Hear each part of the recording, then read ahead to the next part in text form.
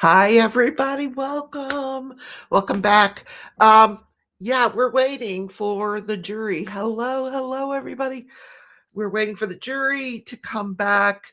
I've been moving the time all morning based on what was going on. When we left the Colin Gray trial on Friday, uh, they had concluded what they were doing, but we didn't hear anything about the scheduling for Monday. So I knew they had a charge conference and I knew they needed to argue the judgment of acquittal. The defense did make their motion for judgment of acquittal. This is a routine motion that you have to make to preserve all your appellate rights. And what you're saying is that in the light most favorable to the state, that they have not made a case that the jury could find beyond a reasonable doubt that their client was guilty of this criminal negligence. And so they made their argument, and the state obviously opposed it. 99.9% of the time, those are denied. It was denied. And then they went into the charge conference this morning. That ended probably about 9:30-ish. And then we learned through some very helpful, intelligent, my detectives out there, that they were going to start at 12:30. So I'm watching. We're still on the seal. So we're just going to chit chat until we get till 12:30. Well, it is 12:30 Eastern time, 11:30 Central.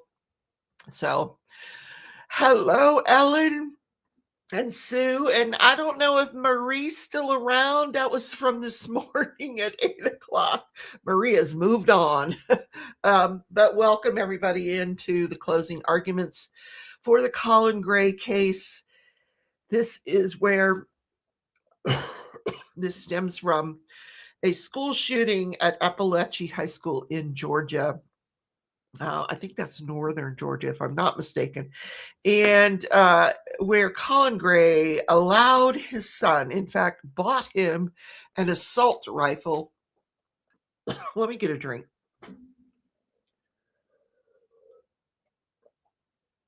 I have a tickle in my throat. Colin Gray bought his son for his 14th birthday, and we now know he bought him an assault rifle. And his 14th birthday was after like a whole bunch of red flags had already gone off that this kid was under a lot of emotional trauma. He was not doing well at home. He was having violent outbursts before and after getting the rifle. At one point, before the rifle was purchased, he had actually threatened to commit a school shooting on Discord, which I just love this, that the defense lawyer, who's 83 years old, thought the Discord was part of the dark web. Do you know it's part of the dark web? Now, my t-shirt's not dirty. It looks dirty. It's just got all these things on it. But from here up, it looks dirty. It's not dirty. I do the laundry. Even though I'm in pain, I'm doing the laundry. Tanis, good morning. Nice to see you. We're waiting for the jury to come in. I believe they were told to eat before they got there, and then they could go ahead and just start deliberations. I could start the closing arguments, go right into deliberations. It's a Monday morning. I don't think this is going to take them very, very long. If you fast forward through this trial and get to where the defendant took the stand, he just buried himself. Oh my God. And he doesn't think he did anything wrong. He thinks it's all okay what he did. Like, the kid missed his entire 8th grade year, and Dad just didn't care. He didn't care. He was going to sign him up for this and that and homeschool and online school and therapy, and he never did. Never did. And the mother, who is just a hot mess, maybe not now, but at the time, she was just a hot mess. She was doing meth and alcohol and whatever. And she got on the stand and she actually said the reason Colin never took her son to therapy is because, and he had custody of the kids. Well, not official custody. They've never been officially separated. There's no documents. They're still married, actually. But she said, the reason he doesn't want to go get him therapy is because then they'll find out that he's been physically and emotionally abusing the children. And immediately there was an objection to that statement. The jury was asked to disregard that statement, but they heard it. They heard it. I heard it. You heard it. So at least according to this mother, he was emotionally and physically abusing these children. Now, the daughter took the stand and she didn't testify to any abuse. She kind of came across as very detached from the whole situation. She's now in a foster home and loving it. Now, I see some movement in the courtroom milling about, so hopefully we're going to get to the closings here soon. I think there's actually maybe one or two issues with the jury instructions that the judge is going to come in and make a ruling on, and then they'll get that finalized while the closing arguments are going on. That way he can go right into his instructions, or he may start, I don't know, maybe he'll finalize them and then do the instructions, and then we'll have to still wait. Who knows? That's how these trials go. Hurry up and wait. There's more wasted time in a trial. You have no idea, because I've done them, many of them. How's everybody doing today? This is the first day in 5-6 weeks that I woke up and I wasn't in pain. I am now, but I wasn't when I woke up, and that's progress. So I'm glad you guys are here. I'm glad you chose to watch this with me. You could choose to watch it anywhere, but I'm glad you're watching with me. We have fun here on this channel. So if you're new to the channel and you're watching, please don't forget to like and subscribe. I can actually hit that little button, the magic button. Let's go to the magic button, guys. Ready? I got to find it first. Where's the magic button? It's here. No, it's not. Where did it go? They've got so many new things on this app here that I don't even know where everything is now. Where's the magic button? Okay. I don't see it. Well, we'll use this one. How about that one? Nope, that ain't it. Oh, I don't know where it went. It just disappeared. Oh, there it is. Like and subscribe. Yes. Oh, press more and it'll come up. Okay, that's cool. Any case, still watching and waiting. My phone is in another room if anybody's calling me. I hear it, but now I got to turn that off. How do you turn it off? Okay. What do y'all think of my light? I put the florals up there too. How cool is that? Yeah. I don't know. Can you see them? I have everything reversed, I think, because to me, they're over here, but to you, I think they're over here. I don't know. I'm pointing. Who knows? I get confused when I start pointing. We just lost somebody, but that's okay. I still love you guys. It's not you calling. Okay. Oh, Marie's still here. Hi, Marie. Well, welcome. I hope you got some stuff done this morning. Lots of time. I got my Crafting and Crime Daily mug. I don't sell this size. This is a little faded because I put mine in the dishwasher. I know, guilty. But this is the one I love. Oh, here, hold on. The one I did for April. I love this mug. If you guys want one of these, they're in the store. This one doesn't have a handle on it because I just haven't put it on. But the store, which is right there, you can just scan that and go right to the store. I now have crystal paintings. The flag is done in all crystal, you guys. And I'm planning some more releases here soon. Some more new mini sets. What I want to do with the mini sets now is make the background darker, rather than all that white background. So look for those. But in any case, I have upgraded the toolkit. For every purchase you get, not for every kit, but for every order you place, it will come with a toolkit. You don't need 2 of these toolkits, trust me. Anyway, Tannis is here. She's saying hi to Sue. Okay, we're still waiting, still on the seal. Let me make sure that's weird. It is playing. Okay. Sometimes it's paused and it shouldn't be, but no, it's playing. Nothing going on there. This light is so cool, isn't it? Oh, that is so cool. Oh, there's the flower there. See, I can't see it when the microphone's there because everything is flip-flopped for you, so you can see it because it's over there. It's weird, isn't it? But that's kind of cool. I liked putting the is it over here? The flowers, the little floral thing that Joanna got me. That's really cute. She got my little gavel, which is my fake gavel. This is really like a Lego thing. Tonight is Lego night, guys. We're going to continue the Wednesday kit. I might even finish it. It's such an easy kit. Oh my goodness. I think it's 10 and under, but it is super easy. Ooh. All right. Where are they? Come on, guys. Still on the seal. This is the time to go to the restroom, get your cup of coffee. The state has so much to use against this guy.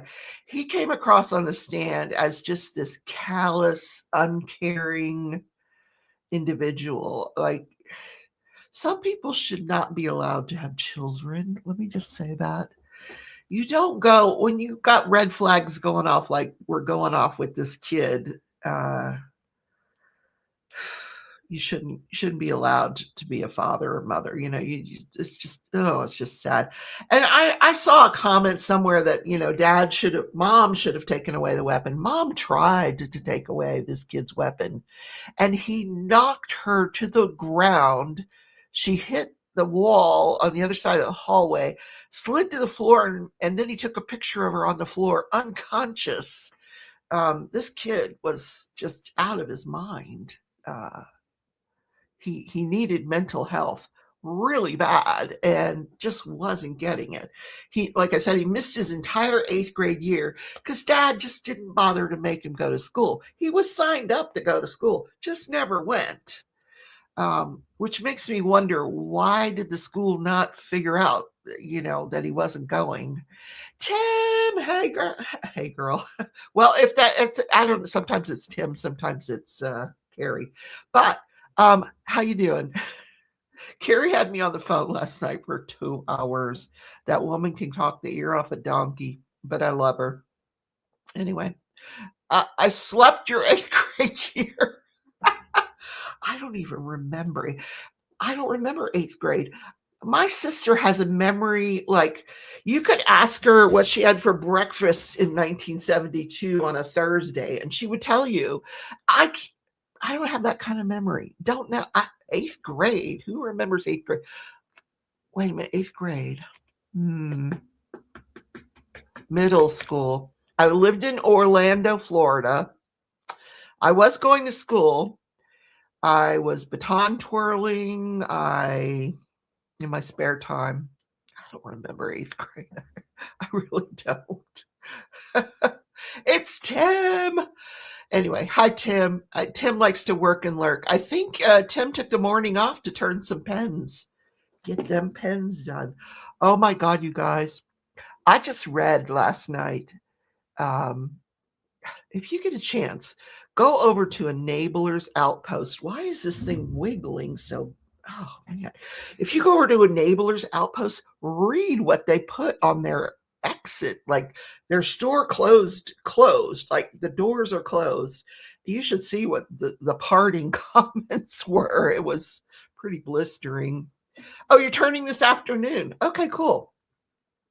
Oh, because your clients are all kind of on the other side of the planet. So yeah, he's got to get up. I have to stay up late to talk to China. I usually can get China anytime after like 7 p.m. is usually a good time for me to get with China and start getting my orders in and, tweaking things. They're really good to work with, the people that I work with. I'm very happy with that company. Okay, we're waiting. I don't have anything new to talk about. I finished Bridgerton last night. Oh, it was so good. I was watching the SAG Awards. They're calling it the Actor Awards now. Screen Actors Guild. It's a union for actors, but and if you're just tuning in, I'm not talking about Colin Gray, because we're going to hear all about Colin Gray in the closing arguments as soon as.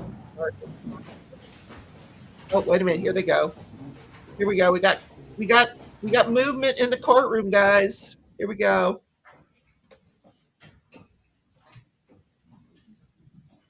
Well, that's not it.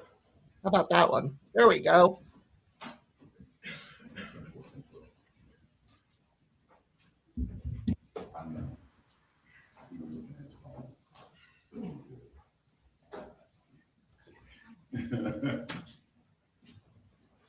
All present.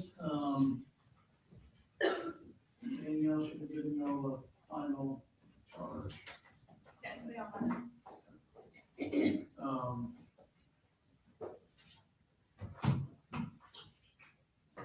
Hour and a half, I think, is what was requested. Is that right?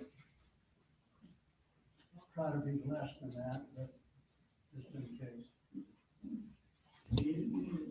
We're finalizing the jury instructions. The judge had to do a little bit of research this morning after the charge conference. So just the last few minutes tweaking.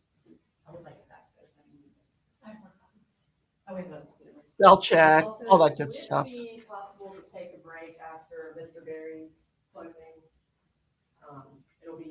We'll be going a while, take a bathroom break, and I want to set up himself for second closing. Okay. And then also, are you intending on us doing a redacted indictment, or you just want to tell the jury to not consider those two counts? What's everybody's thoughts on it?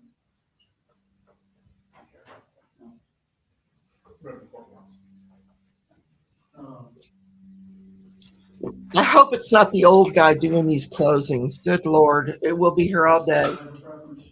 Oh, they're limited to an hour and a half. Thank God. Oh, Jesus. Thank you. That makes a world of difference, too.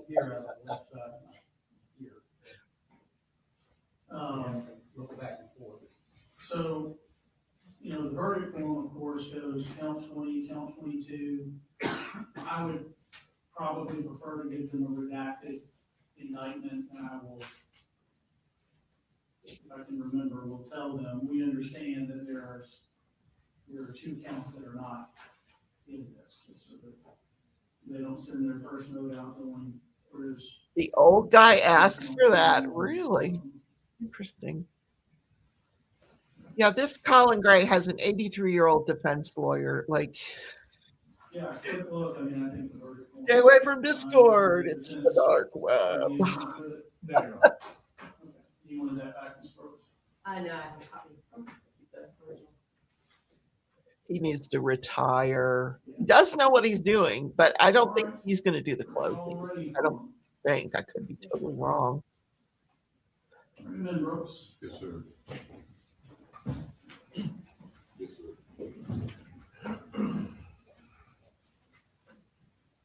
All right.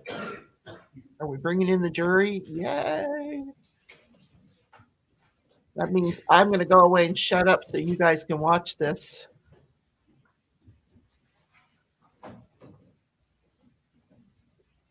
trying to timestamp when this starts.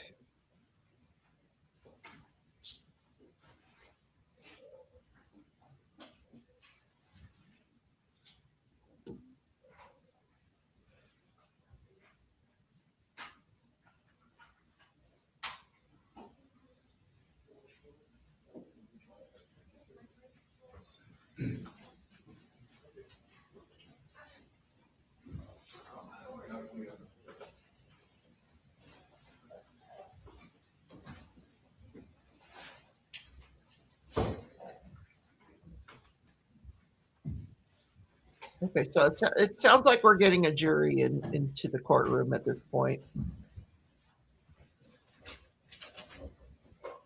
All right, y'all, we see it.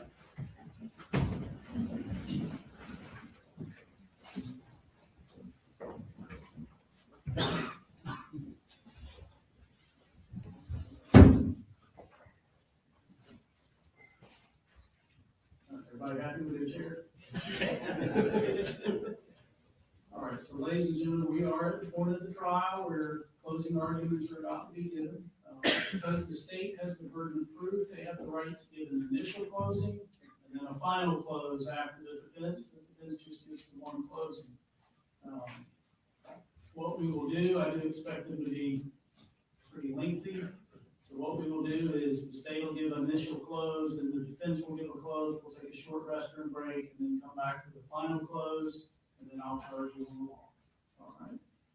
Ms. Brooks?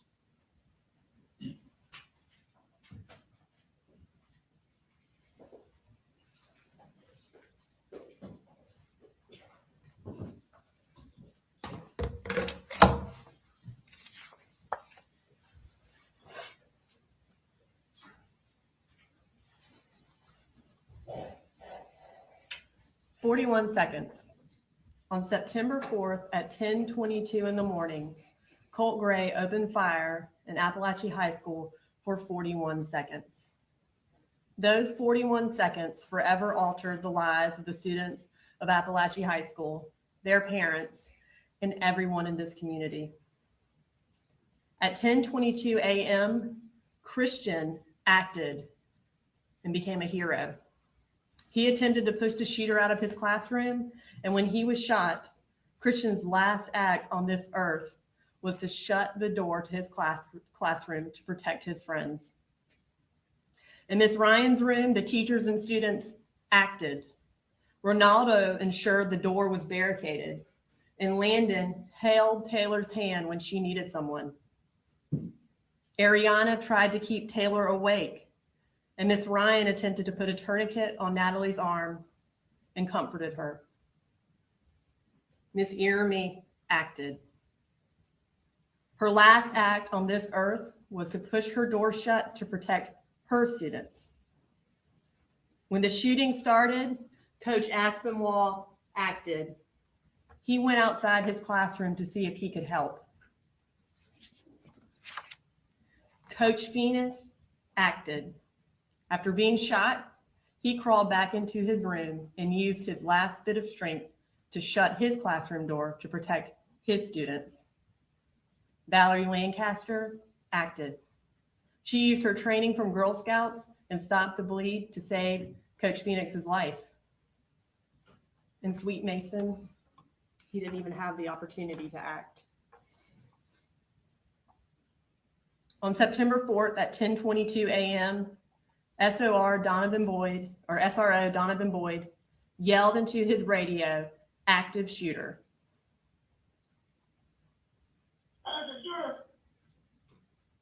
Active shooter. But active shooter at Appalachian High School. And at that moment, every law enforcement in Barron County and every law enforcement officer near Barron County acted. 58 agencies and 400 law enforcement officers came to Barrow County to answer the call for help. Within a minute of hearing those first shots, SROs Boyd and King took the shooter into custody and saved Zane Zinni's life. He was in that last hallway seconds from being shot by Colt Gray. Sheriff Judd Smith and Lieutenant Wilkerson acted. Sheriff Smith was one of the first responders and helped get Natalie to EMS quickly. And Lieutenant Wilkerson did everything he could to save Ms. Iramy's life. And the incredibly quick response by EMS and law enforcement saved the lives of Coach Phoenix, Natalie, Taylor, and Melanie. Ladies and gentlemen, at the end of those 41 seconds, the sense of security that this school and this community once had was shattered. But also in the aftermath of those 41 seconds, a community united, heroes emerged. Parents from all backgrounds came together on the football field to try and find and embrace their children. And every person in this community wanted to know one thing: who did this and how did this happen? Everyone except for that man, the defendant, Colin Gray.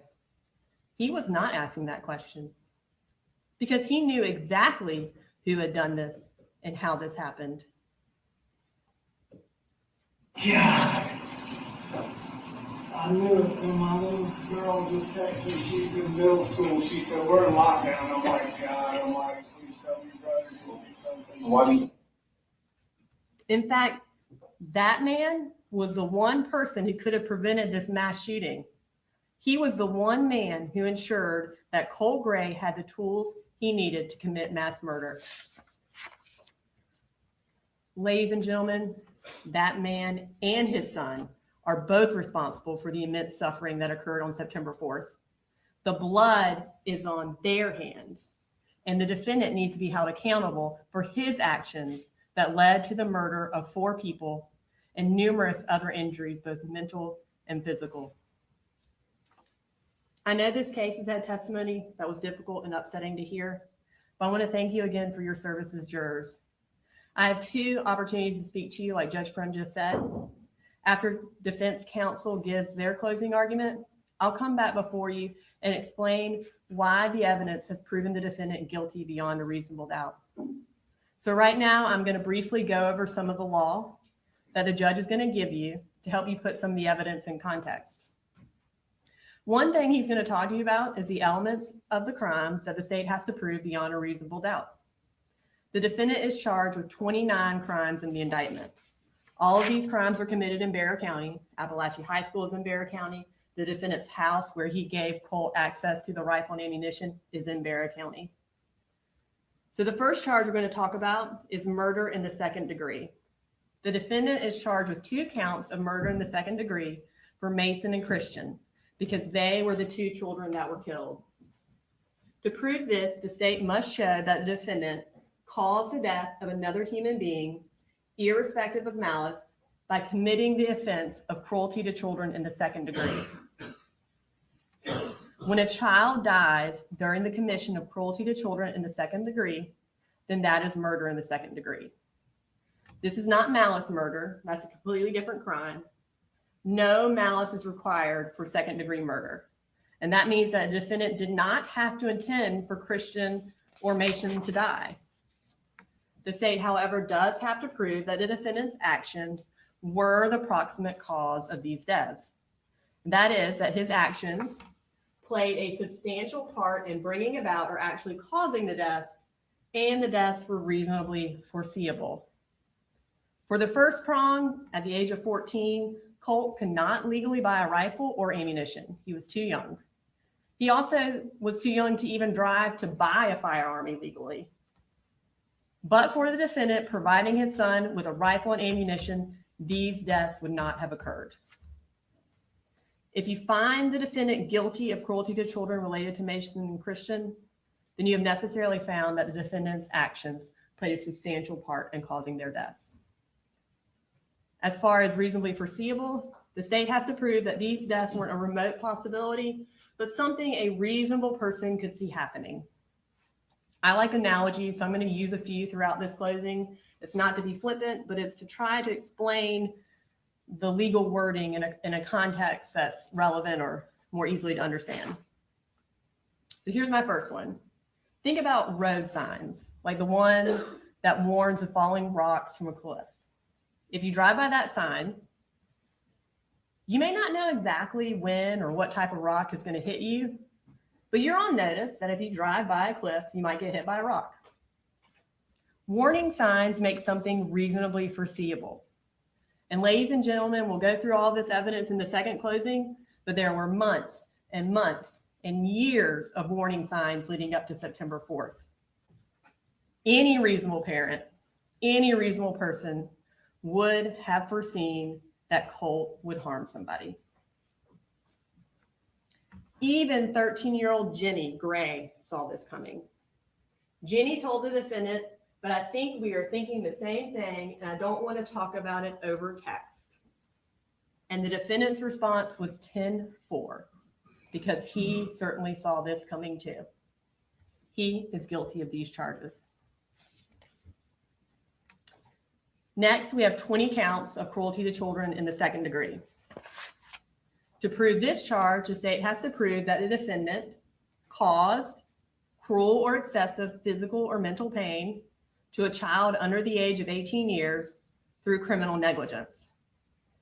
For the first element, the defendant caused this pain by consciously disregarding a substantial and unjustifiable risk that his act of allowing Colt Gray, a minor over whom he had custodial responsibility, access to a firearm and ammunition after receiving sufficient warning that Colt Gray would harm and endanger the bodily safety of another. And thereafter, Colt Gray did shoot at and shoot children. That's what is in the indictment. And I know it's lengthy, but that is what the state has to prove. So to break this down a little, I want to first talk about the act that the defendant committed. The defendant gave access to a semi-automatic rifle and ammunition to his son, Colt. His son, who was a minor over whom he had custodial responsibility. Now, Colt lives in the defendant's house. The defendant bought him the rifle. The defendant had the ability to take that rifle away if he wanted to. The defendant gave this access to Colt after he received sufficient warning that Colt Gray would harm and endanger the bodily safety of another. Now, the defense in opening misled you about this part of the law. They said we had to prove that the defendant unequivocally knew that Colt would harm someone. This is not what the law is. This is what they want the law to be. But what the indictment says, what the law says, is that we have to prove the defendant received sufficient warning that Colt would harm someone. Sufficient warning. Here's another analogy. If you see a weather report saying there was a 70% chance of rain, then you've received sufficient warning that it would rain, and it's your responsibility to bring an umbrella. When looking at the evidence in this case and deciding this case, keep in mind what the actual law is and what the state has to prove. Listen to the judge as he charges you on the law. Remember, it is you, the jury, who decides what is sufficient warning. And you've heard the evidence, and you know that the defendant was sufficiently warned that his child would hurt someone. I also want to point out that the judge is going to instruct you that when a count on the indictment charges that the defendant committed a crime in more than one way, you may convict him if the evidence shows that the crime was committed in any of the ways on the indictment. Essentially, what that means is if there is an and in the indictment, it means or. So for example, in cruelty to children, we charge would harm and endanger the bodily safety of another. But all the state has to prove is that it would be would harm or endanger the bodily safety of another, not both. So if we prove one, then the defendant is guilty of that charge. And that goes for any time there is an and in the indictment. It means or. When the defendant gave Colt this access to a firearm and ammunition, he consciously disregarded a substantial and unjustifiable risk that Colt would hurt someone. The term conscious disregard is defined as rising to the level of a gross deviation from the standard of care a reasonable person would exercise in this situation. And finally, the harm, as we know, occurred when Colt shot at and shot children at Appalachia High School. That's the first element of cause for cruelty to children. The second element is cruel or excessive physical or mental pain. The state has to prove that each of the victims listed in the indictment suffered cruel or excessive mental or physical pain. I know those kids' testimonies were heart-wrenching and difficult to listen to, but we had to call them to testify in order to prove this element. Each and every one of them had cruel and excessive physical or mental pain. You have Taylor, who still walks with a limp, has had countless surgeries, sleep terrors, and anxiety. Natalie does not have full use of her hand and has PTSD. Melanie took 6 months to recover, missed her soccer season, and still has images of that day stuck in her head. Nautica can no longer play sports. She had nightmares and thoughts of suicide. Jackson has been unable to go back to school because of what happened, and he had to give up something he loved, the marching band. Ronaldo became more aggressive, had bad dreams, and could not hug his own mother. Hayden has panic attacks and lives in fear that this will happen again. William sent his family a text message after the shooting telling them he loved them and that he thought he was going to die. Kendez has nightmares and spent a year and a half believing that he had left the door to his classroom open. Marquez constantly thinks about what happened that day and has even lost his love of sports. Brittany is scared easily and is triggered by loud noises.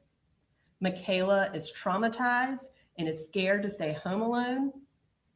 Jalen has more anxiety, and Martin is constantly looking at doors, afraid of what might happen. Ariana started anxiety medication and has intrusive thoughts of Christian. The second element is met. And of course, for the third element, you heard either the students or Ms. Ryan testify that they were all under the age of 18. The final element for cruelty to children, the second degree, is criminal negligence. That is defined as an act or failure to act which demonstrates a willful, wanton, or reckless disregard for the safety of others who might reasonably be expected to be injured. The defendant is not charged, again, with purposely or intentionally bringing about the harm, but with recklessly doing it. And reckless disregard for the safety of others describes exactly the defendant's actions in this case. So those are the two charges that are related to the child victims. The next two charges we have are related to the adult victims. That is involuntary manslaughter and reckless conduct. The first charge we're going to talk about is involuntary manslaughter, which is the corresponding charge for adults for murder in the second degree. The defendant is charged with 2 counts of this against Coach Aspinwall and Miss Irami. In order to prove involuntary manslaughter, the state has to prove that the defendant caused the death of another person without intending to do so by committing the offense of reckless conduct. Again, the defendant did not have to intend to kill these people, but if someone dies during the commission of reckless conduct, then that is involuntary manslaughter. For all of the adult victims, there's also a charge of reckless conduct. And again, this is the corresponding charge to cruelty to children when the victim is an adult and not a child. And it is laid out the exact same way as the cruelty to children charges. In order to prove these counts, the state has to prove that the defendant caused bodily harm or endangered the personal safety of another by consciously disregarding a substantial and unjustifiable risk that the defendant's act or failure to act would cause harm or endanger the bodily safety of another. And clearly the defendant's actions in this case constitute reckless conduct. Before I move on from discussing the charges, I need to talk to you about something called lesser included charges. What that means is the defendant is going to ask you to either find him not guilty or find him guilty of only a lesser charge. He wants you to do exactly what he does every time he talks.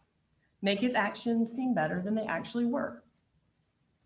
On this verdict form, which you'll have with you back in the jury room, it'll have what the state indicted the defendant at the top And then under it, it'll be the 2 lesser included charges for murder, and then there'll be 1 lesser included for involuntary manslaughter.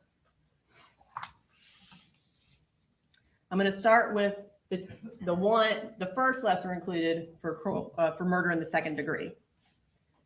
For that one, the defendant wants you to find him guilty of only the lesser included charge of involuntary manslaughter, like we just talked about for the adult victims.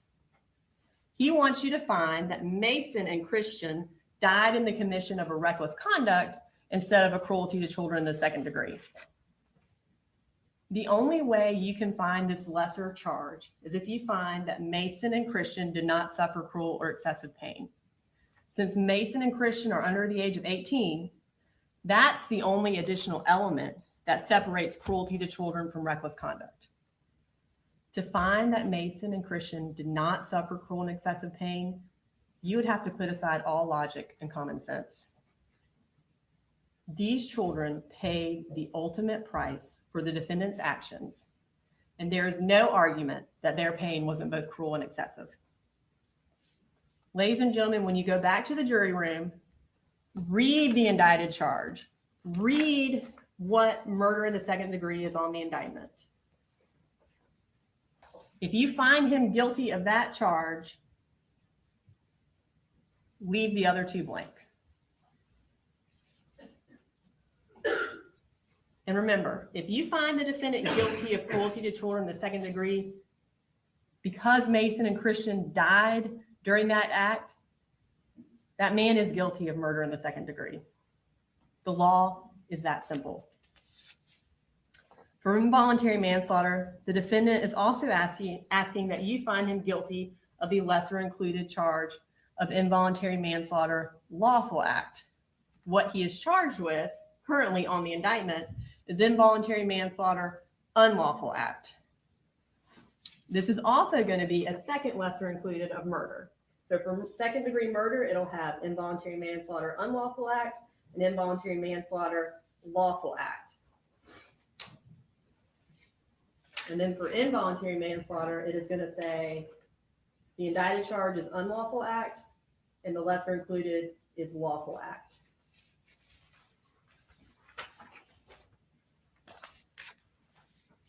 The judge is going to instruct you that this version of involuntary manslaughter means that someone dies in the commission of a lawful act in an unlawful manner. An example of a lawful act in an unlawful manner is building a porch without a permit.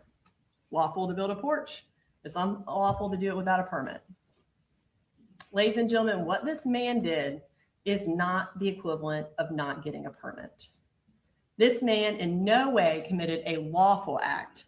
Buying a gun for the purpose of transferring it to your 13-year-old child is illegal. A reasonable gun owner would secure his weapons just because he had children.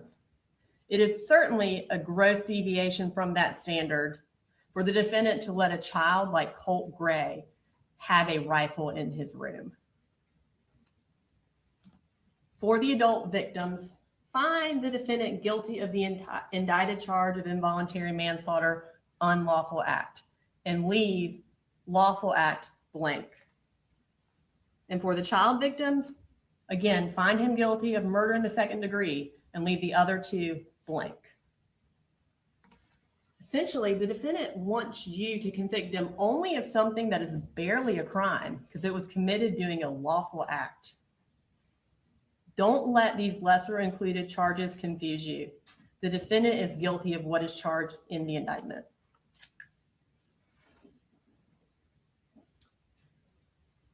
The defense claimed in opening statements that if you find the defendant guilty, it's a slippery slope, and parents will start getting charged all over the place for crimes their children committed.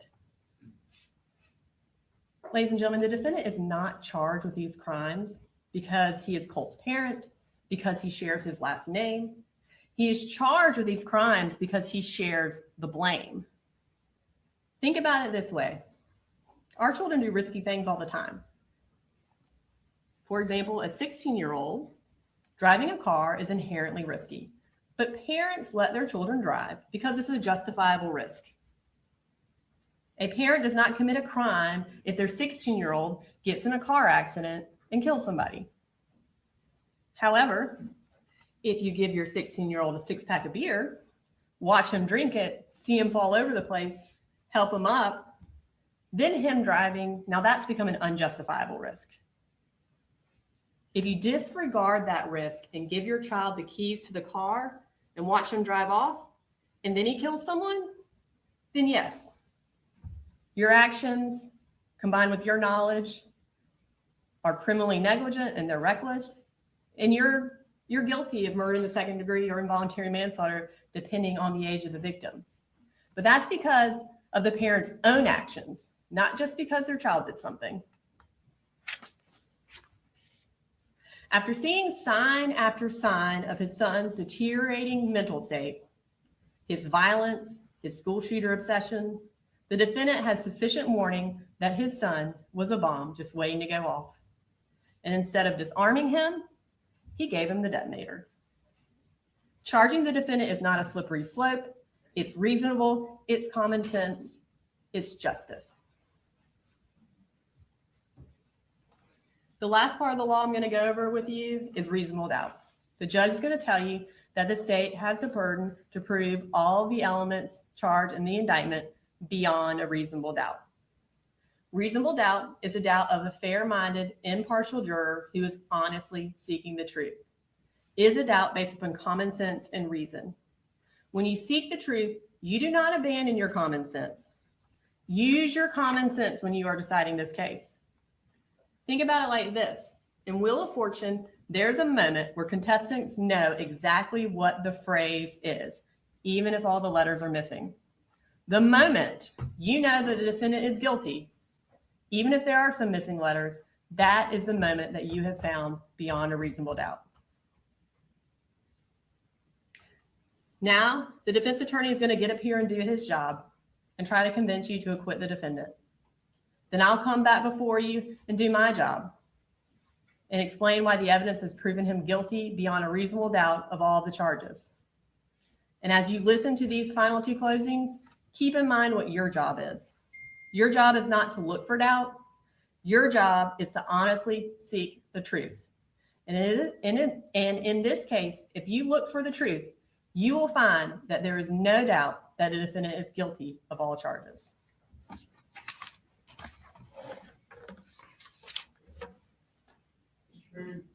Thank you, Hunter. Yeah, get something off. Sir? Yes.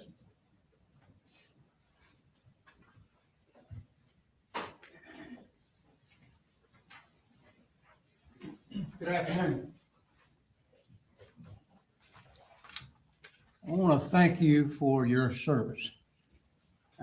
It's people like you who take time off from their work, from their daily lives, to come to court and be sure that our justice system is preserved. And for that, we want to thank you. You do this, you don't grumble about it, you come in here and you do your job. We appreciate that. A good jury is a cross-section of the community. Each one of you comes in here, you have different jobs, you have different religious backgrounds, come from different places, but you all share different experiences. And that's why it's good to have a cross-section of people, because each one of you has something to tell the other.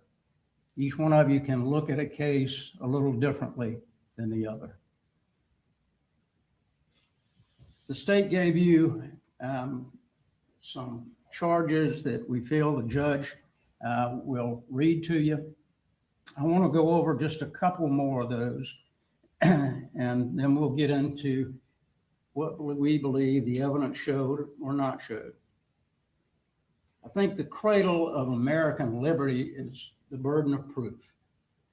Very simply put, the state has the burden of proving this case to you, not to a reasonable doubt, but beyond a reasonable doubt. That's what makes our system work. Presumption of innocence. Colin Gray, when he came into this courtroom, was presumed innocent. That presumption of innocence stays with a person until it's overcome by competent legal evidence. Reasonable doubt. Brooks went over a little bit about reasonable doubt, but simplified is it's a doubt for which you have a reason. It can be because of a conflict in the evidence. It can be because of a lack of evidence, or any number of things. If you are not satisfied and your minds are wavering and you're saying, well, you know, I didn't hear about this, I've got a problem with that, then that's a doubt of the law and you should acquit.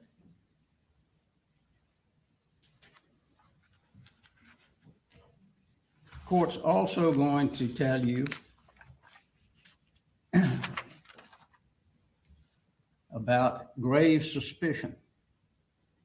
Grave suspicion, it merely puts upon a defendant a grave suspicion of a crime charged, or merely raises a speculation or a conjecture of the defendant's guilt, is not sufficient to authorize a conviction. Speculation and conjecture is something that we have heard in this case. A lot of speculation. Why didn't you do this? Why didn't you do that? A lot of conjecture. It's important to keep that in mind. I want to go over just a minute with you the indictment.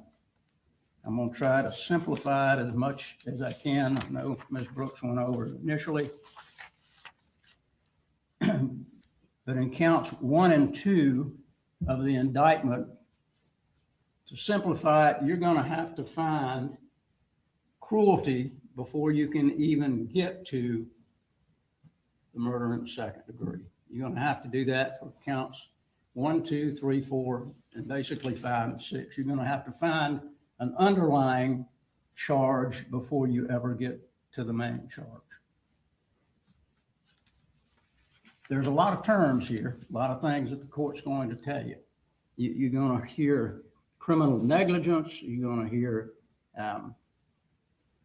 proximate cause. All of these are important for you to understand when you're plugging in what the state has said in their indictment. And this is what they say.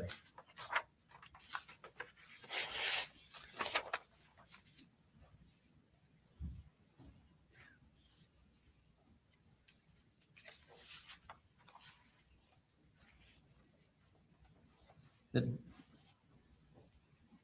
criminal negligence in the child under the age of 18, cruel and excessive pain by consciously disregarding a substantial and unjustifiable risk. And that this act of allowing Colt Gray, a minor over whom he had custodial responsibility, access to a firearm and ammunition. Let me stop here, because Georgia law does not require a gun be locked up or ammunition be locked up. So that's not a criminal act. Having a gun in the house, having ammunition in the house is not a criminal act. So don't forget that that's not the case. That's not the criminal act, supposedly, that they're indicating.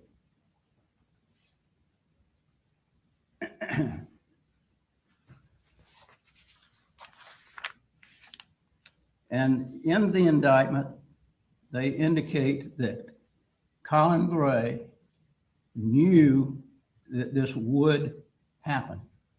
That's real important, because that really is the key to this case.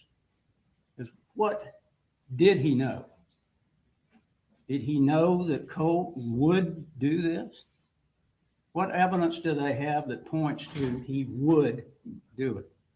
That's what they've alleged in their indictment. And if you'll remember, District Attorney in his opening statement told you he knew it. He said he knew that this was going to happen. How did he know it? Got a child with some issues, but how did he know it? Was there anything that showed that he knew it? that there's a gross deviation. What's gross deviation? That's something that you're going to have to figure out. Was this a gross deviation where he allowed his son to have this gun? It's not illegal to have. These are things that you'll have to look at in the indictment and have to make your decision about.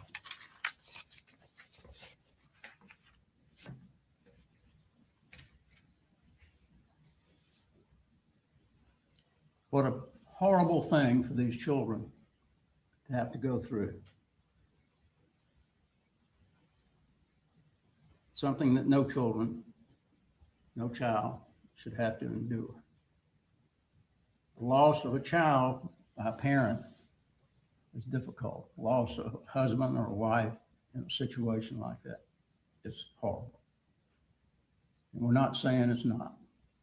First part of this case, they went through all of the horror that these children went through. But that's not really what this case is about. It's not that you decide this case on emotion.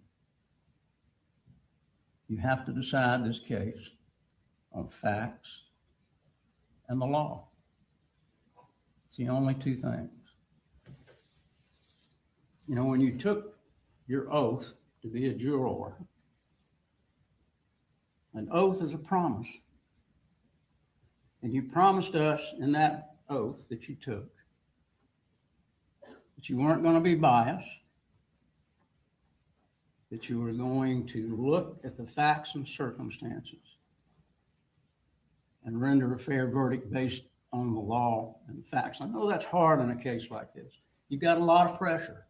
Everybody in this community wants to see somebody go to jail other than this young man right here.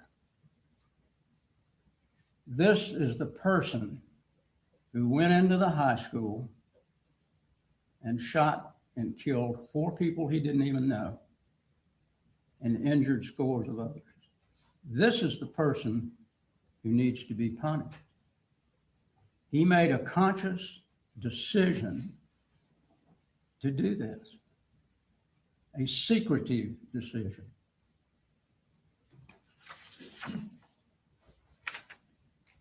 This is the person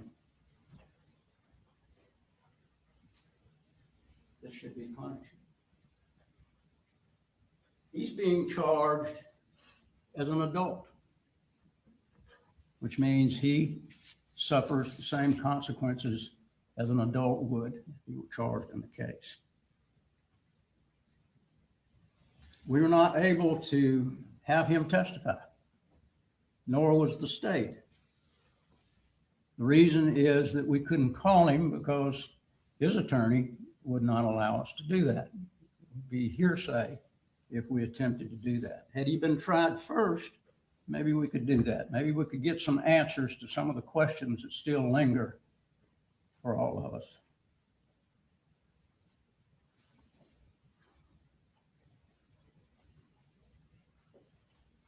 Who is Colt Gray? We found out that he was a smart kid, obviously.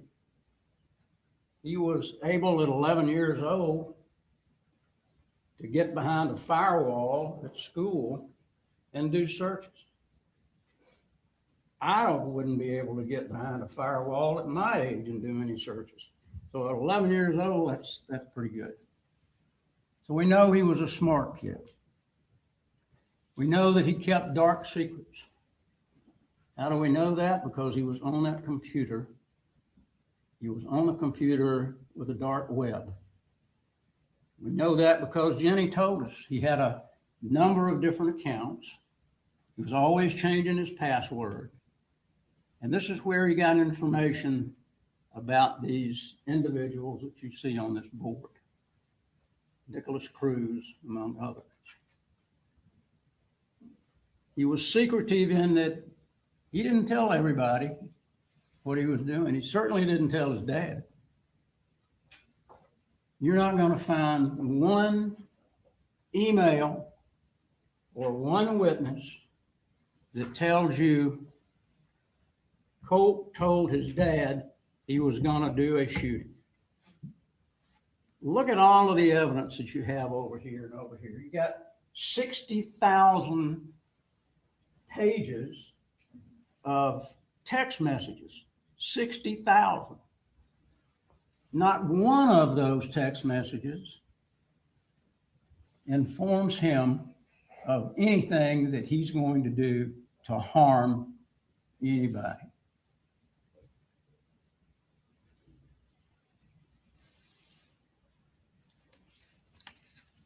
We know that Colt had some mental issues. We're not trying to get around that.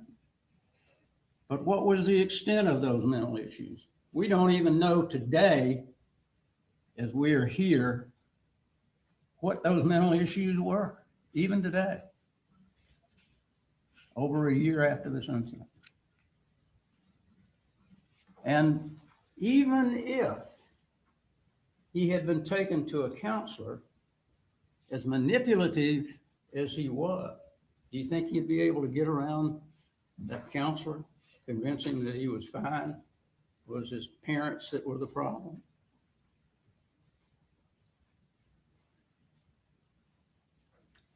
They thought he suffered from anxiety and depression. Had these volatile temper tantrums.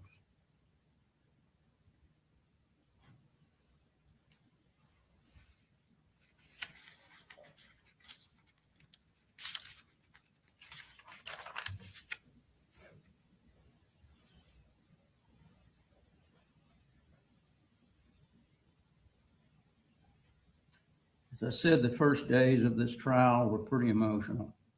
An awful lot of evidence that you have to look at. But certainly we want you to look at it all. They're going to have to show that this was an anticipated and a reasonably foreseen incident on the part of Colin Gray. Well,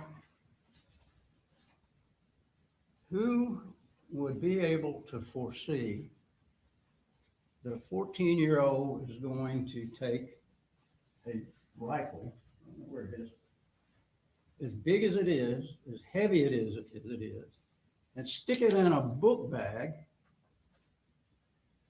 get on a bus, come to school, walk down the hall, go to class, put it down on the floor, and not one single person sees it? How foreseeable is that? And on top of that, then we have, what is foreseeability in some other people at the school? At 8:46, Miss Harris sends an email.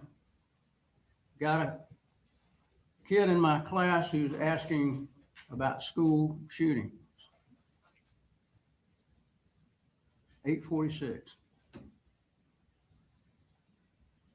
Then after her class, she goes to Ms. Martin's office, one of the people that she emails, and tells her, I believe I saw a gun. Did they shut the school down right then? No. It's 9:40. 23 minutes, Colt Gray is sitting in class before he leaves. They got 23 minutes to figure out where is this kid that's made this threat and maybe has a gun. They didn't find him. They don't take anybody that knows what he looks like. They didn't ask, what does this kid look like? They don't get a description of him. They go pull another Colin Gray out of the bathroom. Doesn't look anything like Colt Gray. Apparently, nothing was ever said about there being two Colt Grays in the same class. And during the time that they are pulling Colton Gray out of the bathroom, Colt Gray is in the same bathroom.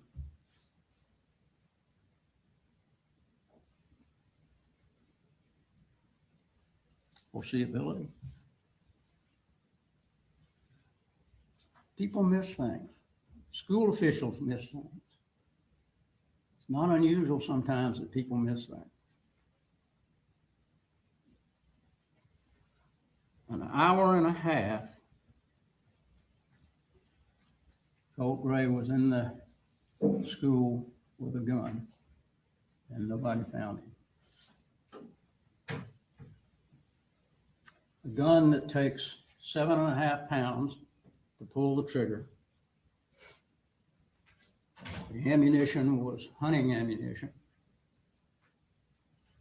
It's an AR style, not a machine gun. You don't hold the trigger down and it keeps firing. It's semi-automatic, like a 9mm or many other rifles that people purchase. Let's talk about the people that knew the most about Colt, his family. Debbie, his grandmother, told you that he was her favorite, his firstborn son. Told you that he was very manipulative. I think you saw that on the text. If he didn't get what he wanted, he would pitch a fit. Not like some other children. Don't get what they want, they pitch a fit. She told you about the comings and goings of Colt, Colin, and Marcy, and the other children, when they were there, and Fitzgerald, and when they weren't. She told you about an instant when Colt and his mother got into it. Mother slapped him. He broke a pane out of the glass door, slamming the door. And she called DFAX. DFAX intervened. This, they want to tell you, is a red flag, where Colt was slapped by his mother and he slammed the door too hard. It was an allegation that he was stabbing the couch. What Debbie told you, that Marcy lied, and she didn't know whether he did that or not. And of course, Colt denied to his dad that he did that. Told us about she didn't know, but we heard later while he was there in Fitzgerald, he'd cut his arm. Was that the last time he cut his arm? This is interesting. The state brought a picture up and showed it to Colin Gray. You're not going to see that picture. We don't believe that that's his arm. Take a look at the picture over there of him. There's no cuts on his arm. Let me tell you, if those cuts had been on his arm, the police officers, when they arrested him, they would have taken pictures of that. They took the other pictures of the upper arm several years ago when he cut himself. Why is that picture not in? Because they can't prove that it was his arm. Nobody else saw it. Debbie didn't see it. Marcy didn't see it. Jenny didn't see it. Coley didn't see it. Colin didn't see it. So where in the heck did that come from? Doesn't make any sense. She told us that she bought Colt a phone when he went back with his dad so that they could stay in communication. And that she talked to him a lot.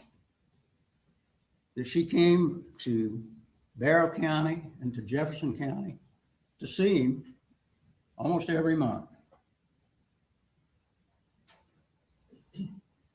She purchased for Colt ammunition and clips.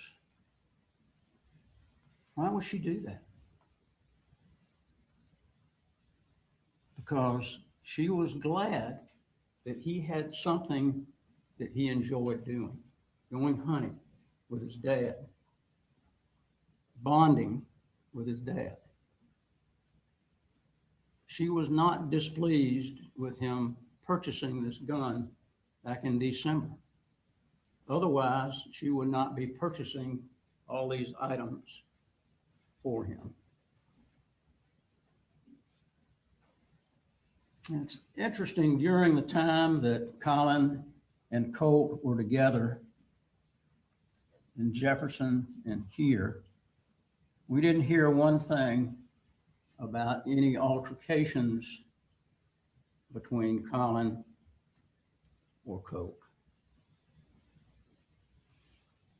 One of the big things that they want to talk about is this May 23rd, when Jefferson County sent a sheriff's deputy out to the home. You got to view that video. They came to the home. Colin, come on up on the porch. I'll get him out here. You talk to him. You didn't try to hide anything from him. Come out and talk to me. They talked to Colt, talked to Colin. And Colin tells them, if there's anything to this, all the guns in the house are gone. At that time, Colt's gun had not been purchased. It didn't get purchased for about 7 or 8 months later. But the thing is, they want to say that that is a red flag that Colin should have known by them coming out there. But what did they say? You know what? We don't believe that your son did this. The follow-up phone call was the next day. And they told Colin, we don't believe your son did this. This came through some California website. It was in Russian. We don't know what this is. Never was there a follow-up. Never. Has there been one police officer or official that has ever told Colin Gray, your son is a threat and you need to throw the guns away? No. You didn't hear that, and you won't hear that because there wasn't.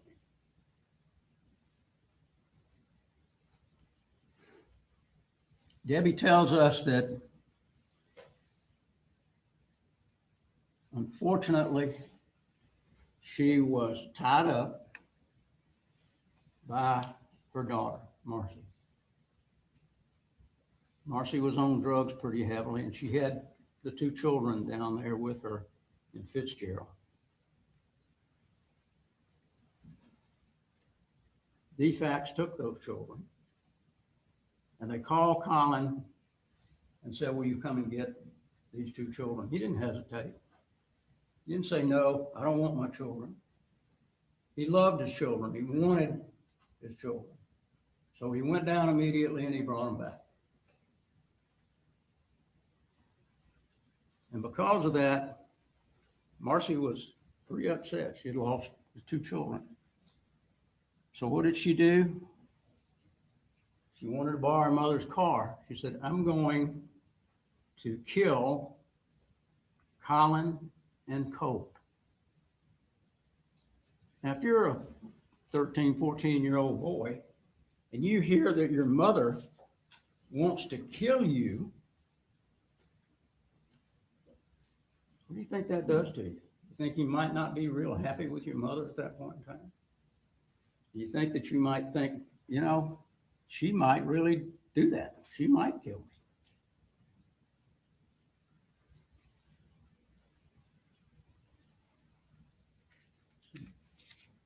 Debbie indicated that she helped Colin from time to time.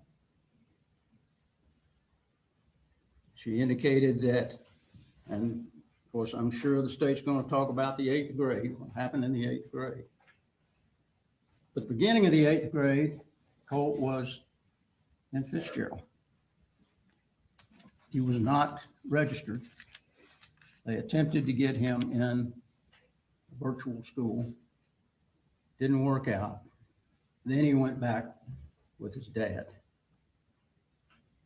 As he testified to you, he asked his sister to help, asked Debbie to help, try to get Colt into a program, and actually believed that Colt was. So you'll find some of these emails or texts where he's texting and saying, how's school going? You know, what are you doing class-wise today? And Colt is not telling him the truth. He's lying to him about doing the schoolwork.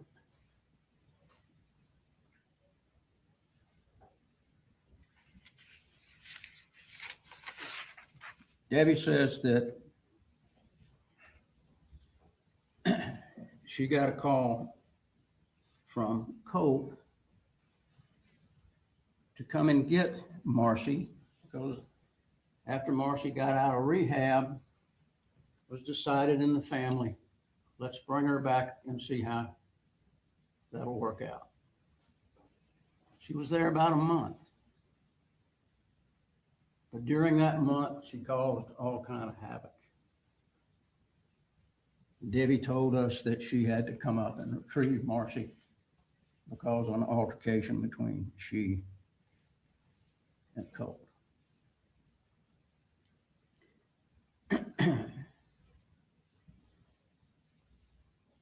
She also told us that she had come up here on the 28th and met with Lisa Butler. Talked to Lisa Butler about getting Colt into some therapy. You also heard on the 26th, Colt text Debbie and says, if I do something bad, will you still love me? Of course, she texted back and said, sure. You know what? She never told Colin that. This is one of the problems. Things happen and nobody tells him. How's he supposed to get this through osmosis? People don't tell him things. How's he going to know?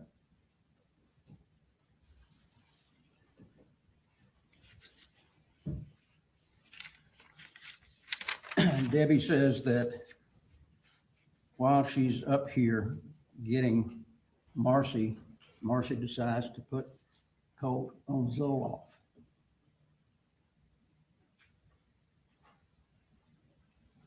And she said that when she was here and talked to Lisa Butler, she talked to Colin about filling out paperwork to get the counseling. And he did that. And the state kind of poo-pooed on that. And they said, well, it took you 24 hours to fill out that paperwork on one page. It's not that he didn't do it. You're going to condemn him for waiting a day? This is kind of the way this thing is going. They want you to connect dots from the second grade for a 7-year time period and say, well, you should have known that he was going to commit a murder because he wrote some graffiti on the wall in the second grade, or because he went behind a firewall in the 3rd grade or 6th grade. They want you to connect those dots for a 7-year time period. What happened to the other 364 days of the year? What happened to all of the other time period? They want to pick out these different things over a 7-year time period and say, you put them all together and this is what you got. But as a parent, you don't do that.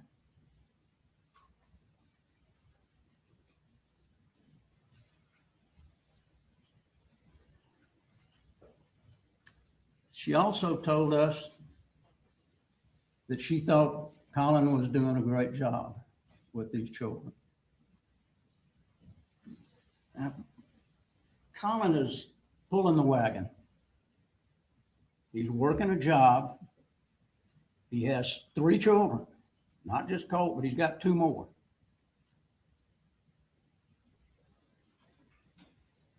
Colt's not easy, but he's having to feed and clothe, pay rent, pay all of the bills that need to be paid. He's pulling the wagon. Nobody wants to talk about the other two children who are going to school, not being late, and doing what they're supposed to do. They wouldn't be doing that if it wasn't for him. He's the one that got them up, got them going, got them to school. The problem child is Colt, and he was doing the best that he could to figure that out.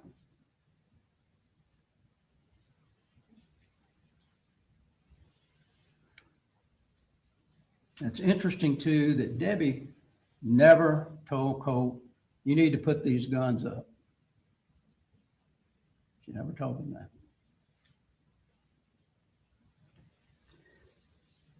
Let's talk a minute about Marcy.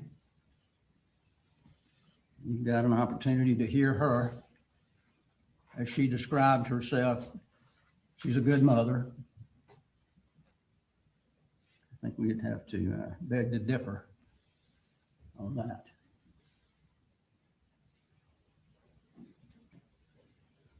She told us, and really tried to make light of many of these issues. It seems with Marcy, nothing is her fault. Everything is somebody else's fault. And apparently she had no problem with Colt and Colin going hunting. Apparently she had no problem with Colt going to the firing range. And apparently had no problem with the gun being in and around the house. Because you're not going to find one single text message or email from her telling Colin to put the guns up. Your son is a threat. Not one. I had the big stack of emails and text messages. Not one of them. They had a conversation, one conversation after Marcy was there and got into the altercation with Colt when he grabbed when she grabbed the gun and he took it back away from her. And that's when she said, you need to put the guns up. That's the only time. It's interesting too that neither Debbie nor Marcy, nor Jenny, nor Collie never saw any ammunition in Colt's room. There's one photograph that's in the group that shows some ammunition, some Winchester, a box of Winchester ammunition. Was that when Debbie bought it and then it got put up? Ammunition was kept away from the gun. The rule was no ammunition in the gun. It was in a different place.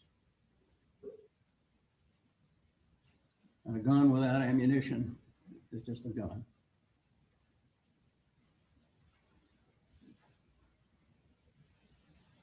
Marcy told us,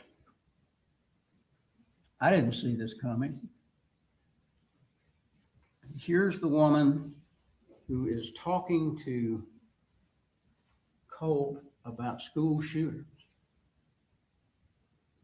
Here's the woman who knows that Colt has put $20 on Nicholas Cruz's account. Here's the woman who's doing searches of school shooters. Here's the woman who's watching documentaries, none of which she told Colin about. There's not one single email about that.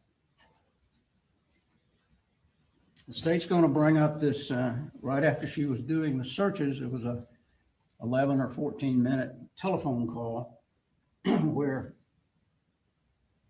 the state's going to say, it's interesting that right after she does these searches that they're talking on the phone.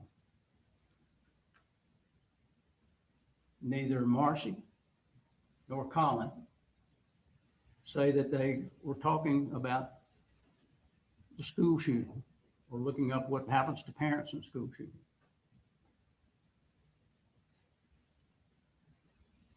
They were talking about the Saturday that she was going to come up. That's what they were talking about. If you remember, they were going to come up, she wanted to come up on Saturday and take Colt to Advantage. But that didn't happen. Didn't happen because Colin didn't want it to happen. He didn't want her to get up here and have another altercation, Colt have another altercation with the mother.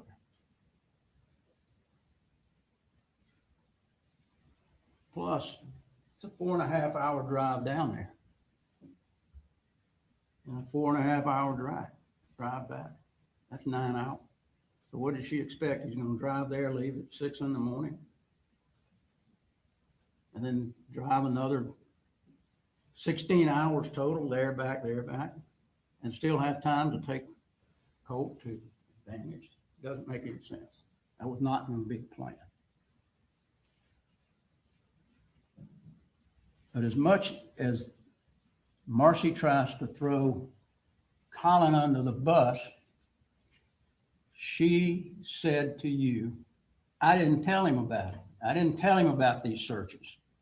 I didn't tell him about Colt's obsession with shooters. I didn't tell him about the money that Colt got from his dad that he lied about. Matter of fact, she laughed about it. And she says, I didn't see it coming.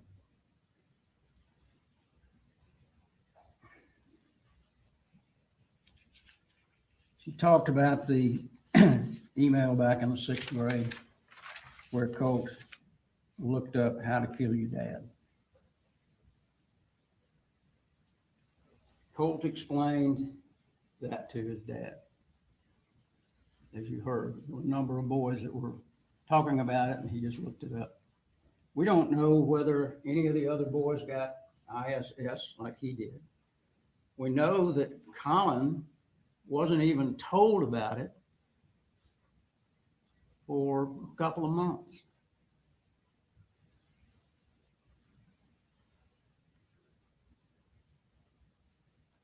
We don't know whether there were any counselors that talked with him at that point.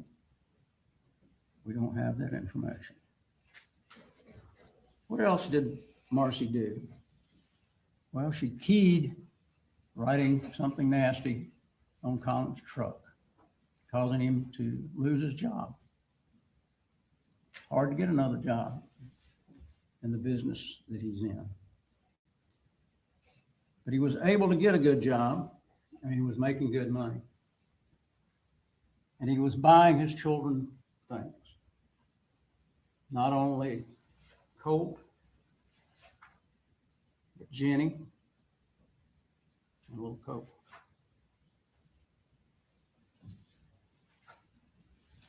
Just like most parents would do.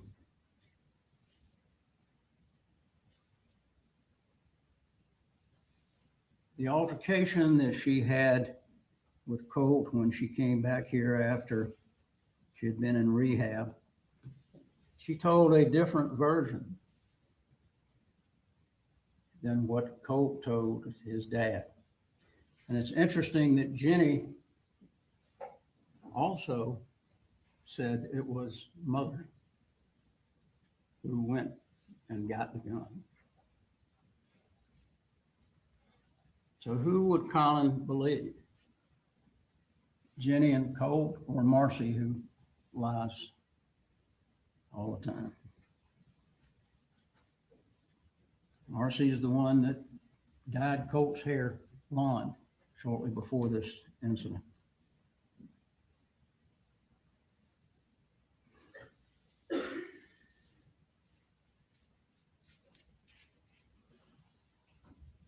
She believed that Colt had anxiety and depression, And she told you that she had talked to her psychiatrist about Zoloft. Why did she not talk to her psychiatrist about Colt? Why did she not say, he's having some anger issues, he's having anxiety, what do you think we ought to do? She never did that.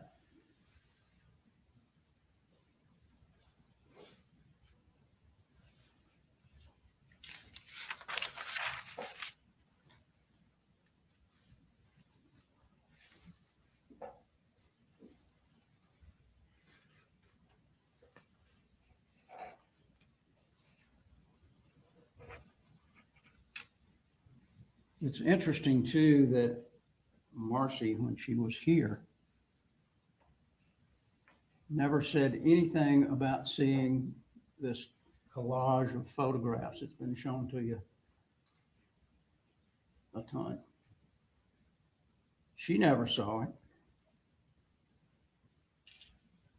Debbie never saw it, which is interesting because she said, if you remember, she came up here to clean up Colt's room. So surely if it was on the wall when she was here, she would remember it, but she didn't.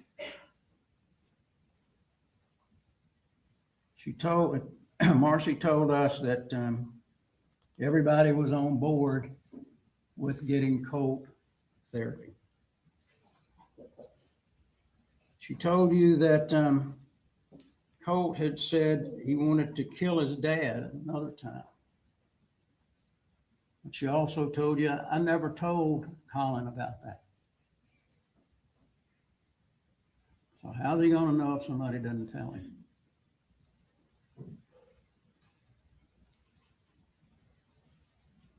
But she says, I didn't see it coming.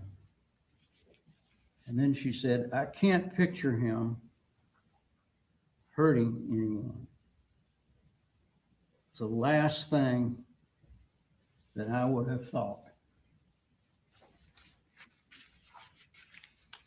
That's what she said. You heard from Jenny. Big difference when she came in to testify to you as opposed to the statement that we played. She told you when she came here in her testimony that Colt always kept his door closed.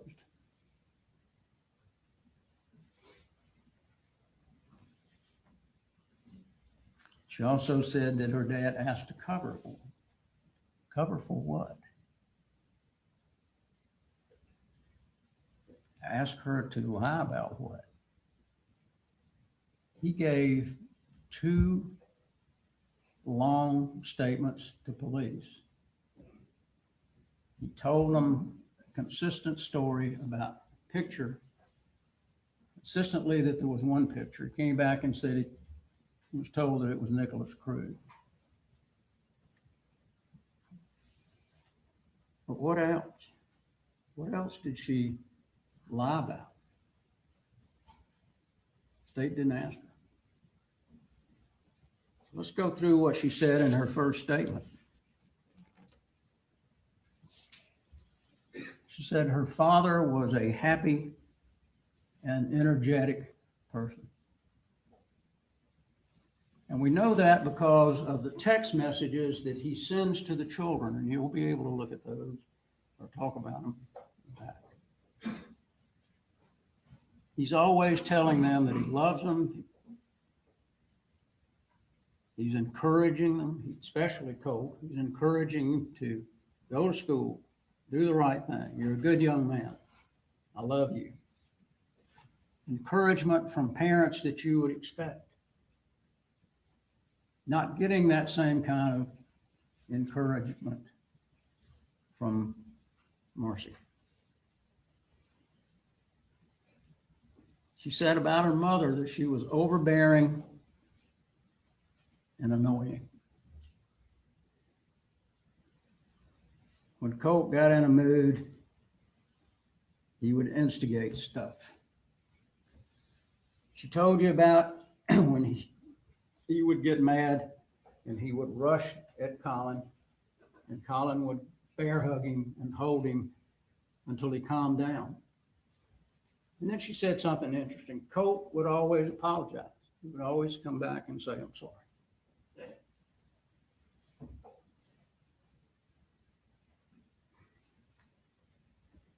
She said that her dad was close to getting him in therapy.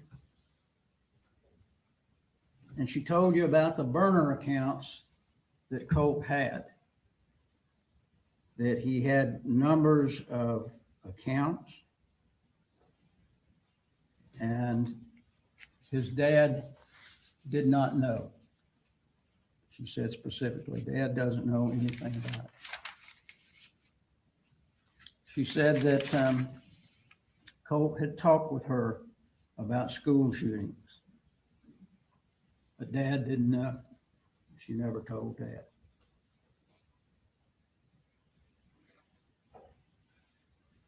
She said Colt had been bullied. I think she felt like that probably was the reason that he had these anger issues.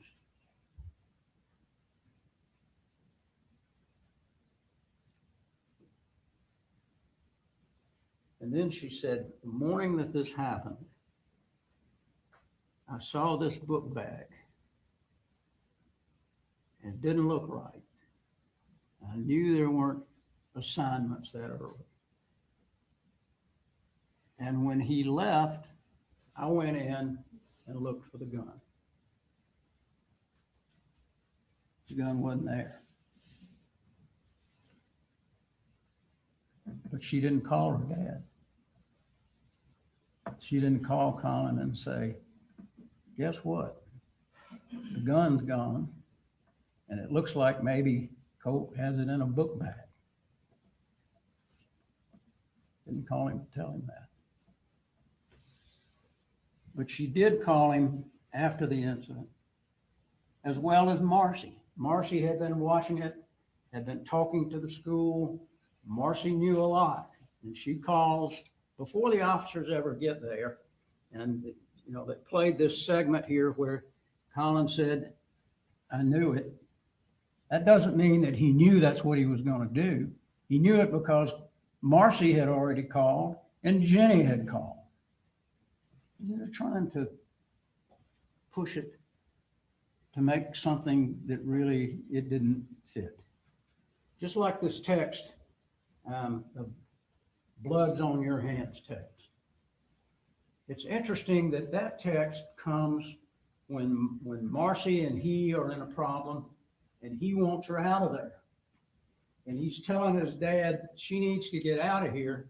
It's going to be blood on your hands because she's already said that she's going to kill me. So that's a problem. But shortly after that text, after he texts that, he texts his dad, I like school. People here are mature. I'm enjoying school. What does that portray?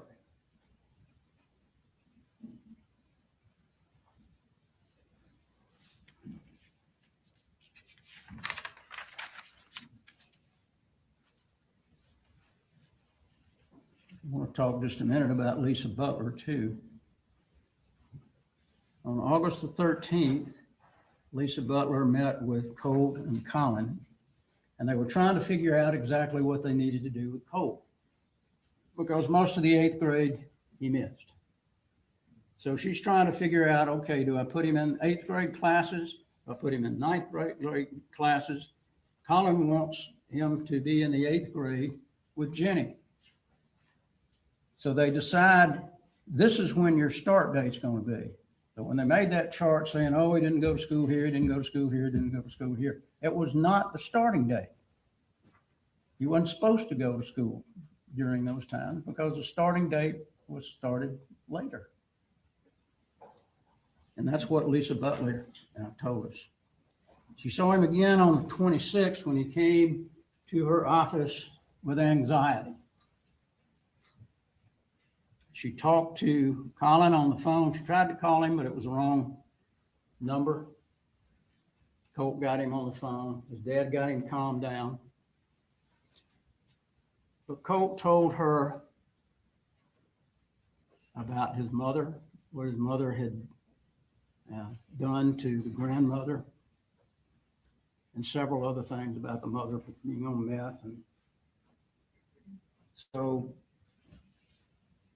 Lisa Butler had some idea at that point about what was going on with Colt. But she put him in, I think, a calm room or a safe room or whatever they call those things. They have them in school. An awful lot of kids with anxiety these days. They've even had to make a room for kids with anxiety. And she said that on the day of this shooting, she had a whole bunch of folks waiting for her because of problems that they were having in the school.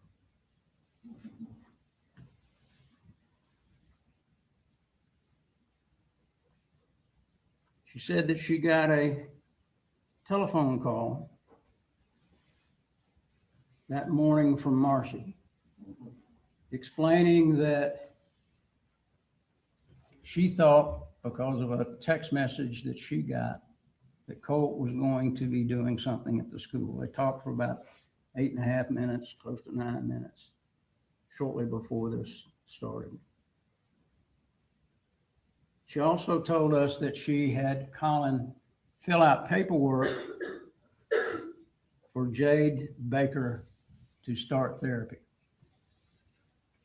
You saw the letter that Jade Baker sent saying, I will meet with Colt the first part of next week.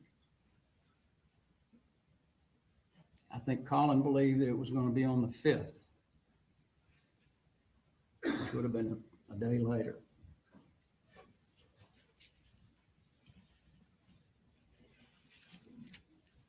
Let's talk about Colin. When the police came to interview him, he cooperated. He gave them a statement immediately. He told them they could go in the house and search. He gave them permission to search the phones. He did everything that he could to cooperate, still not knowing exactly what and how this could have happened.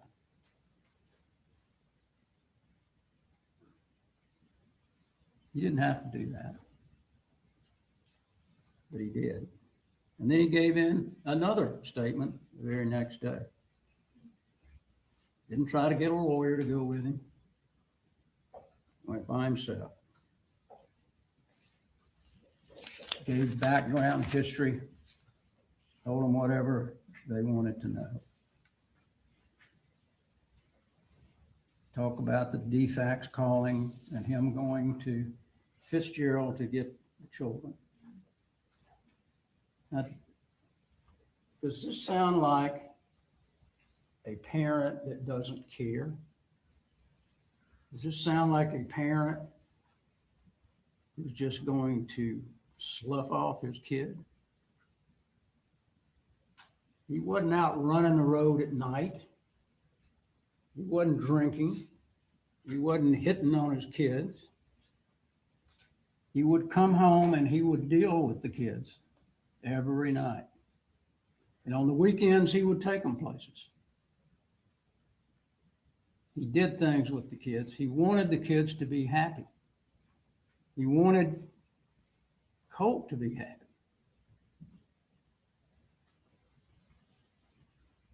And he thought, and you probably will remember this, when he took Colt hunting and Colt shot his first deer, he told him going in, don't expect to even see a deer. But there he was. And he shot the deer, and he told you, that was one of the happiest days of my life because Colt has accomplished something He is going to have a bonding with me now over hunting, going to the target range. There's absolutely nothing wrong with going to the target range. There's absolutely nothing wrong with hunting. You don't have to put a gun in his name. As you remember, what Colin said was, I bought the gun at Christmas, but I told him, when you get to be of age, I'm going to give it to you. This is just for you to use. It's not yours until you come of age.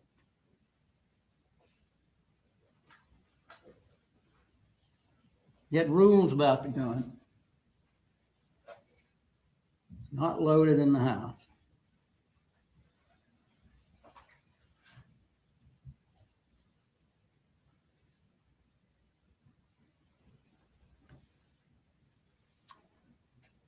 That if any of these rules are broken, the guns are out of here. Now, the state says, well, you got these gun locks. If a kid is motivated, if he's been victimized by this dark web, and we don't know exactly when all this dark web stuff started. But if he's smart as Colt was, what do you do with a gun lock? Take a big old pair of wire cutters, cut that thing off. Think that's really going to stop him if that's what he's intending to do?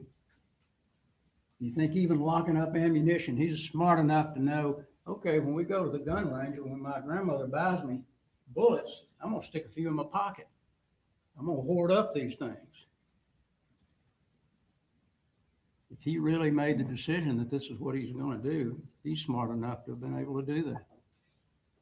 You think that would have really stopped him?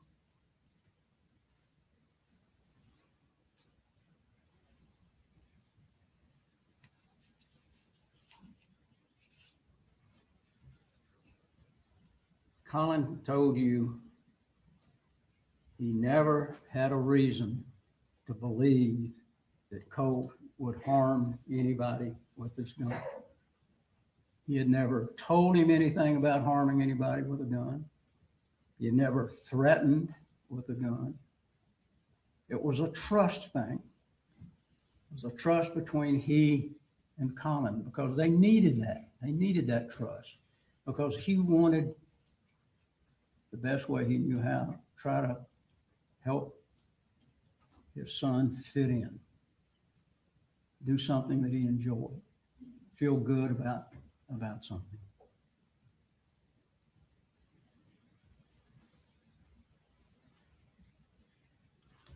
We talked about the 3 times where Colt rushed him and what he would do. Bear hug him until he calmed down.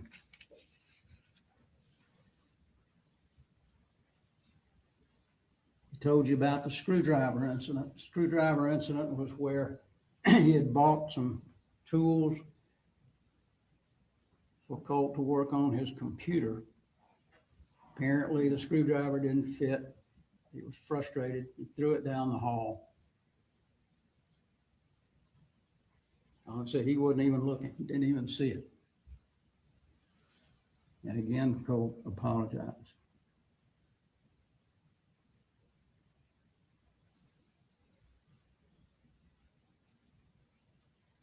The state's going to pick out, I'm sure, some messages that don't look great, but you got to look behind what these messages are. Look at the whole colloquy that they are having. And you'll see other messages. Did you make it to school today? I'm proud of you. I love you. You're a good young man. And all the while dealing with 2 other children. He's trying to pull that wagon the best he can.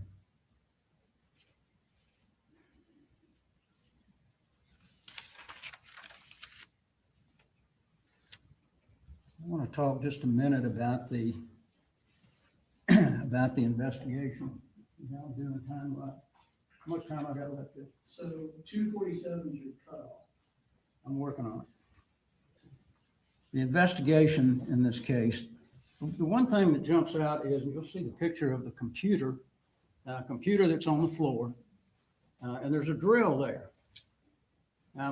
Did anyone tell you what happened to this computer? Were they able to get the chip out of it? Were they able to look into this computer and find out when he was talking on the dark web, who he was talking to, what information they had, how long had he been talking on the dark web? We don't have any of that information. We don't even know whether there was any damage to that computer. We got 60,000 pages of other stuff, but we don't know what all was on Colt's computer. Another thing we don't know, we saw on the video at 8:03, he's texting somebody.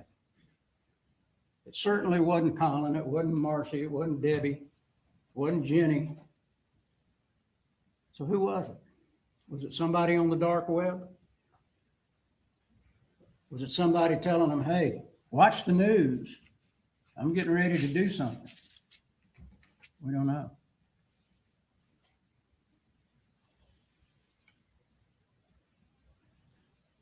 Important to know how long Colt had been planning to do something.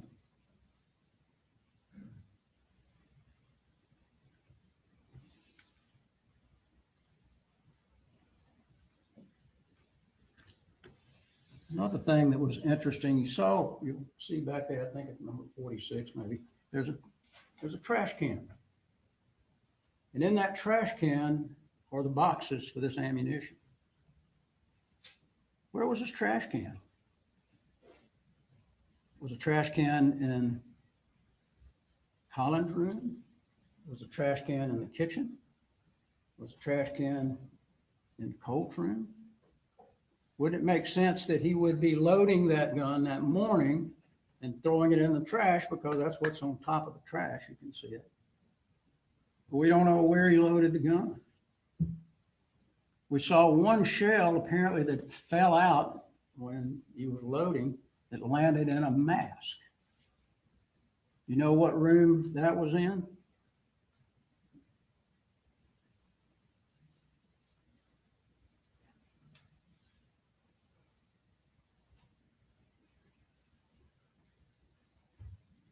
And this photograph of the cutting in April. What in the world is that about? Something to try to make you think he's cutting in April, but they don't put it into evidence, and we don't even know whether it's his arm. You can look at that photograph, there's no scars on that arm. It kind of reminds me of what they used to call leptomania, and that's where a magician says, watch this hand so you won't see what he's doing with this one.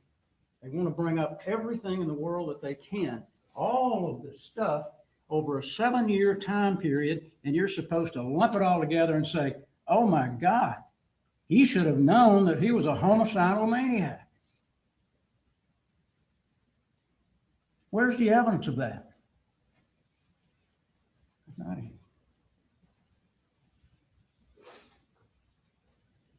This alleged shrine that they talk about. It's interesting, they didn't even ask Jenny in the statement that they took from her first, if she remembers seeing it. Charlie, who came with Debbie, Charlie is Debbie's husband, and Debbie came to pick Marcy up a few days or a week or so before this happened. They didn't see it. Well, Coley apparently didn't see it. If anybody saw it, I'm sure they would have brought him in. Debbie didn't see it. Marcy didn't see it. Charlie didn't see it. So why is it so unbelievable that Colin didn't see it? You're going to have some pictures back there. Some of them are from the past. Look at them closely to see whether they match up with what was on the wall when they went over after the shooting at the high school.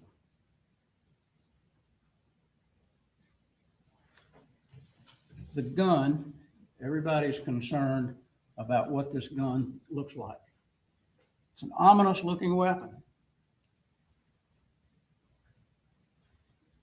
Same kind of weapon that they show on TV all the time. All the police have it. All the soldiers have it. Everybody has these kind of guns. You go to a gun shop, you're going to see a lot of guns like this. It's kind of the Cadillac, the flashy kind of gun. But the reality is it doesn't work any different than a 9mm. So don't let them talk to you about how bad this gun is. It's like any other gun that is a semi-automatic.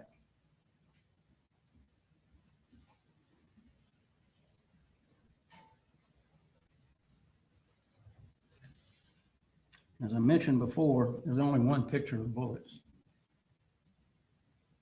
Nobody, not Marcy, not Debbie, not Jenny, nobody has said they ever saw ammunition in Colt's room.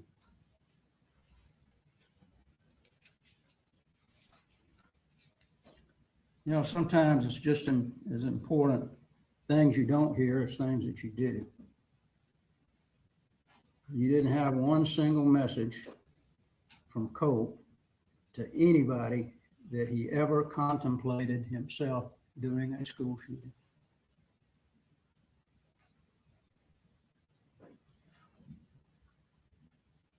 Nobody testified that they heard him say that.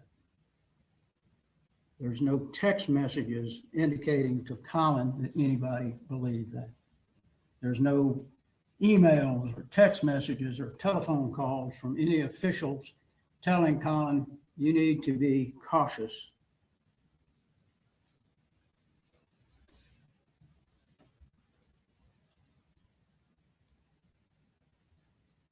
Your son is a credible threat to people.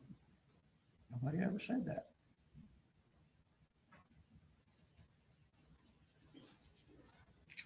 There's one text I'm sure they'll talk about where he calls us or texts his dad about voices.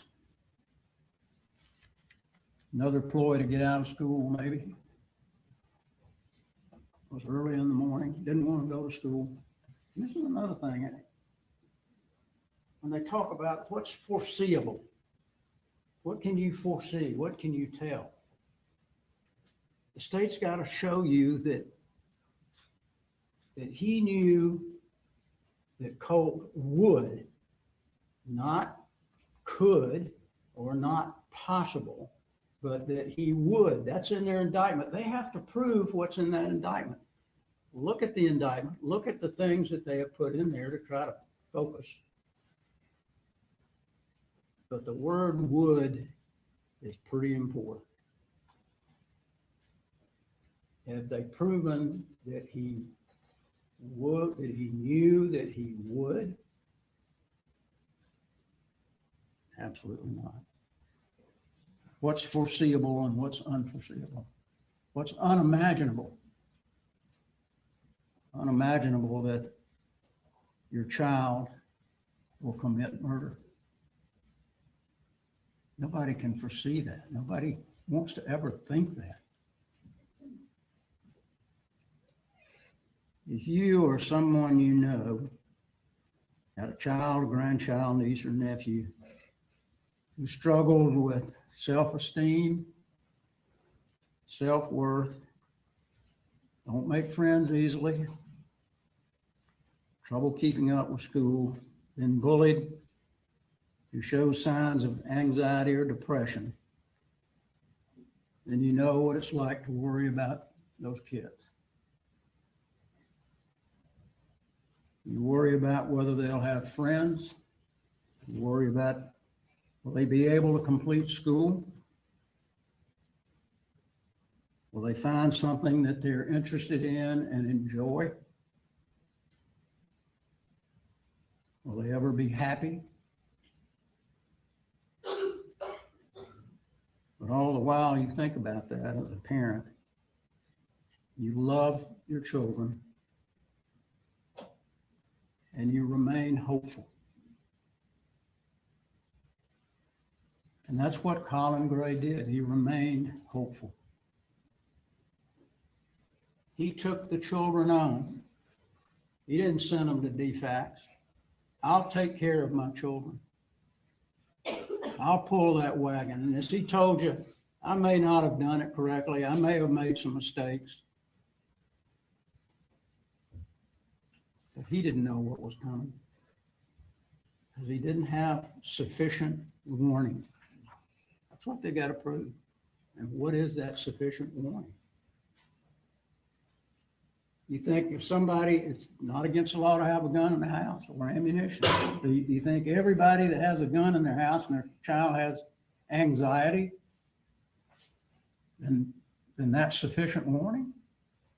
Is it really? Is that what we've come to? The state said, you know, we don't want to charge all parents with what their children do, just this one.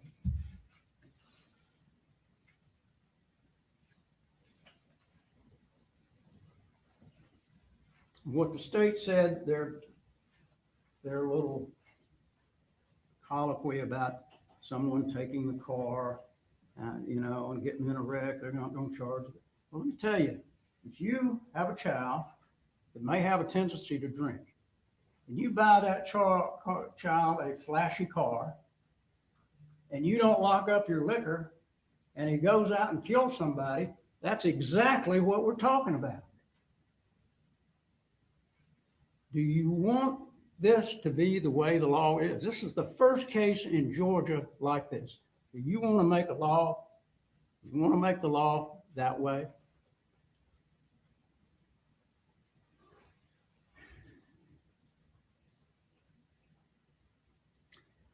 You know, with kids, there's always ups and downs. You always hope to manage their downs. And Colt had some downs, but Colin managed them. He took him to play golf, he took him to do other things, fish, and he took him to hunt, and he took him to target practice. And he never in a million years thought that this son that he loved was going to turn out to be the monster that killed these people. As he told you on the stand when the state was questioning, I never saw that evil before. You saw his reaction when he had to watch that movie. That's the typical reaction of a father who cares and did what he could. It wasn't that he wasn't going to get him therapy. It wasn't that state's going to say, well, you know, he could have done it the day before. He could have done it a week before. They had a plan. And his plan was Lisa Butler, through Jade Baker, is going to talk to Colt, and they're going to suggest to me what we need to do. I've looked at some other places as fallback places. I've emailed people. We're going to let them tell us, what does he need to do? And then I'm going to follow through with it. That was the plan. And that was going to happen. But this happened before.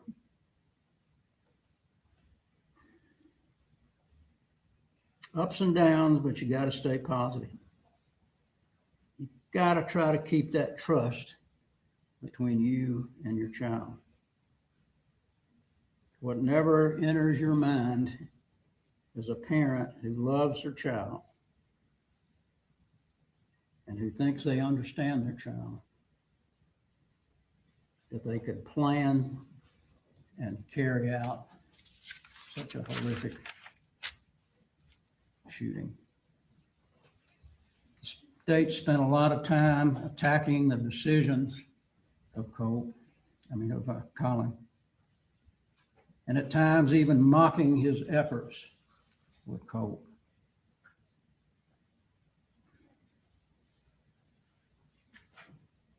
Colin was always hopeful and trying to redirect Colt to do things that would help him.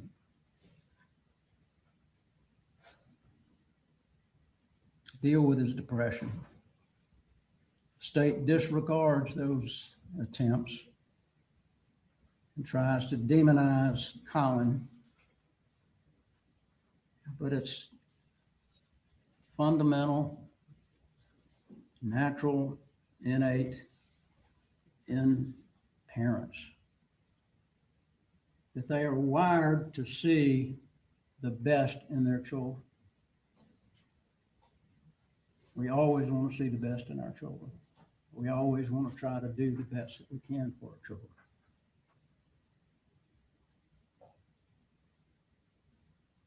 We bought Colt a lot of things, thinking that that would make him happy, and it would for a period of time.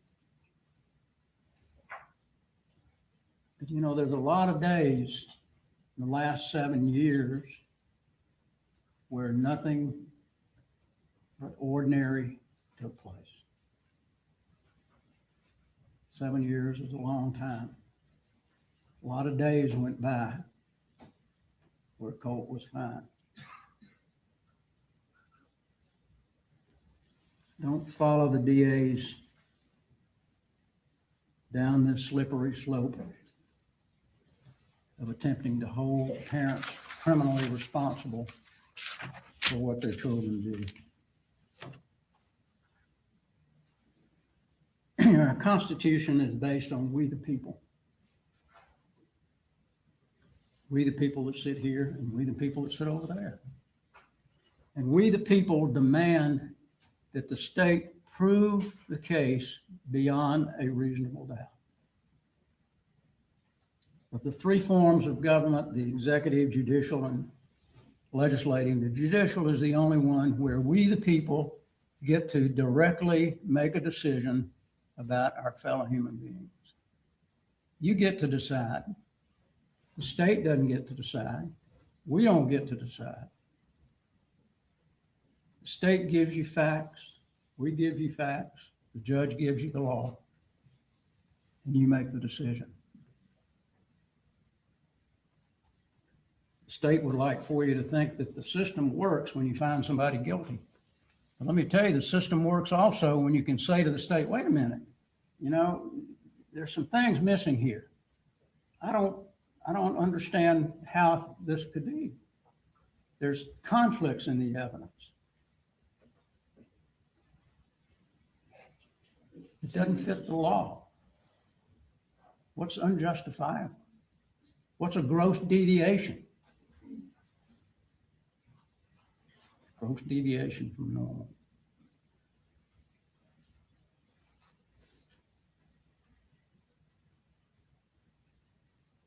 The decision is now up to you.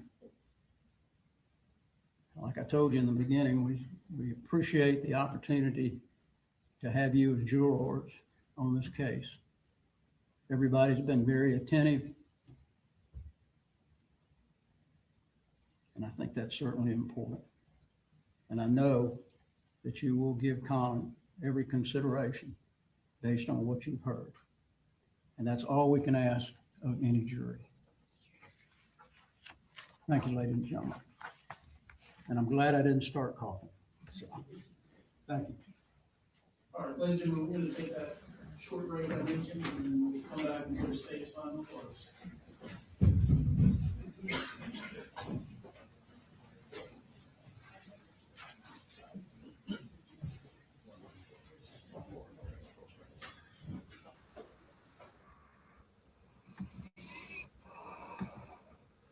Whoa, he was way off base. Way off base. Sorry. You're fired. Yeah, Georgia, do we want to make that kind of law? I'm not from Georgia, but I don't know. Maybe they don't want to make that kind of law where you hold the parents responsible for what their children do. That was lengthy. Holy moly. He took every bit of his hour and a half. So I'm just looking at my notes here. You know, the state spent their portion of the opening statements so far going over the law. So what we're going to hear in the second part are she's going to argue more of the facts applied to the law. She argued some of it, but she argued, of course, what the sequela of what the shooting was, what the lasting effects have been on all these victims, including the death of 4 of them. But what I liked about her opening was she said, this was a bomb waiting to go off, and he provided him with a detonator. Perfect analogy there. And then this guy started talking. Oh my God. He said, Georgia law doesn't require you for a gun to be locked. No, it doesn't. But what requires you to lock up that gun is the fact that your son has threatened to have a school shooting before. He's got a 4.5 foot shrine in his bedroom to school shooters, Nicholas Cruz. There may be a lot of things he didn't know, but there was a lot of things he knew, which is why he was attempting to get him into therapy, which he didn't do. He didn't do it. How many times did mom send him places, people, and he would fill out the form, the paperwork, which was one form, and he didn't do it. He just never followed through.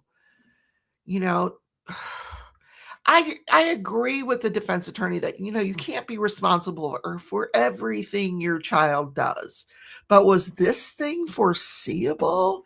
Of course it was. They had insurance. He didn't need money for treatment. He had insurance. Oh my God. All he had to do was put him in the car and take him.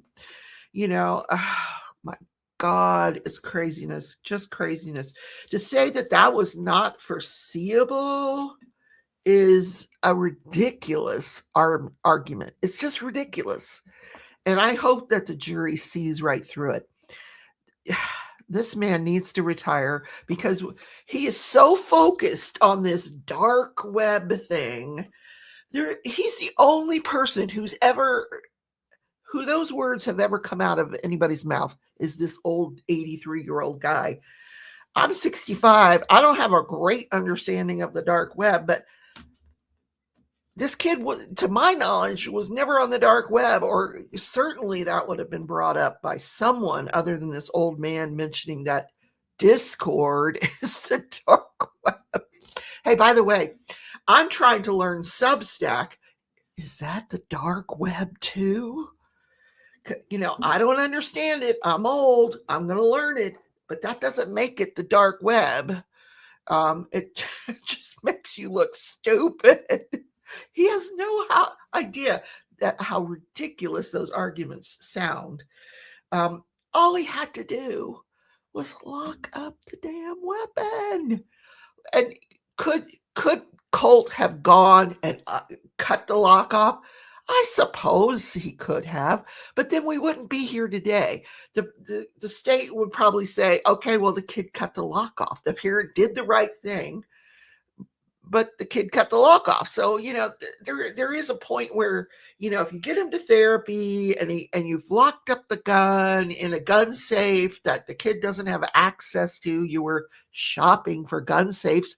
Why didn't you go buy one? You're spending $9,000 a month to appease your child by buying him crap from the gun store. Take that money and go buy a gun safe. They used to have one. I don't know what happened to it, but they didn't have one at the time.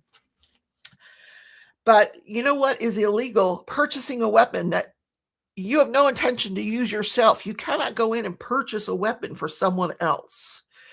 You've got to be the one that's going to be the owner of that weapon. And to say that he was the owner of that weapon and just would let Colt go use it, when they go to the gun range is also ridiculous, because he let Colt store the daggum gun in the corner of his room and then walk around all over with it. Look at my gun. Let's go play Legos. No, I'm going to go play with my rifle. No. First of all, nobody is playing with a rifle in my house. Just not happening. Not happening. If the gun was in a gun safe, they take keys or codes. Yes, exactly.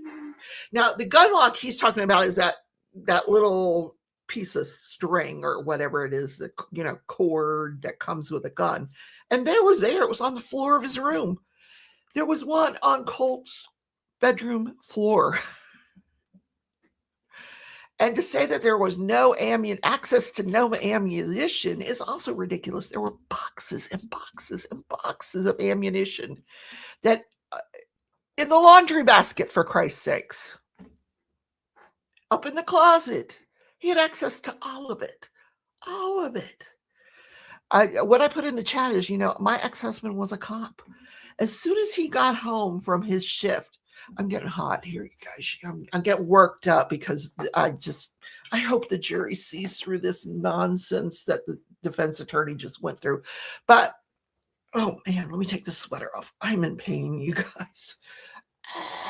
As soon as this is over, we're gonna go back to the pain medication. Oh, anyway, God, that this was not foreseeable is so ridiculous. So ridiculous. And I mean, could mom have been charged? Of course she could have been charged, but she was not the custodial parent. One of the elements of the crime is that you got to be the custodial parent of that child. And it has to be reasonably foreseeable. I think the state is going to I hope they make the argument that, of course, this was reasonably foreseeable. You gave him a gun. You put it in his room. You gave him the ammunition. He's got a shrine to the school shooter. He told the dark web that he was going to commit this crime.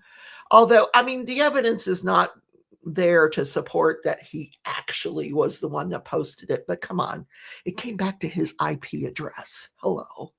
And he said, oh, no, it wasn't me. Well, I'm sorry. It wasn't your dad. It wasn't your sister. It wasn't your baby brother. So, yeah, those charges could still be coming. That woman is a train wreck, an absolute train wreck. And she's already got charges pending. She's got a court case pending for kidnapping her mother. Well, I don't know. Is it Yeah. I mean, she didn't take her mom out of her own home, but she kidnapped her. She wrapped her up with duct tape in a chair and left her there for over a day. That's ridiculous. Yeah. Oh, grandma too. But, grandma's going to have sympathy because mom's just off her rocker on the meth. People on meth just do the craziest things. They really do. Those poor kids didn't stand a chance. Now, were the other two good as gold? Maybe. Who knows? Jenny probably watched over her little brother like a hawk, I suspect. And to put blame on the mom and then Jenny and the school, and maybe it's my fault because, I don't know. Somehow it's my fault. I don't know. That's just ridiculous. I am watching the seal to see if they come back from the break. But keep in mind, we've got 12 jurors that are all trying to go to the bathroom and, have cigarettes or whatever it is they're doing. But it takes a few minutes for these breaks to wrap up. And I think probably the judge is, making copies of the jury instructions to hand out to the jury when he reads them and all that good stuff. Yeah. Because there was a few things they finalized right before the openings started that he's going to have to go back and tweak and then make copies of it, not the judge, but whoever works for the judge, the clerk. But anyway, so he'll come back. They'll get those jury instructions to the jury, and then he'll read them. That'll probably be lengthy. Well, first I got to do the state's rebuttal, which I can't wait, man. I was on the edge of my seat. I'm like, oh, let me at him. Let me at him. I would love to do this closing argument. And my argument would be, that's a ridiculous argument. It's just absurd. But by the same token, we gotta remember that these defense attorneys, they're there to make sure that we're following the Constitution, the law is being followed, that he's getting a fair trial. And then you throw an 83-year-old man in the mix, and he comes up with this dark web theory and muddies the waters with that nonsense. Anyway, so I'm actually also going to take a quick bathroom break, and I will put up the seal in case they come back while I'm gone. Here we go. There we are. So I will be right back.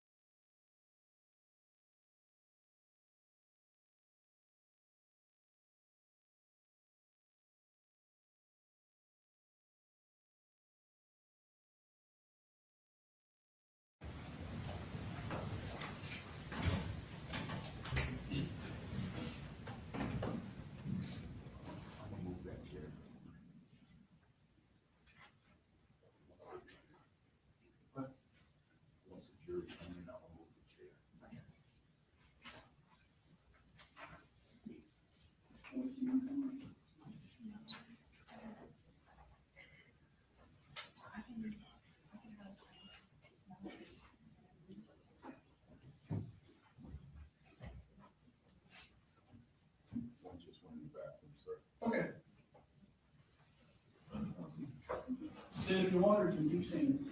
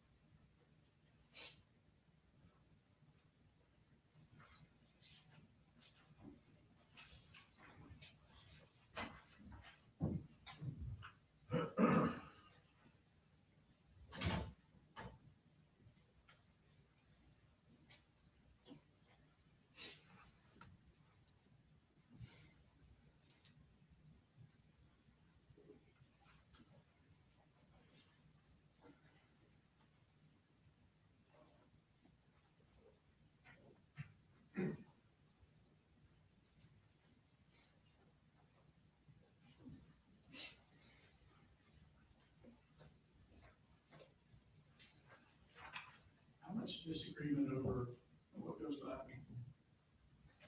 I think not a ton. We've addressed, I think, about 90% of what they had issues with in the PowerPoint, which I think was basically red boxes calling attention to certain things. We've removed all those.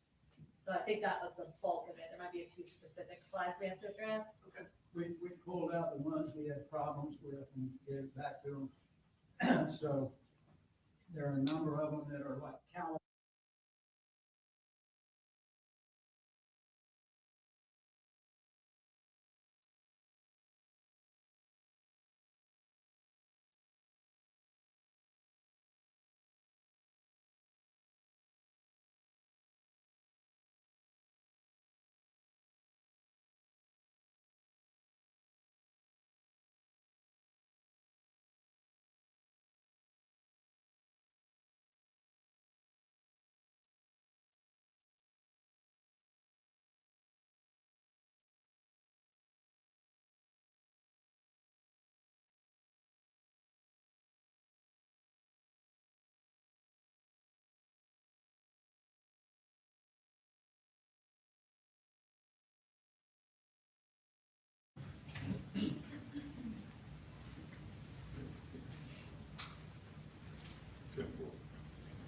You're ready, sir.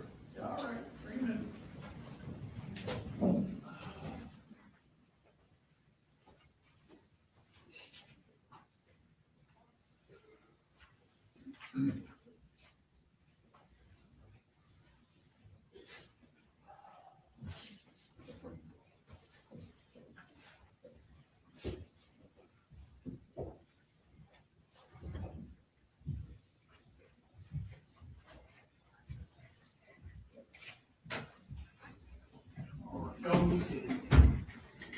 All right, ladies and gentlemen, state's final closing.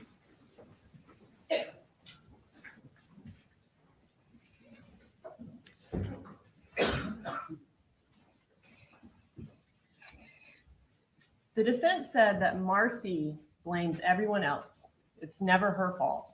Well, ladies and gentlemen, that is the exact description of the defendant. He actually wants you to believe that everyone else is to blame for what happened on September 4th, but him. If you remember the lesson that Ms. Ryan was teaching on September 4th, you can see the bullet holes to the right, and then there are the dots connected on the left. She was teaching about connecting the dots. And think about these dots related to what the defendant wants you to believe. None of the people that the defendant wants to pin it on had all the information. None of them had all of the dots. He blames good people at the school system who were just doing their job. Lisa Butler knew Colt as an emotionally unstable 14-year-old whose dad would not pick him up during an anxiety attack. When she received the email about Colt asking about school shooter drills, that's the context she had. She did not know that Colt had a rifle in the corner of his room right next to his school shooter shrine. And as a side note, Lisa Butler never testified that her and Colin met about figuring out what to do about Colt's 8th grade year. You remember, Lisa Butler is very clear. The defendant never told her about Colt missing 8th grade. She didn't find that out until Debbie told her. The defense also wants to blame school administrators for not sounding the alarm immediately. D. Martin had never met Colt before. This was his 4th day in classes, 5th day at school. So when she got information that he maybe had a gun in a heavy backpack, no one had actually seen the gun, she didn't have any context. She didn't know that he had gotten an AR rifle for Christmas. She didn't know that he had been investigated for a school shooter threat. She didn't even know about Lisa Butler's phone call with Marcy until after it was too late. And the grossest shifting responsibility is trying to accuse his own daughter, Jenny, of wrongdoing. In the same breath that he wants you to believe he kept the guns in the closet, he also wants you to believe that Jenny is at fault because she looked in his room that morning and didn't see the gun. This is an argument of desperation, but it's not surprising coming from the defendant. Jenny was the one who encouraged the defendant to talk to adults about Colt's mental health. They talked about him actually securing the guns. And the defense says she didn't call the defendant, but she did. She called the defendant at 8:30 that morning. We don't know what was said, but we do know that the defendant immediately identified what poster Colt had around the rifle when he was talking to Investigator Smith. Jenny is not to blame. The defendant is. The only person who knew every single dot, the only person who knew how much access Colt had to firearms and ammunition is that man. And the only person who knew exactly what Colt was capable of is the defendant.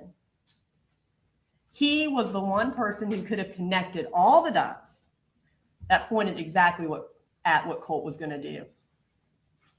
And he was the one person who could have simply taken the rifle away, and he never did. Ladies and gentlemen, we already live in a world where our teachers, our students, our law enforcement officers have to train for the possibility of an active shooter coming to their school. It is preposterous to say that they are the ones to blame for what happened on September 4th. It is insane to say that they are more culpable than the man who armed Colt Gray. The individuals at the school only had minutes to connect the dots. The defendant had years, and he did nothing.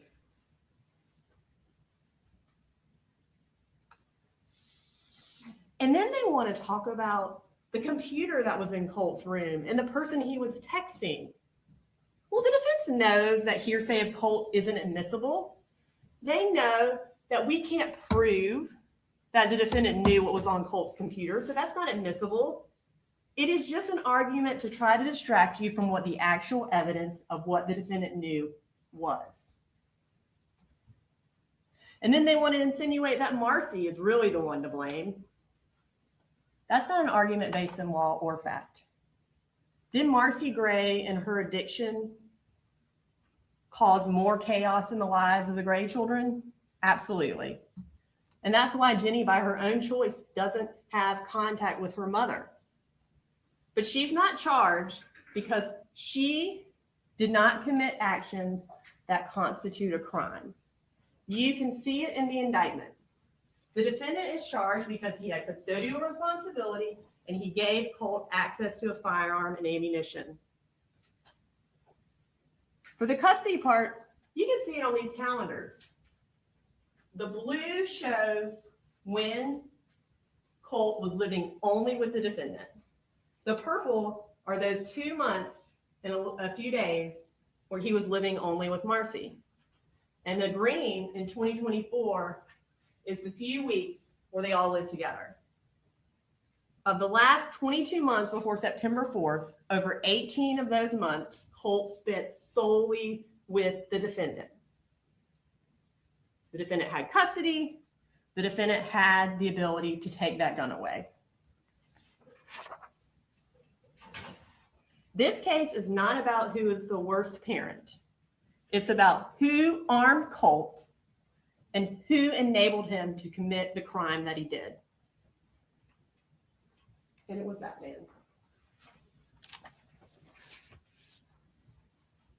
And again, listen to the judge about what the law is, because the defense is misstating it again. We do not have to prove that the defendant knew his son was going to commit a school shooting on September 4th.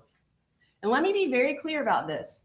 If Colt Gray had sent the defendant a text message saying, I'm about to go shoot up a school, or if he told him, hey, I'm going to go shoot up Appalachia today, then he would be charged with malice murder because he gave him the firearm and ammunition that let him do it. He would be charged as a party to a crime. And that is a completely different charge.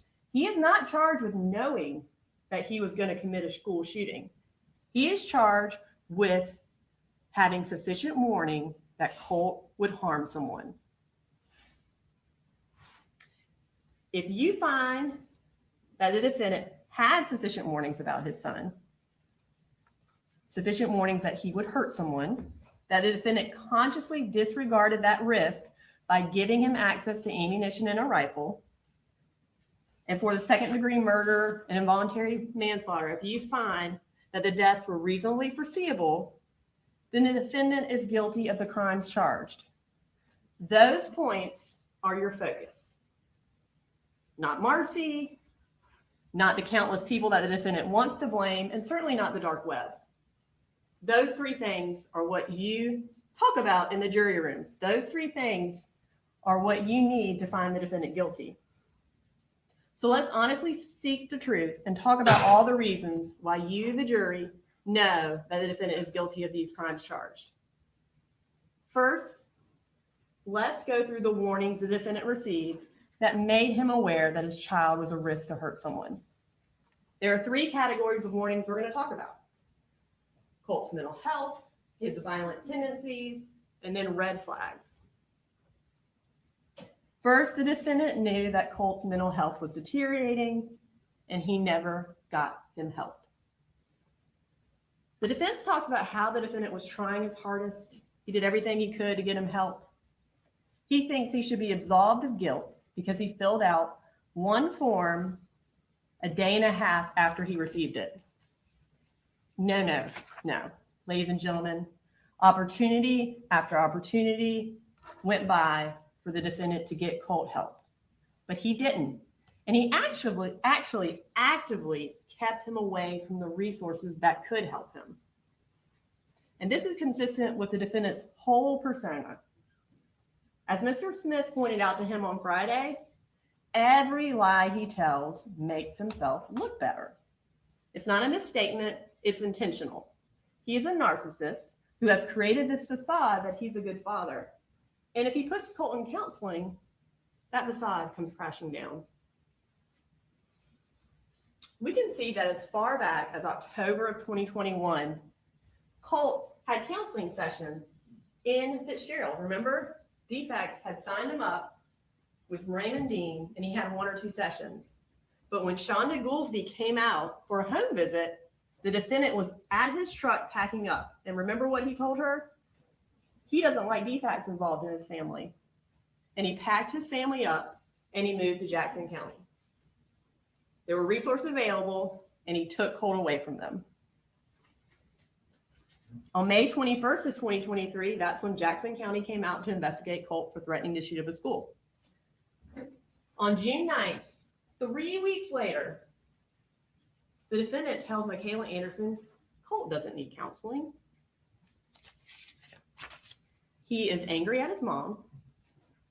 He's being bullied, according to the defendant, and he's suspected of threatening to shoot up a school. He clearly needed counseling.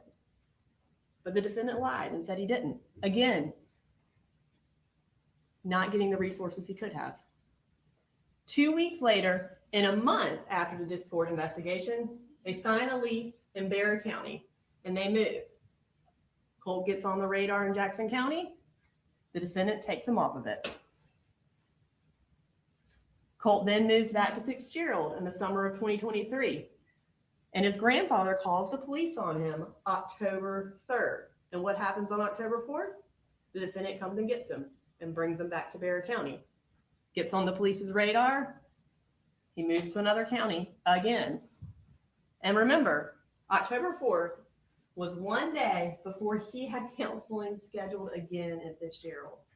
Again, he doesn't get the resources he needs. Then we have October 30th of 2023.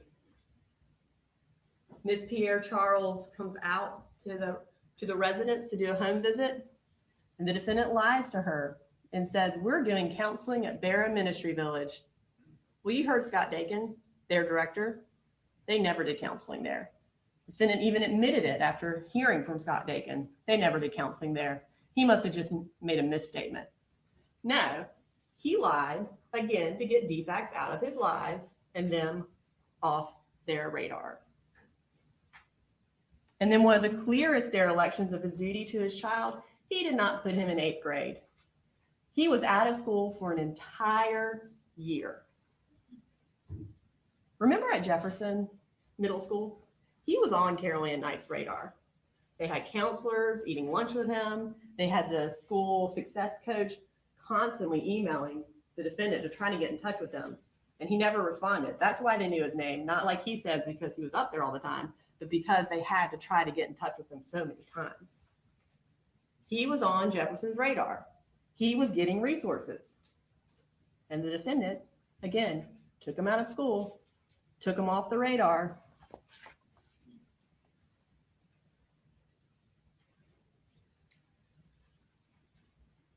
And the defense, remember what they said? The defendant believed that Marcy had threatened to kill Colt and that Colt knew that. Well, if you believe that something that traumatic has happened to your child, you get them counseling. You don't keep them out of school for an entire year, isolated, at a time when he believes his mother has threatened to kill him, at a time when his mental health is deteriorating. The defendant isolates him. He leaves him at home. From October to May of 2022, or May 22nd of 2024, every day he leaves him at home. Look at this board. Every time Colt gets on the radar, every time services are available to him, the defendant takes him on and moves him. Let's move to the summer of 2024 and the beginning of 9th grade for Colt. At this point, his mental health is rapidly declining, and the defendant continues to do nothing. On July 20th of 2024, Marcy texted Jenny, Colt had a horrible panic attack last night. And both she and the defendant testified about this. Colt asked him to call 911, was crying, was upset, They didn't. They didn't call 911. They didn't go take him to a doctor. They didn't get him help. The defendant did nothing other than leave the rifle in the room.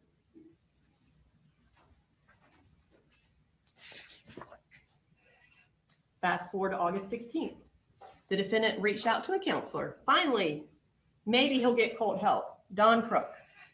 And this is how he described Colt to her. He needs help, anger, anxiety, quick to be volatile. I don't know what to do. He admitted his son needed help and that he didn't know what to do. Yet, he did not follow through. He did not actually get Colt help. Instead, he lied again. When Dawn called him, he didn't pick up. He was just at his house, but he lied and said he was in the field. Instead, he just sent a screenshot of Dawn's response to Debbie. Why? Because everything he does is for show. He wants to look like a good dad. Hey, Debbie, look, I'm getting Colt help. He wants to appease her, so she'll keep giving him money. He doesn't actually want to get Colt help. If he did, he absolutely could have. The defense points out that today still, we don't know what's wrong with Colt. Well, we don't know what's wrong with Colt because the defendant never got him evaluated. If he had, we would know what was wrong with Colt. However, the defendant isn't guilty of these crimes just because he didn't get Colt help. That doesn't make him a criminal. It makes him a bad parent, sure, but not a criminal. The defendant is guilty because he's clearly aware that Colt needs help. These text messages, these researching that he's doing, he knows Colt's mental health is deteriorating. But he still leaves the rifle in the room. That's why he's guilty. We fast forward 10 days. Now we're at August 26th. Colt has another severe anxiety attack at school. Does the defendant pick his kid up, his anxiety-ridden, crying, upset child, and take him to Don Crook's office? Or Advantage, that you heard him testify he knew was open every day? No. He leaves him at school. And then the next day, Colt is absent from school. Colt is home alone the day after an anxiety attack with the rifle still in his room. The very next day, August 28th, Colt told the defendant that he had no control over what voices told him to do. I have to kind of dance around the inconvenient truth at times. I have no control over what these things say and tell me to do. A day after, or 2 days after a severe anxiety attack, he's talking about voices, and he still leaves the rifle in the room, ladies and gentlemen. 5 days later, on August 31st, the defendant had one more opportunity to just do the right thing. Get your son some help. But once again, he failed his son. He ghosted Marcy, and instead of taking Colt to Advantage on his own, he just went within 2 miles of Advantage. He went to an ATM and got the $400 that he had lied to get Jan to send him out. And then they went to the Guitar Center and bought some stuff. And remember this, the defendant knew Colt was a cutter. He testified to that. He said he knew as far back as when Colt was in Fitzgerald. And you heard Vicki Lee testify.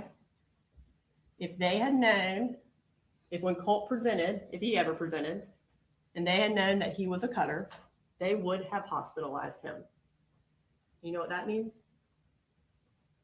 We wouldn't be here today because this tragedy would have been prevented. Ladies and gentlemen, the defendant absolutely knew he could have and should have taken his son to Advantage on August 31st. That very Saturday, that very Saturday of August 31st, he texted his sister Jan, "I hope everything is going good for you. I need a favor if possible. I'm a couple dollars short on rent and wanted to see if I can borrow some money, and I will Zelle it back to you Friday. I'm short because of co-pays for doctors for Colt.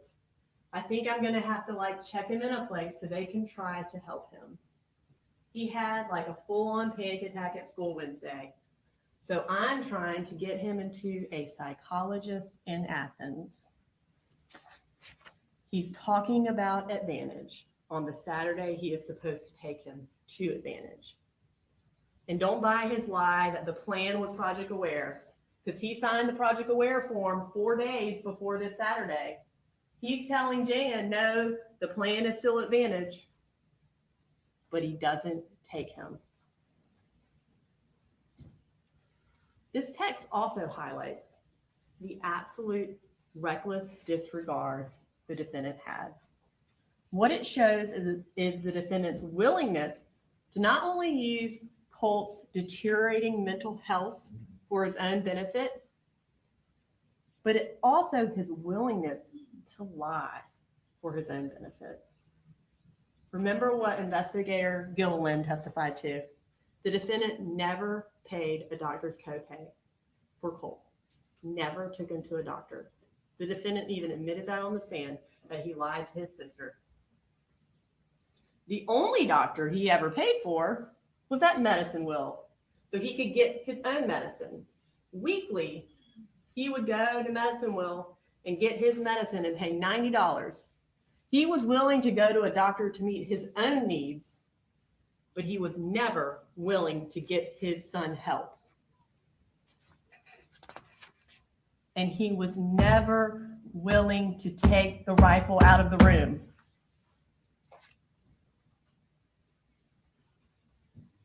The next warning the defendant received was Colt becoming more and more violent in the months leading up to September 4th.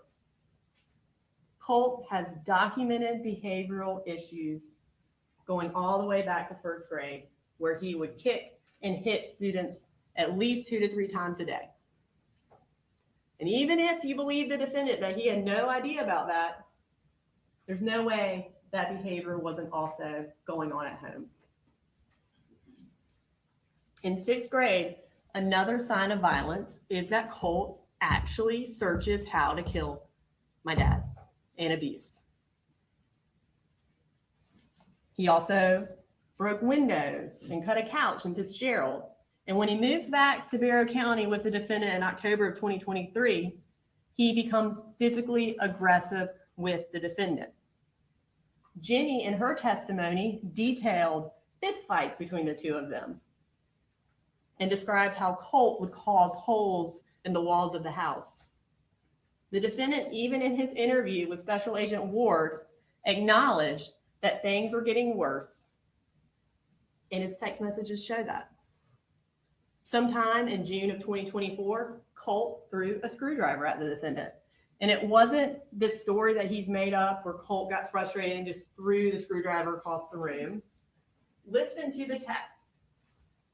The defendant texts Colt, okay, question I have is this. Did you tell Mahmoud that you had a screwdriver in your hand for self-defense?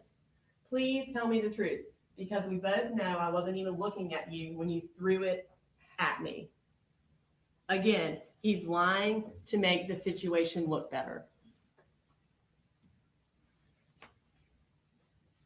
And one of the biggest warnings the defendant received that Colt was a threat to hurt others, was a threat to use his rifle, was when he got into a physical altercation with Marcy with the rifle. Now, despite the defendant's new version of his story that he told y'all on Friday, this is what he told Investigator Smith.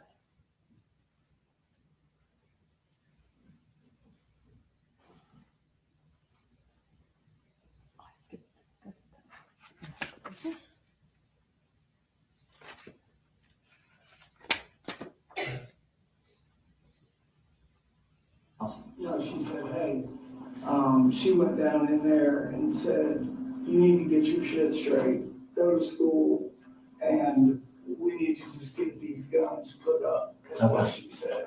What did he say? And that's when they went from bad to worse. And she said she was going out of his bedroom and he pushed her and she hit the door of the wall and the side of her head. And I'm like, okay, I'm on my way home. So, yeah. Remember, this is just one day after Colt told the defendant that the blood would be on his hands. That was August 14th. We're at August 15th, and he gets in a fight with Marcy with the gun. And you know the defendant believed Marcy, that Colt was out of control and that Colt was responsible for this, because he immediately started, as he termed it, researching where to take Colt. He searched for, where do I take my son for anxiety on August 15th after the altercation, and troubled teen options and child psychologist on August 16th. That's also when he reached out to Don Crook. Colt was so angry about the thought of someone taking his gun away that he pushed his mother. There's no legitimate reason why Colt needs the gun in his room. The defendant acts like this is their escape, this is their bond, this is how they get together and hang out. But the reality is they went hunting one time in 2022, and they went to a gun range twice in 2024, with the last time being in March. Colt doesn't need that gun in his room. They're not bonding over it. The defendant testified that the rifle never came into play with Colt's arguments, not until it did with Marcy. He essentially said, but if it had been involved, sure, I would have definitely taken the gun away. Listen to what he is saying. He would have taken the rifle away once Colt used it. Guns kill people. Once Colt uses the gun, it's too late. The defendant does not get absolved of guilt because he would have taken the gun away if Colt had shot someone with it. He doesn't get absolved of guilt because he's hopeful that Colt won't use it. He is guilty of these charges because leaving the rifle in the room caused the death of 4 people. Now, the final warning we have is the red flags. And again, we don't have to prove that the defendant had sufficient warning that Colt Gray would specifically become a school shooter. That is not what the law is, just that he would hurt someone. But in addition to the deteriorating mental health, the escalating violence, the defendant did have 3 huge red flags that specifically pointed at Colt becoming a school shooter. Of course, the first one is the fact that law enforcement came out to the defendant's residence in May of 2023. In the context of Colt previously threatening to murder his dad on a computer, law enforcement is coming out to talk to the defendant about another threat of murder on a computer. And regardless when the defendant found out about this, he absolutely knew it before May of 2023. The defendant claims that the Jackson County investigator said that he believed it wasn't Colt. Again, don't listen to his lies. You didn't hear that on body cam, and you certainly didn't hear Investigator Miller testify to that. And you know that that didn't happen because of what the investigator told, what defendant told Investigator Smith. Remember when they were talking about this incident, the defendant said this was a red flag to him and that he took the computers away. If he believed that Colt had nothing to do with this, why take the computers away? And yet he still bought his son a rifle 6 months later on November 17th. Ladies and gentlemen, the Friday before Jackson County came out to his house was Colt's last day of 7th grade. August 14th of 2024 was his first day of school since that school shooter threat. And this is what he does that morning before school starts. He texts his father, whenever something happens, just know the blood is on your hands. This isn't a text about Marcy. That's another lie he spent 1.5 years coming up with. At no point in this entire text thread where he's talking about the defendant driving off a cliff, and how he twists lies, does he ever talk about Marcy. This is a threat, and the defendant knew it. This was another dot that the defendant had that, when connected, pointed directly at Colt being a danger. And yet, the rifle stayed in the room. Another red flag is Colt's paranoia about his teachers. He texts Marcy on August 28th, "There are people after me and I don't like it. My teachers. I feel as if they're plotting against me. Somehow I feel like they'll hurt me." And we know that the defendant knows about the teachers because as soon as Colt texted Marcy this, she texted the defendant and said, "He just told me about his teachers."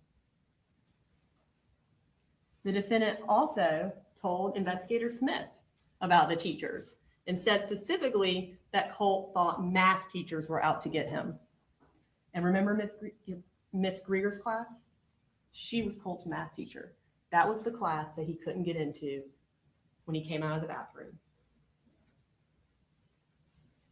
Not only does Colt now have the means to commit a school shooting, but he has a target that he has identified to his dad, math teacher.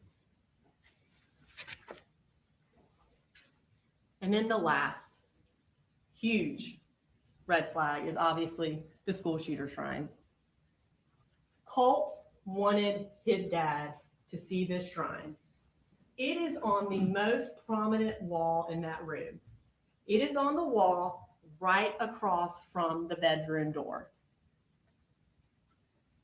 This door is 12.2 feet from that wall.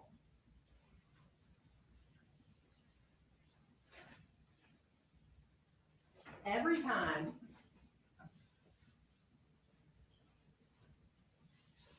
the defendant walked into that room, this is what he saw. Every time the defendant walked out of the bathroom, this is what he saw. And on September 4th, when he walked into the room to see if the rifle was there, this is what he saw. Were you in the back? This is what he saw. You can read the headlines. You can see that these are all the same person.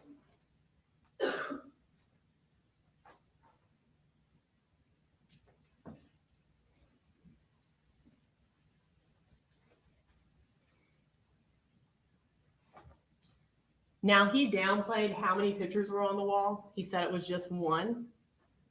But he did finally admit on cross-examination to Mr. Smith that he knew who it was. He knew it was a school shooter on his wall. And it took him a while to admit that because it's really bad evidence against him.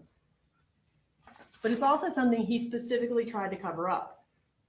He initially admitted to Special Agent Ward that he knew who the picture was of. He said it was the last school shooter. That's what he told Special Agent Ward.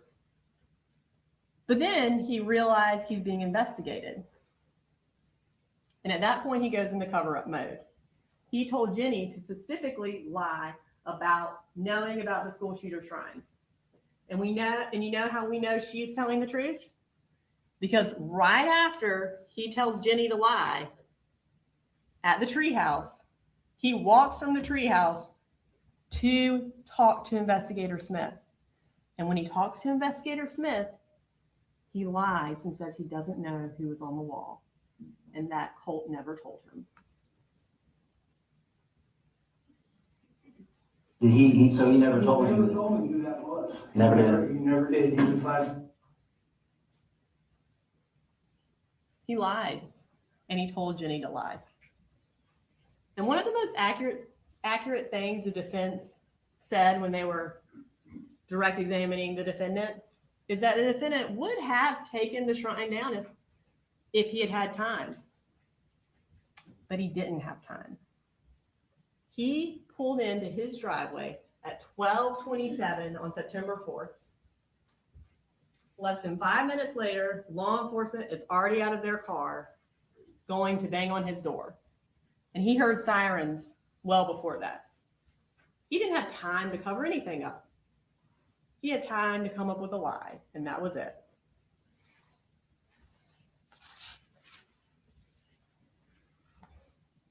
Don't believe the defendant's downplayed version that there was just one picture on the wall.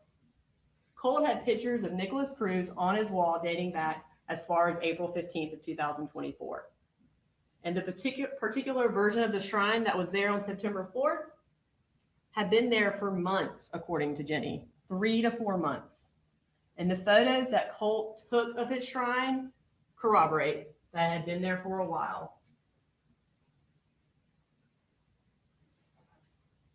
When you flip the mirror images, you can see that the photo that was taken on August 9th, August 28th, and September 2nd looks exactly like how the shrine was on September 4th. It had been like that for months. It wasn't just one picture, it was 12 pictures and 4 articles. Teenagers have athletes on their wall. They have movie stars. They have musicians. They don't have mass murderers of children tacked all over their wall. Colt was glorifying a mass murderer for months, a mass murderer of children for months.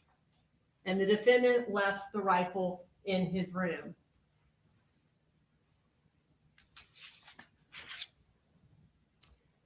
The defendant claims he didn't see this coming.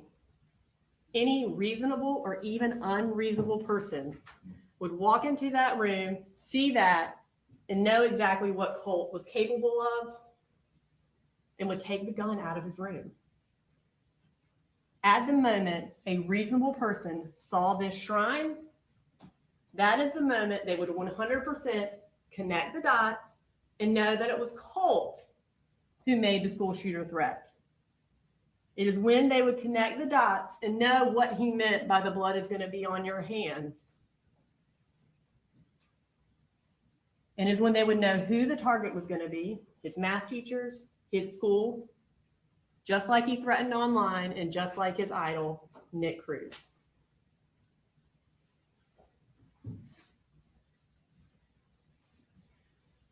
The next thing the state has to prove is that the defendant gave Colt access to ammunition and rifles. And, the defense talks about, well, it's not illegal to keep your guns and your rifles unlocked. Sure, there's no specific law in Georgia that says every single person has to put their gun in a gun safe. But there is a law that says you can't not secure your guns if it is a gross deviation from the standard a reasonable person would do. And that's what the defendant did.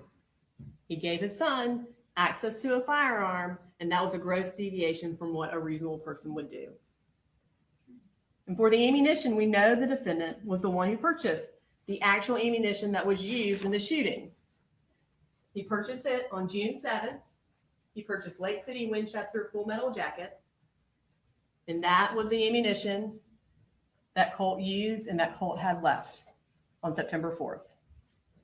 Colt also took pictures of the ammunition he was allowed to have in his room.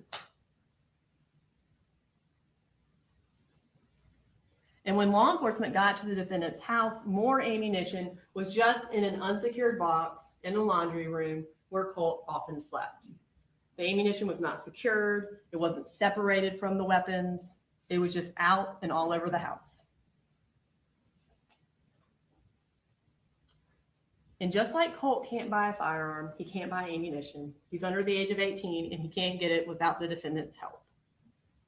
Without the defendant getting him ammunition, this would not have happened. On August 11th, Colt sent the defendant this text message. Could you stop by Academy and pick up a 150 round pack of 5.56? If they don't have it, or if they don't have that, or 5.56, 223 will do. And then he follows up on August 16th. Hey, These texts show more than just that the defendant buys Colt ammunition. It shows another red flag. Another warning that should have triggered the defendant to put the gun up.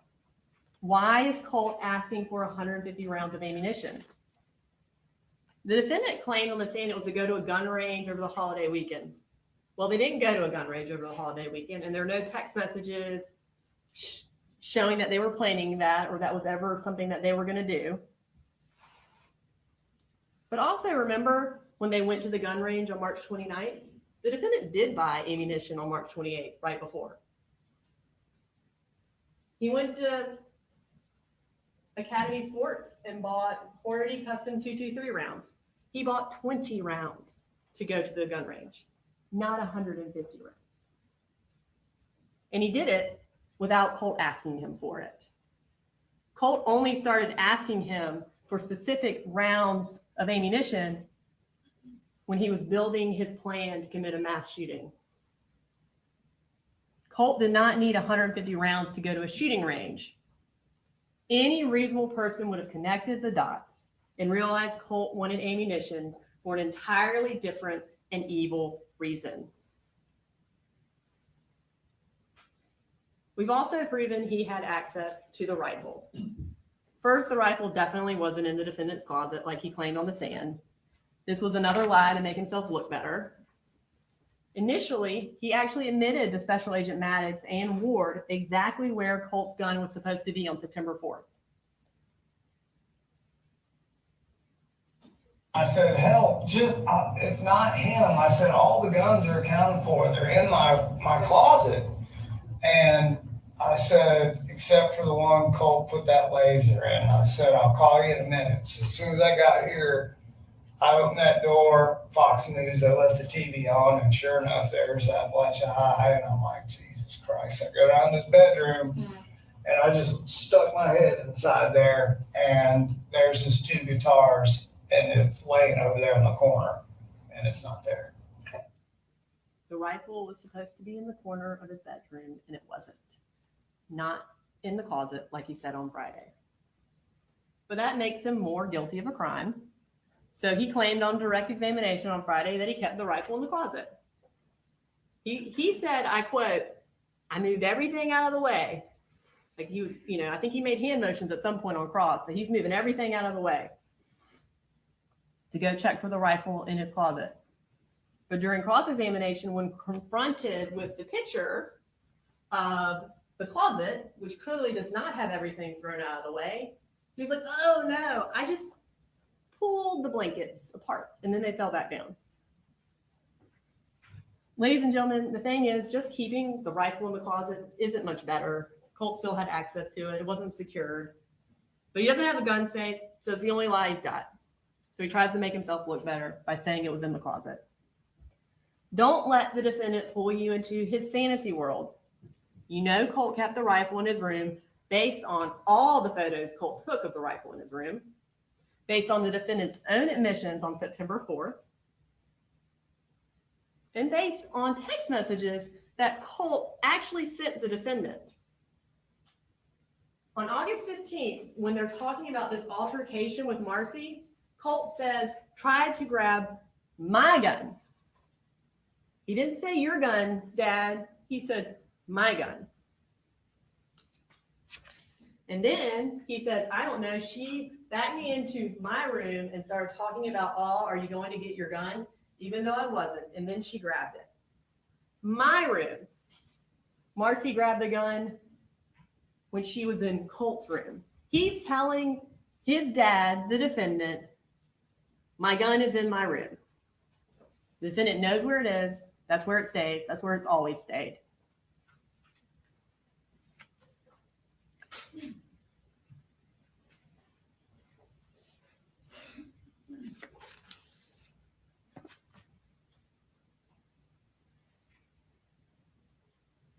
The defendant wants you to believe that he didn't need a safe because he and Colt had a trust pact with the blood oath, and Colt would never use the firearm improperly.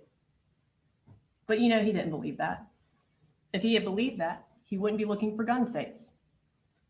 And if he had believed that, he wouldn't have told Marcy that he was going to put up the guns. It's been like that, like our guns have always been. But what did Marcy ask you about the guns? What did she say to you about the guns? She just said after the confrontation she had with Colt was like, you just need to You need to put them up or get rid of them. And I said, okay. The defendant wants you to absolve him of guilt because he was about to get a gun safe. He just needed $78 more. Don't believe the defendant's lie. In the month of August, he brought in almost $9,000. He got 5 paychecks for $1,429. He got Zelle after Zelle from Jan and Deborah, and that totaled $8,882.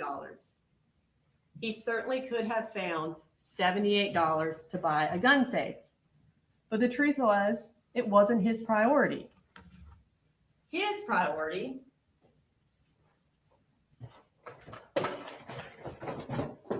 was getting accessories for Colt's gun. It was getting the sight, the iron sights, the rails.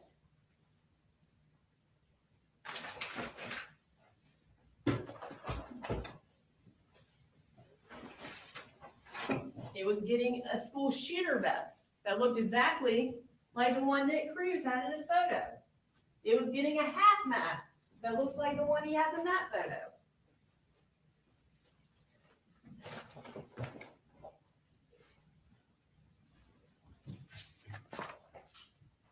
And the truth is, if securing the gun had ever been a priority for the defendant, he could have just used a gun lock that came with the guns he bought. You saw Sarah Van Holm put this in the rifle. It took 10 seconds. 10 seconds would have prevented all of this. But he didn't bother. Finally, for the second-degree murder and involuntary manslaughter charges, the state must prove that the defendant was the proximate cause of the deaths of Mason, Christian, Coach Aspinwall, and Miss Earmy, that their deaths were reasonably foreseeable. And again, the defense is misstating the law. We don't have to prove that the defendant could foresee exactly the way Colt was going to murder people, that he was going to get on a bus with a long gun. We just have to prove that the deaths were reasonably foreseeable. And the board over there, that's enough. You see that, you know what he's going to do. But there's more. The defendant knew that Colt had committed a mass shooting even before the news broke that there was a mass shooting at Appalachia High School. At 10:55, Jenny texted him, "I'm scared." The only time he had talked to her was at 8:30 after she had gotten off the bus. Yet he doesn't say, "Why are you scared? Everything okay? What's going on?" He says, "It's going to be okay." Because he knew exactly what she was scared of. After he heard that there was a shooting, but before Colt's name was released, the defendant knew for sure his son had committed this crime. Everyone who had a child at Appalachia High School was leaving work and going to the school because they had heard about the shooting. Remember Jackie Garcia? She ran across the street after telling her employer, "I'm going to go check on my daughter." We didn't just have her testify for emotional effect. Her testimony had a purpose. The body cam we played through her had a purpose. It showed that her and parent after parent came running to Appalachia High School. They were terrified. They were wondering if their child was hurt. But not the defendant. He told Special Agent Ward that he left the job site as soon as Colt texted him, "No, I love you," and Coley and Jenny. But that text was at 10:03. He didn't leave the job site until 11:18, an hour and 15 minutes later. He knew what Colt was about to do, and he just continued to work. He didn't call George Clackham until 11:07 to tell him he was leaving. He lied to George and said his son broke his arm. And do you remember his explanation on the stand? He needed to tell George something that was serious to get his attention. Are you serious? Are you joking me? Jenny texted the defendant at 11:01. 3 people are dead at the high school. You can see under red, the defendant read that at 11:01. So at 11:07, when he's calling George Clackham, he knows 3 people are dead at the high school. Something serious would be, hey, George, there's a shooting at my son's high school. I've got to go. He lied to George for one reason. He knew his son was the shooter. He did not need to hide the fact that his child was at a school where a shooting had occurred. He needed to hide the fact that his son was a school shooter. So he lied. Instead of going to pick up Jenny, who was begging for him to come get her, who was scared, he goes to QT and gets a drink, and then he goes home to confirm what he already knew, that his child had murdered people. And even more chilling, even more evidence that he knew what Colt had done, is that as soon as Jenny told him that 3 people are dead, at 11:01, she told him that. And you know what he never did again? Until police got there and he knew Colt was alive? He never texted or called Colt again. After 11:01, his last text to him was at 10:50. Hey, can you give me a quick call? You saw the texts and calls he was doing after he said, I'm sorry. It was constant. But never again after 11:01. Do you know why? He thought his son was dead or in custody. He knew he couldn't answer the phone.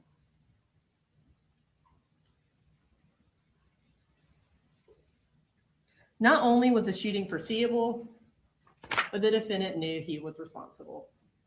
You heard how Marcy researched Ethan Crumbly, a case where the parents of the school shooter were charged for not securing a gun. And you heard how Marcy clearly communicated that to the defendant based on their constant phone calls. You heard how the defendant lied to his boss to hide the fact that his son was a school shooter. And you heard how he made Jenny lie for him. The defendant not only knew what his son had done, but he knew what he had done too. Of the 2,000 students at Appalachia High School, only one set of parents suspected that their child was a school shooter. And only one parent had custody of that child and had given him the rifle and ammunition that he used. And that one parent was the defendant, Colin Gray. That is foreseeability, that is murder in the second degree, and that is involuntary manslaughter. Ladies and gentlemen, the defendant wants you to believe that this wasn't his fault, that he was trying his hardest, that being a single dad is hard. The defendant wants you to believe that he needed just one more day, and he would have taken that rifle away and everything would have been different. I knew, I needed just one more day. I think this would have just changed everything because I could feel it. I could see. You can feel what? Just his whole attitude change. How? The defendant had 292 days between the day he bought his son a rifle on November 17th of 2023 and the day this unspeakable crime happened. 292 days to take any number of heartbreakingly small steps to prevent this mass shooting. He could have not lied to Miss Pierre Charles the day she did a home visit and asked him or asked her to get him some help for his child. He could have not bought his son, who had been accused of threatening to shoot up a school, an AR-style rifle on November 17th of 2023. He could have put his son in 8th grade any day that school year, so he had resources available to him. He could have called 911 the day his son had an anxiety attack and begged him for help. He could have locked the rifle in his truck the day Colt asked the defendant for 150 rounds. He could have sold the rifle back to Mike's gun room the day Colt told the defendant that the blood would be on his hands when something happened. He could have bought a safe and secured the rifle the day Colt used it in a fight with Marcy. He could have put one of those gun locks he had on Colt's rifle the day he saw the mass murder of children tacked on his wall. He could have answered the phone the day Don Crook called.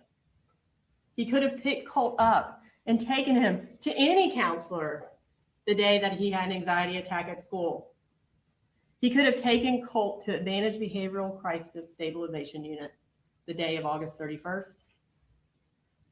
The defendant did not take any of these heartbreakingly small steps. And because he didn't, because the defendant consciously disregarded the very apparent and obvious risk that his son was going to harm people, Mason, Christian, Coach Aspinwall, and Ms. Earmy do not get another day. They do not get one more day. Because of the defendant, their families will never get one more day with them.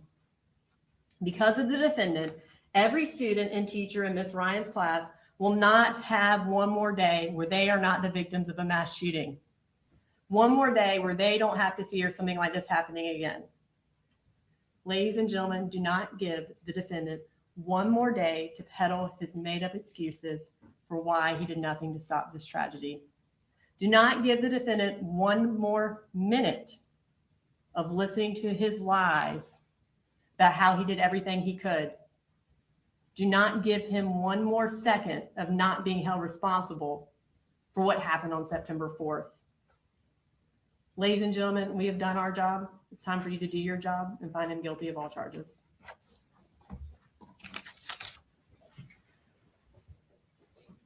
Counsel, are we good to proceed with the charges? Yes, Judge. Yes, Judge. So, ladies and gentlemen, you've been told a couple of times that I will give you the charge at the end of the trial. What I'm about to do now is give you that charge that is instructing you on the law. You're considering the case of the state of Georgia versus Colin. The grand jury has indicted the defendants for the following offenses: murder in the second degree. There's 2 counts of that. Cruelty to children in the second degree. There are 20 counts in the indictment. 2 of those counts have been removed from your consideration as those kids did not testify. So you'll see 18 counts. Involuntary manslaughter, there are 2 counts there. And reckless conduct, 5 counts in the indictment. You will have the indictment with you in the jury room during deliberations, and you must read it. You will also be considering the alternative charge of 2 forms of involuntary manslaughter with the second-degree murder counts, and a second form of involuntary manslaughter with the 2 involuntary manslaughter counts. All of the charges will be defined for you here in just a minute. The defendant has entered a plea of not guilty to this indictment. The indictment and the plea form the issue that you are to decide. Neither the indictment nor the plea of not guilty should be considered as evidence. The defendant is presumed to be innocent until proven guilty. The defendant enters upon the trial of the case with a presumption of innocence in his favor. This presumption remains with the defendant until it is overcome by the state with evidence that is sufficient to convince you beyond a reasonable doubt that the defendant is guilty of the offense or offenses charged. No person shall be convicted of any crime unless and until each element of the crime is proven beyond a reasonable doubt. The burden of proof rests upon the state to prove every material allegation of the indictment and every essential element of the crime charged beyond a reasonable doubt. There is no burden of proof upon the defendant whatsoever, and the burden never shifts to the defendant to introduce evidence or to prove his innocence. However, the state is not required to prove the guilt of the accused beyond all doubt or to a mathematical certainty. A reasonable doubt means just what it says. A reasonable doubt is a doubt of a fair-minded, impartial juror honestly seeking the truth. A reasonable doubt is a doubt based upon common sense and reason. It does not mean a vague or arbitrary doubt, but it is a doubt for which a reason can be given, arising from the consideration of the evidence, a lack of evidence, or a conflict in the evidence. After giving consideration to all of the facts and circumstances of this case, if your minds are wavering, unsettled, or unsatisfied, then that is a doubt of the law, and you must acquit the defendant. But But if that doubt does not exist in your minds as to the guilt of the accused, then you would be authorized to convict the defendant. If the state fails to prove the defendant's guilt beyond a reasonable doubt, it would be your duty to acquit the defendant. Facts and circumstances that merely place upon the defendant a grave suspicion of the crime charged, or that merely raise a speculation or conjecture of the defendant's guilt, are not sufficient to authorize the conviction of the defendant. Members of the jury, it's my duty and responsibility to determine the law that applies to this case and to instruct you on that law. You are bound by these instructions. It is your duty to determine the facts of the case from all of the evidence presented. Then you must apply the law that I'm giving to you in this charge to the facts as you find them to be. Your oath requires that you will decide this case based on the evidence. Evidence is the means by which any fact that is put in issue is established or disproved. Evidence includes all of the testimony of the witnesses and any exhibits admitted during the trial. Evidence does not include the indictment, the plea of not guilty, opening or closing remarks of the attorneys, or the questions asked by the attorneys. Evidence may be either direct or circumstantial or both. In considering the evidence, you may use reasoning and common sense to make deductions and reach conclusions.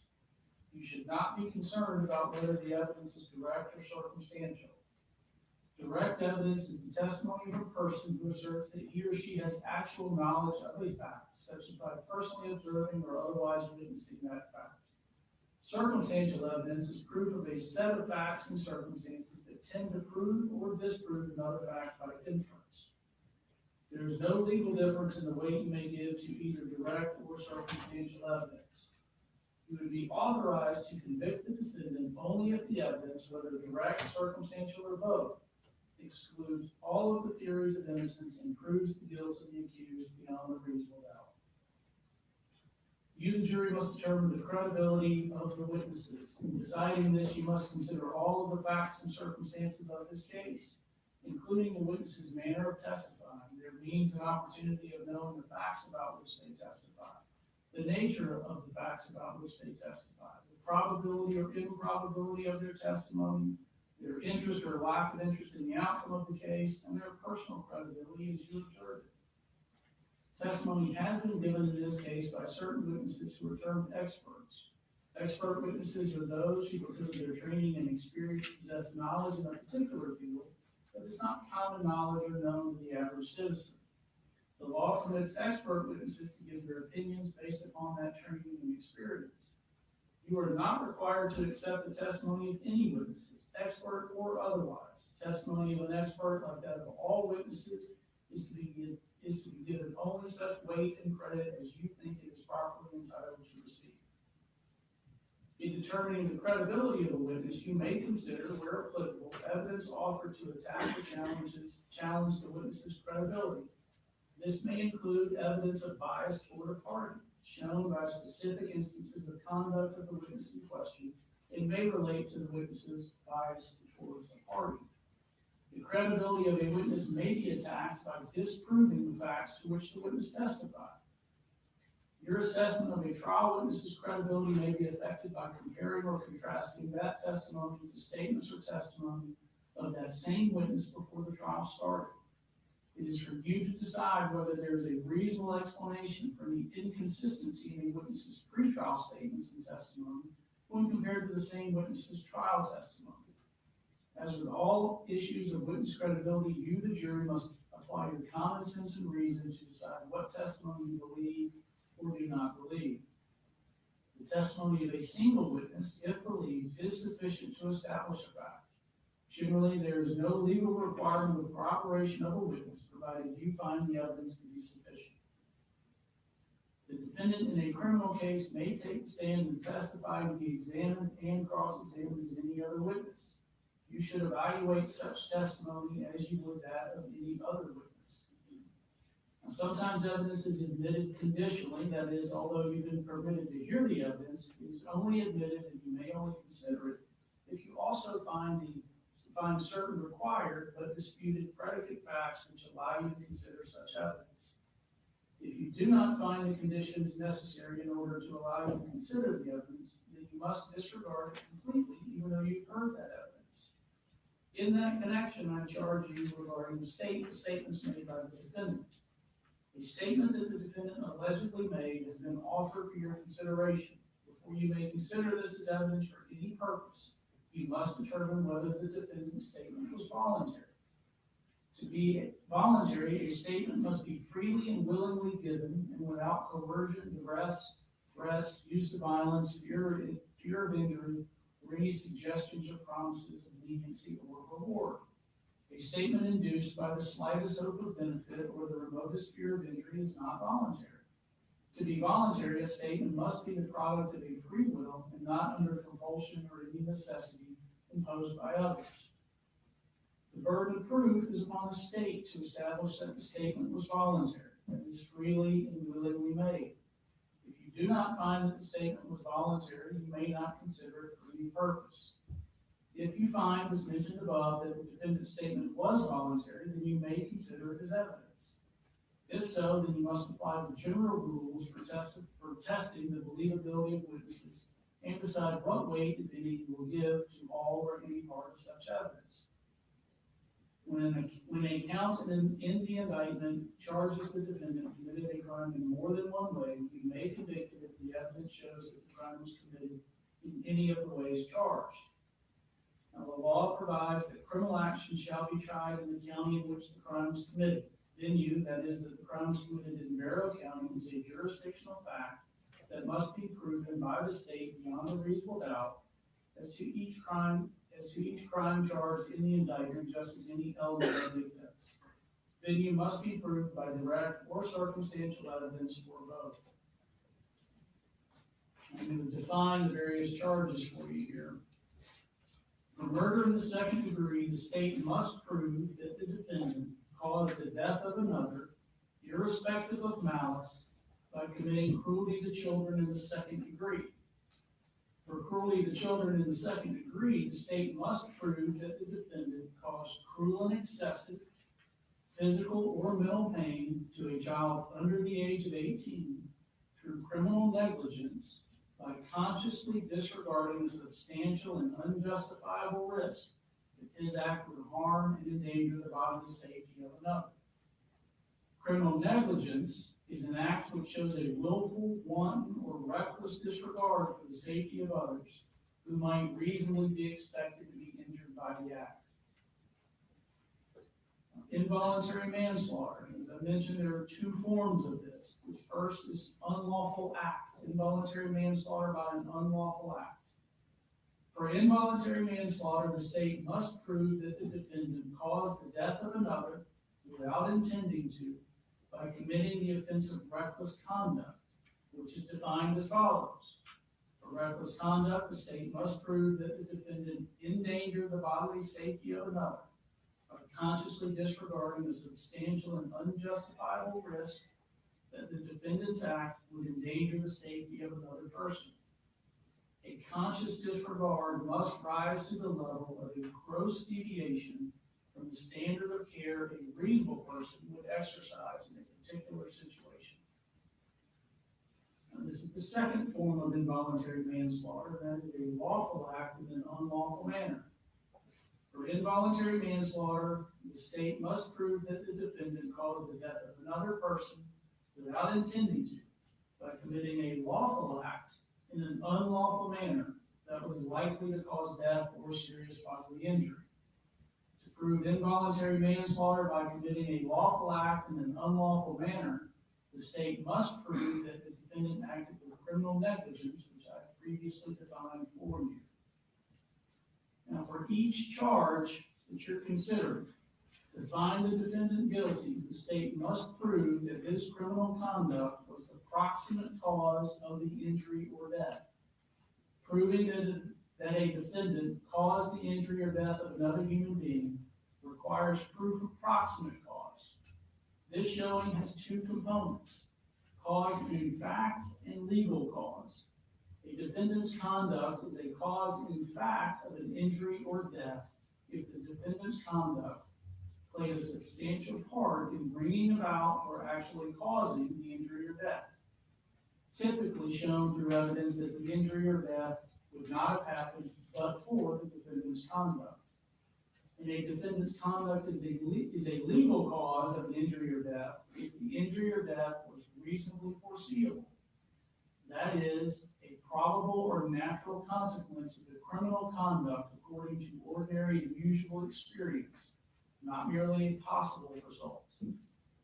There may be an intervening act between the defendant's criminal conduct and the injury or death. However, if the defendant could have anticipated or reasonably foresee the intervening act, you may conclude that the injury or death was reasonably foreseeable and caused by the defendant. An intervening act is reasonably foreseeable if it may have occurred in the ordinary course of events or was set in motion by the defendant. An intervening act may be reasonably foreseeable even if that act was not intended by the defendant, so long as the intervening act was a reasonable foreseeable consequence of the defendant's criminal conduct. You may conclude that the injury or death was a reasonably foreseeable result of this conduct. Now, recordings of interviews have been admitted into evidence. Only portions of the interviews have been played to ensure that the videos comply with the rules of evidence and we also skip past periods of inactivity on the videos. Only introducing portions of the videos was not a mistake or an oversight by the parties, but was intentional so that the video could be admitted as evidence. You are not to hold or consider the unplayed portions of the videos for or against either party. Now, a verdict form has been prepared for you. You will have the verdict form with you. The verdict form lists all of the counts that you're to consider from the indictment and then the additional charges that have been added as alternative charges. Note on the verdict form that there is no count 9 or count 21. Those are the counts that were removed due to those children not testifying. And you're to consider each one of these charges separately and independently. Now, if after considering the testimony and evidence presented to you together with the charge of the court, you should find and believe beyond a reasonable doubt that the defendant in Barrow County, Georgia, did on or about the 4th day of September 2024, commit the offenses as alleged in the indictment and appearing in the verdict form, you would be authorized to find the defendant guilty. In that event, the form of your verdict would be, we, the jury, find the defendant guilty of that count. If you do not believe the defendant is guilty, or if you have any reasonable doubt as to the defendant's guilt, then it would be your duty to acquit the defendant, in which event the form of your verdict would be, we, the jury, find the defendant not guilty of that count.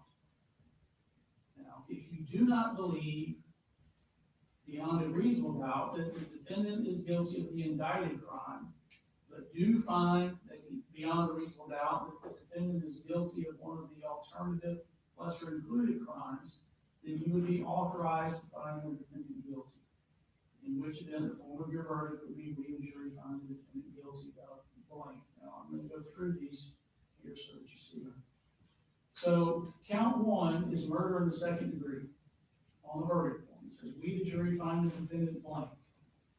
Below that is an or as to the lesser included offense of involuntary manslaughter by unlawful act. We, the jury, find the defendant blank. Again, it's guilty or not guilty. Or as to the lesser included offense of involuntary manslaughter by lawful act. We, the jury, find the defendant guilty or not guilty. Whichever charge you think is appropriate, that's the charge that you would enter your verdict as I instructed you on the lesser includeds. So count 1 has those 2 lesser includeds. Count 2 is cruelty to children in the second degree. We, the jury, find the defendant blank. All of a sudden I'm missing count 2, page 2. All right. Count 3, murder in the second degree. We, the jury, find the defendant blank. Or as to the lesser included involuntary manslaughter by an unlawful act. We, the jury, find the defendant blank. Or as to the lesser included involuntary manslaughter by lawful act. We, the jury, find the defendant blank. Again, consider each one independently and enter your verdict according with your findings. Count 4, cruelty to children in the second degree, we the jury find the defendant blank. Count 5, involuntary manslaughter, unlawful act, we the jury find the defendant blank. Or, as to the lesser included offense of involuntary manslaughter by lawful act, we the jury find the defendant blank. Count 6, reckless conduct, we the jury find the defendant blank. I'm not going to go through all these, but count 7 also has lessers. Involuntary manslaughter by unlawful act, we the jury find the defendant blank. Or as to the lesser included offense, involuntary manslaughter by lawful act, we the jury find the defendant blank. Each of the other counts is listed on the indictment, we the jury find the defendant blank. And again, enter not guilty or guilty in accordance with the verdict. Whatever your verdict is, it must be unanimous, that is agreed to by all. The verdict must be in writing and signed by one of your members as foreperson, dated, and returned to be published in open court. By no ruling or comment that I've made during the progress of the trial, I intend to express any interest upon the facts of the case, upon the credibility of the witnesses, upon the evidence, or upon the guilt or innocence of the defendant. Your verdict should be a true verdict based upon your opinion of the evidence according to the laws given to you in this charge. You are not to show favor or sympathy to one party or the other. It is your duty to consider the facts objectively without favor, affection, or sympathy to either party. In deciding this case, you should not be influenced by sympathy or prejudice. You are only concerned with whether the defendant is guilty or not guilty. You are not to concern yourselves with punishment. One of your first duties in the jury room would be to choose one of your members to be the foreperson. The foreperson will manage your deliberations and will sign the verdict to which all 12 of you freely and voluntarily agree. You should start your deliberations with an open mind. Talk with each other and consider each other's views. Each of you must decide this case for yourself, but you should do so only after discussing and considering the case with your fellow jurors. Don't hesitate to change an opinion if you're convinced that it's wrong. However, you should never give up an honest opinion to be congenial or to reach a verdict solely because of the opinions of other jurors. During your deliberations, you must not communicate with anyone other than your fellow jurors about the case. You're also, of course, not permitted to do any research about the case, including looking up anything about any of the legal concepts or anything that you heard during the course of the trial. These rules apply not only to in-person communication, but also using your cell phones to access the internet. If you have any questions, your foreperson needs to put that question in writing, give it to the bailiff, and the bailiff will give it to me. I've got alternates, but aside from that, are there any issues with the charge? No, Your Honor. Nothing to say, Your Honor.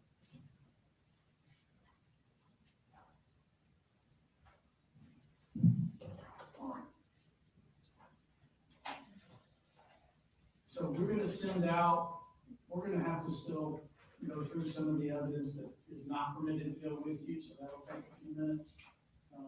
We will send out the verdict form and the indictment as I indicated.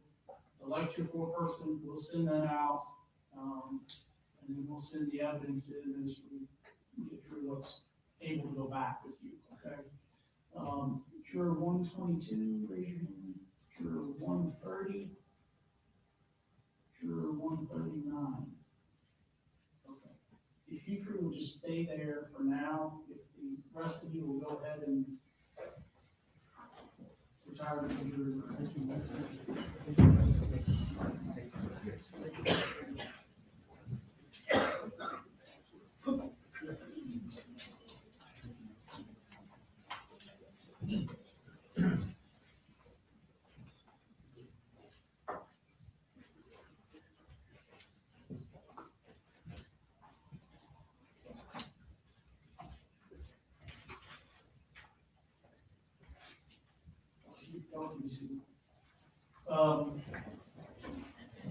So you don't, of course, realize there are 15 of you, and you always hear about 12-person verdicts and juries.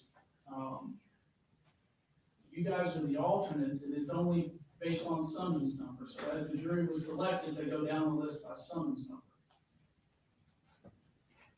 I very well may still need you, Okay, and to be honest, I'm kind of shocked that we got through a trial of this length without having to use an alternate.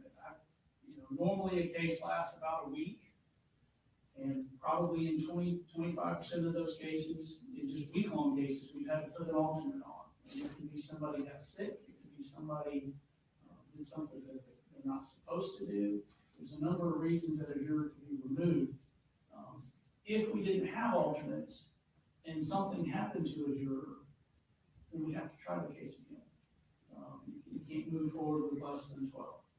So presently, you're gonna go to the other jury room, the 3 of you, if you need snacks or drinks or whatever, they'll get those for you.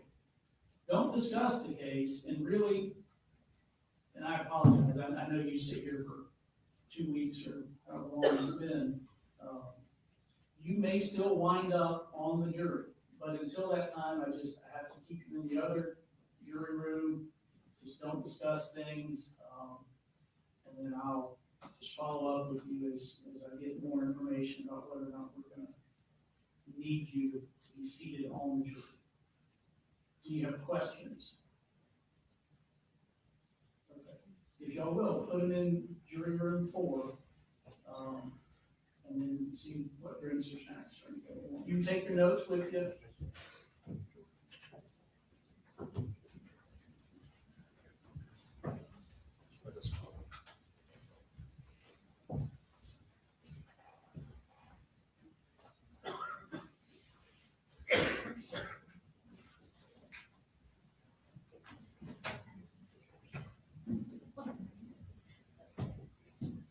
Is there a problem with the verdict form, Your Honor?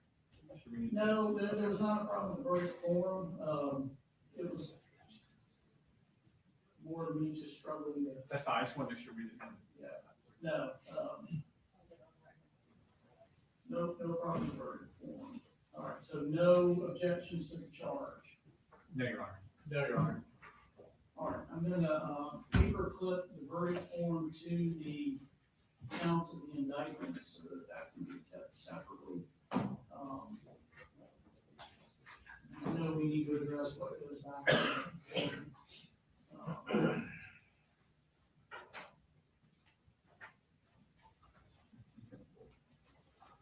I need to step off. I think I have a case or two on point about what goes back and what doesn't, just for a couple of issues. So I'll grab that. If I need the restroom break, go ahead and take it. So we'll resume in just a minute.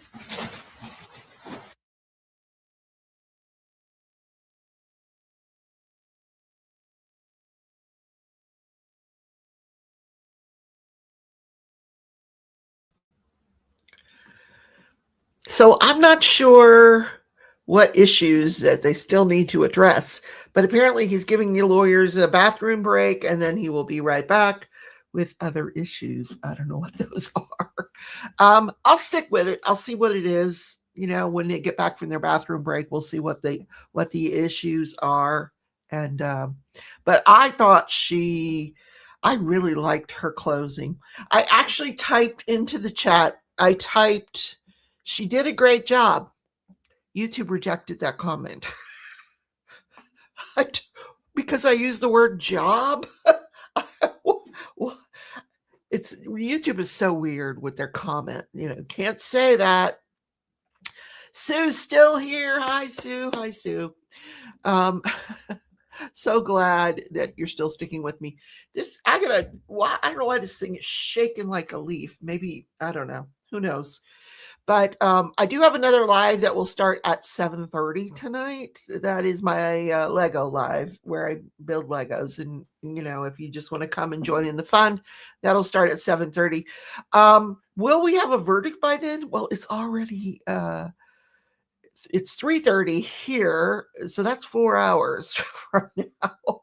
I don't know if the jury's staying late. You know, I guess if they get close to a verdict, they may stay late, but they've got a little bit of stuff to wade through with the jury instructions are ridiculously complicated, but for legal reasons. But they're going to have to go through and decide, they may all just raise their hand with second-degree murder, and then they don't have to go through anything. But they're going to have to go through causation, death by cruelty to children. They may not give him death, or they may not give him the second-degree murder. And that's without malice. What that means is he didn't premeditate anything. But that he committed cruelty to children, causing them physical or mental pain and disregarding the risk of injury to others. So, and it goes on and on and on. But and they may have to read through that a few times before they decide one way or the other.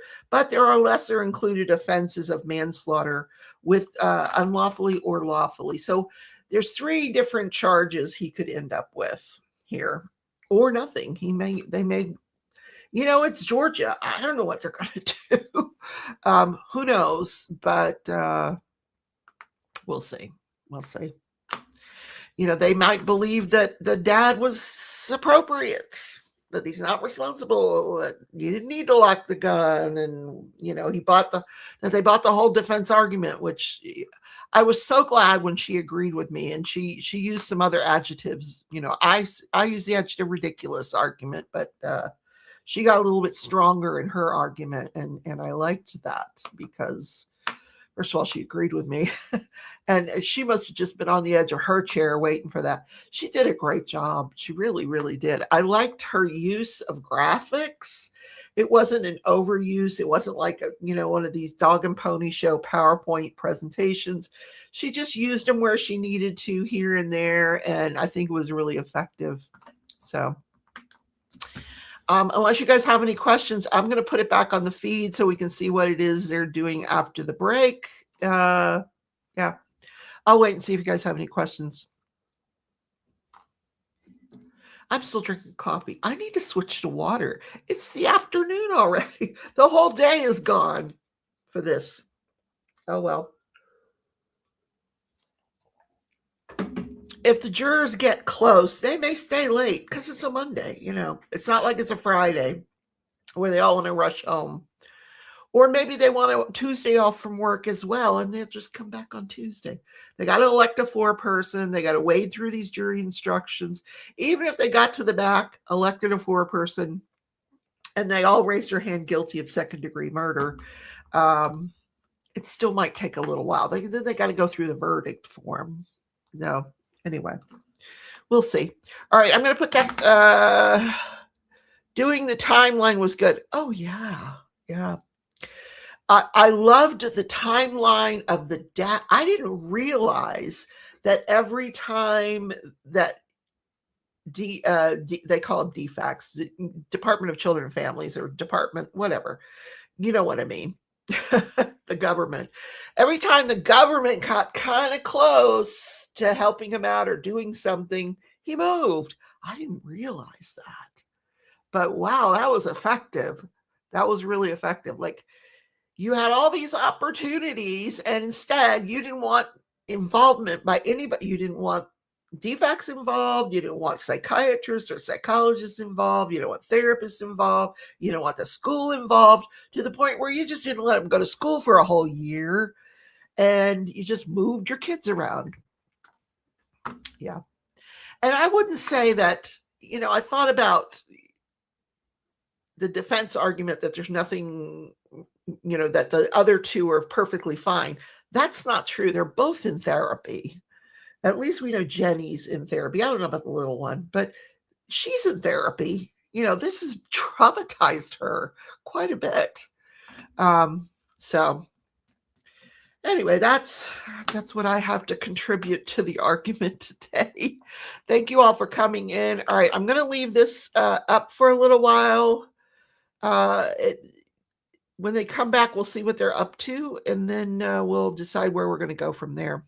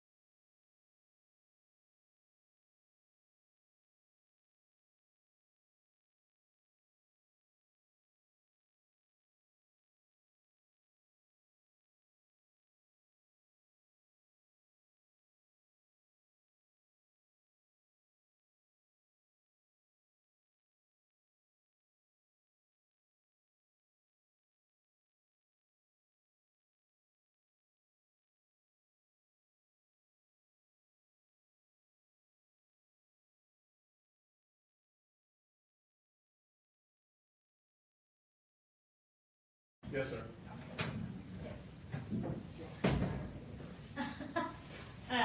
So regarding the PowerPoint, I think a lot, basically they went through and flagged any pages that they would object to going back.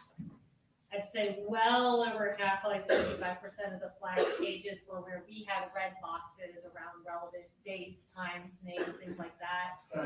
Once we saw that, our office went back and took all those red boxes out. So we now have a version that does not have that. So I think that resolves a large percentage of it. Mr. Berry's pointed out one slide where we had an FBI press release that was in reference to a text message that was sent by Marcy to the defendant, but we're fine taking out that press release because the slide was just the text of the press release. Okay. So we will take that out. There was one additional highlighted one that we have missed that we'll take out. And then I think the only other two issues in flipping through it is there's one picture that's duplicated a couple times that I can address why we did that and why we think it's appropriate to stay. And then we have the calendar that we use for reference throughout with different things on it that I think is appropriate evidence as it was prepared by the witness and isn't continuing evidence that would go back to the jury. I've got all the numbers, so once they pull those out, if I can go through them, probably got maybe 15, 18, so Yeah, shouldn't take us. Can I see the calendar? Is that readily accessible? it's on multiple slides, but I can show you like an example of one. We essentially had a running calendar that was filling out.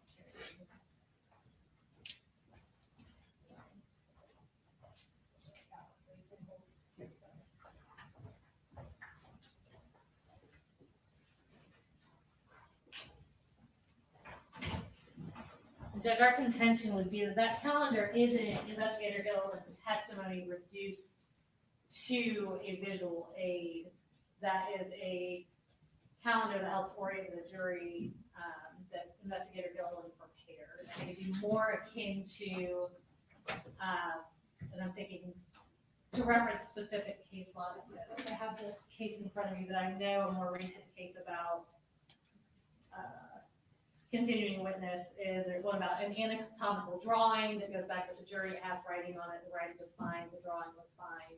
I think a calendar like this that was prepared as reference would go back with the jury. I think it's more akin to that than, say, an affidavit or a transcript of the deposition or something like that, or a witness statement that would obviously be a continuing witness issue. Judge, we feel like it is like a witness statement, number one, and it should be demonstrative. There are probably half of these that have marked or calendars for days on them. So testimony is already come concerning what's on the calendar. So. Number 71. 71, do they need a minute? And yes, and they're discussing it, Okay. and they'll let us know. And Judge, the case I'm citing, I believe it was Davis versus State, which is 371 Georgia Appeals 469. It's a 2024 case. I'm sorry, give me this side again. Yeah, it's 371 Georgia Appeals 469. It's a 2024 case. It says typically the types of documents that have been held subject to the continuing witness rule include affidavits, depositions, written confessions, statements, dying declarations. Importantly, it's inapplicable where the document issue is original documentary evidence or when the document is non-testimonial in nature because it was not a reduction or substitute for the person's oral statements or testimony. So this would not be original documentary evidence. A text message is. Sure. But this also would not be a substitute for Investigator Gilliland's testimony as it's referencing a specific date to a specific incident, not memorializing what she testified to as like How many calendars are there? Probably a few. maybe 20. There's one for each date we talked about in August and September. For personal training. All right, what I'm gonna do is bring the four-person in and let's see. if they want to do it. You would just put them right here at the beginning of the jury box. Right. No, in drops, yeah, out of view. Y'all can be still. So you're our four person. Yes, I It's 4:30. What, y'all discuss whether or not you want to start tonight or come in the morning. What's Yes, the we decision? would like to be handed the case today. Let me ask counsel this. So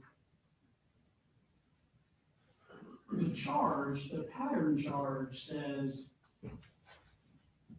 don't deliberate until everything's been sent back. I don't really know the basis for that. I've never found where that comes from. Statute, case law, I don't know where it comes from. Do y'all want me to give them that instruction, or are you okay with, here's the verdict form, here's the indictment, if y'all want to start deliberating, go ahead, while we sit through this. Are we only arguing right now about the PowerPoint? I think there's more things to argue about. There are more. I would say yes to the PowerPoint, no to the other evidence. That makes sense? Yes, go ahead without the PowerPoint until we can get it settled, Okay, because that's it's a summary of other evidence. So the evidence that's in the PowerPoint is in here too. But I'd like to see what this other stuff is before they start delivering. all right. I don't think there's much to. But I don't think that's much dispute at all. Okay.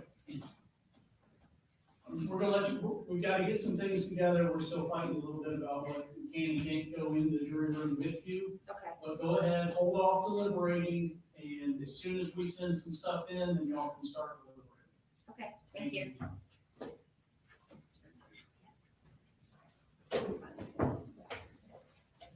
We'd rather kind of iron everything out than have everything go back in the same time. I understand. Yeah, After brief discussion, we are going to concede the calendar so that the jury can get the case quicker. So we've started working on that in our office. okay. Which I believe just leaves, Let me read this back. One of the- a duplicate photo. There's a photo of Holt Gray. The court can see, and you may recall this procedure in her closing. Holt Gray pointing the laser at the camera. He texted that photo to the defendant. We have it in the context of the text message when that was, showing that photo in the context of what the text message was. We also have it one other time in the context of the purchase, the Amazon picture from Amazon, as well as the line item purchase. So we think it's relevant in both contexts, and it would be confusing to remove it. It was presented twice. Yes, sir. Well, all right, y'all correct me if I'm wrong. Is there anything other than really a continuing witness to keep stuff out of the jury room in deliberation? No. No. That's the only thing. Well, the photo's not continuing witness, so it goes on. And I will let them, if y'all want to go back through and make sure there wasn't something I missed, but I think between that, the calendars, the red boxes, and everything else, we can see that that should cover it. And that's the unedited meeting. And Mr. Hobbs, did you say you had an objection to it? I do. This is what without the red box. You can do it whenever. Okay. So Judge, in the extractions of the different cell phones that have been put into evidence, obviously there are text messages and Google searches. We are objecting to those going back to the jury under the continuing witness. I will concede there is case law that they are documentary evidence. However, I do not feel that that law is correct and it needs to be changed. If I were to walk into a library and write a note saying, how do you dispose of a body, and hand it to the librarian, and then subsequently process or prosecuted, and that note came into evidence and was read by an investigator, there's no doubt that would be continuing witness and would not go out with the jury. The modern day equivalent of that very same scenario is me typing the same search on my phone. However, Court of Appeals Supreme Court has said that goes out as documentary evidence. We feel that that rule is not correct and should be changed, and we would ask that the cell phone records, specifically in regards to the Google searches and text messages not go out with the jury under the continuing witness rule. Let me make sure, but you do not have a case that says text messages are prohibited from the continuing, barred by the continuing witness. No, Judge, we feel that case is coming, and it hasn't come yet. Yes, sir. One other thing too, Judge, sending all of those out, there are a lot of those that were never used. So sending out things that were never brought to the attention of the jury is just throwing everything out there and letting them go through whatever number there is, if they have them. I only looked at 60,000, and you don't want to be sending 60,000 messages back. Yeah, what is y'all's position on what? So we obviously did not print out the entirety of the extraction, but a lot of times in Investigator Gilliland's testimony, she referenced what wasn't present. And so on those days, we put timelines so that we can show, hey, the defendant never called 911 on the day of September 4th, or here's what the defendant and Marcy talked about on August 29th. So there are timelines in there that weren't necessarily presented, because you can't present the entirety of the timeline when we're talking about the absence of something. But the jury would have to be able to, it was admitted into evidence and it is admissible and it's relevant, and I think the jury would be able to look through it to determine the absence of evidence. We did go through and get rid of anything that, like, there were some text messages between Marcy and Colt that were originally in there, but that the court excluded. We took those out. I think anything in there currently is relevant and admissible, and it was evidence that the jury can consider. I don't think evidence has to be published specifically to the jury in order for it to go back with the jury. I looked for case law and there's nothing that says that. Here's my concern, and again, I don't know, I only saw what the jury saw. My concern is, and this is why I was kind of phrasing it, the foundation's been laid, it's been authenticated, for, let's say, 60,000, the phone dump, 60,000 pages. You've authenticated the phone dump.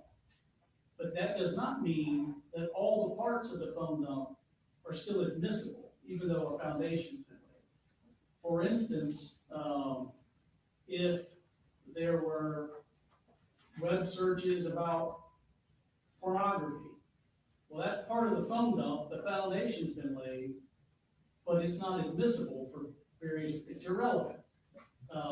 So that's my concern, that we've got, I don't know how many pages of documents that the foundation was laid for, but if a particular message or search or something wasn't presented, then it may not be admissible for a variety of reasons. And I understand the court's position. Our condition is that we only extracted and put in the notebooks what was relevant and admissible, and that what Investigator Gilliland testified to. But some of what her testimony was the absence of information. And so on those days, those timelines are present. We don't believe there's anything that would be inadmissible in them. The timeline, so a timeline extraction on a phone essentially is something that happens, is the part of the extraction that isn't just text messages. The text messages come in the bubbles, and then the website searches, you have the pictures. A timeline just shows what you're doing with your phone at each second of the day. It's all in one document. So it's like the defendant calls Colt at Are these the 10:20. timelines that she testified about, or are there Yes. other timelines that she didn't testify about? No, when she testified, and when Investigator McCorkle testified about these coming in, the only days that we put in was information she testified about. So for example, August 29th was a day where a lot happened. And a lot of the information was either the absence of information or what Marcy and the defendant were doing. So that timeline is in there because that day, what happened that day is relevant. But we don't have August 28th, for example, we don't have like August 28th and August 27th and August 26th and August 25th. We don't have those timelines in there because not everything that happened that day was relevant. But if she testified about the absence of information, then that whole day of what the defendant did is in there because it's relevant what he did that day. So like September 4th, what he did that entire day is relevant. So that whole day is in there. But not the whole day of July 31st. All the things she testified about. Yeah. The problem is she's created, this is an investigator created this document. And so I don't understand how it could not be continuing testimony. If the investigator created that and then they're putting her creation into evidence saying this is what I created. Well, tell me if you, I mean, it's somewhat like you have voluminous records and someone creates a summary of the voluminous records, that summary is admissible.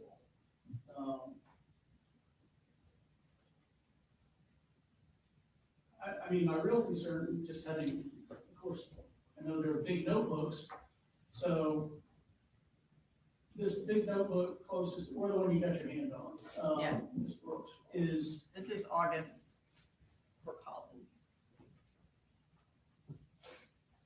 There are so many things that we didn't go into.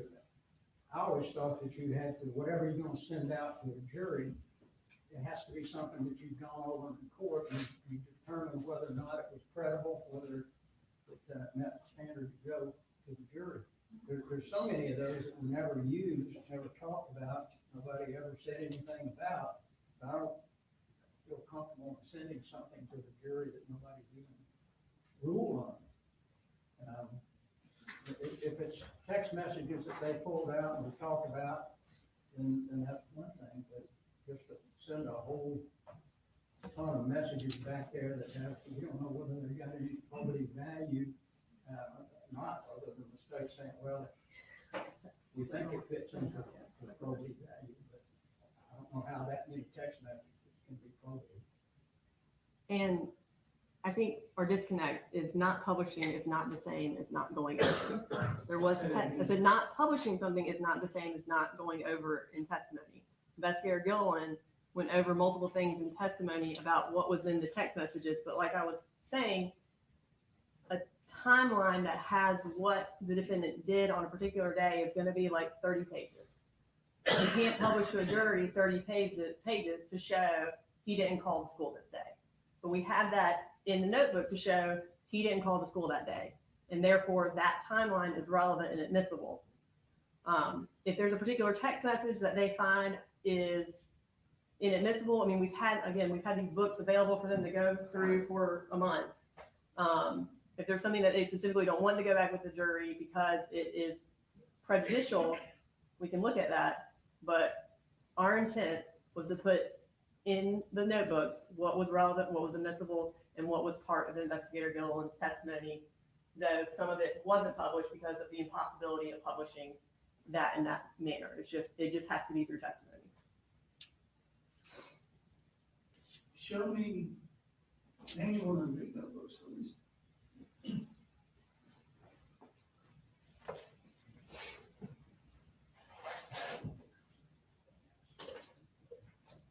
This is, most of them are small like this. This is the only big one. And if there, you can kind of see, there are certain.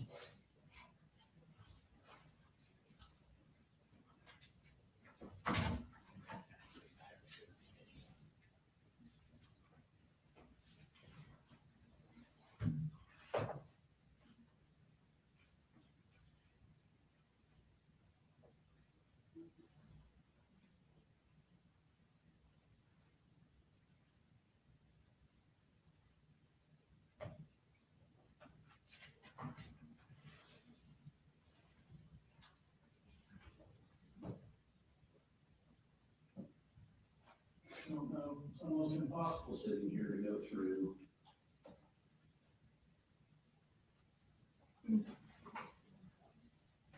In my understanding is that the text message tabs, the picture tabs, the web history tabs, those are all presented. The only information that wouldn't have been presented in its entirety would be the timeline tabs. I think if the court wants us to, we can take out some of those tabs that, I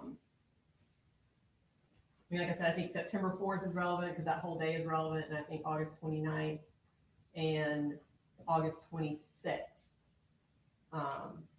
Because those are the days that actually Gilliland testified to the absence of information. But if you want us to take out some of the other timelines, that's the majority of what, those are the only items that wouldn't have been presented in their entirety. I mean, I just, so that you understand my concern, you know, there are a lot of text messages in here that we did not, that I didn't see. So there could be a text message in here that says, obviously this would be relevant, but hey, Colt, are you gonna go do the school shooting tomorrow? I didn't know, nobody knew that was in here. I believe we would have found it. Yeah, I believe you would too. That was a bad example, but just an instance of something that, you know, take something prejudicial. You know, I'm gonna, you know, I tried to murder Marcy, but she got away. You know, it is just buried in the text messages that I don't know that a jury would look at it, but it never got to be, I'll use the word vetted on whether or not it was relevant, whether or not it was improper character evidence. Well, if the court, like I was saying, I think September 4th, we essentially went through all those text messages, so I don't think there would be any prejudice for that whole day. I agree. Every text message shows admissible, goes, I mean, obviously admissible goes back. But if you want to take, I do think the 26th was the day where Colt was at the panic attack day. He was at school. And our contention is that the defendant didn't call the school, that they called him. And so I do think we need to keep that day in there. And we have Marcy's timeline from the 29th, which I don't think any of her searches would be prejudicial to the defendant or any of her text messages. So the state would be fine to take out the other timelines other than the 26th and September 4th. Okay, if you want to, Yeah. And then if they have a question, they can come. Sure.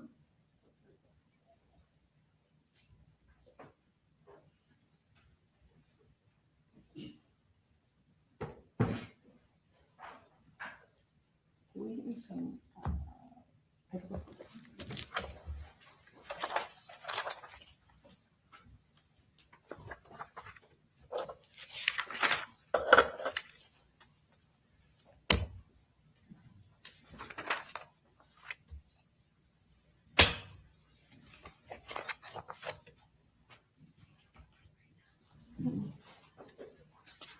Just, well, she's doing that, and there's one more thing in the PowerPoint that Mr. Berry put to our attention that we would dispute. There's screenshots of the defendant's location data, I think primarily, but maybe not entirely on subject form. The state's contention is that those screenshots, one, aren't subject to the continuing witness rule, but also are showing where the defendant was at different specific points in time. I think Mr. Berry felt that they were duplicative. But similar to the other one, I think they're relevant also. Do you believe that they're continuing witness? Continuing witness and also just 4 or 5 of the firehouse itself. But then they do have time, I understand what they're saying, but I do think it's continuing witness.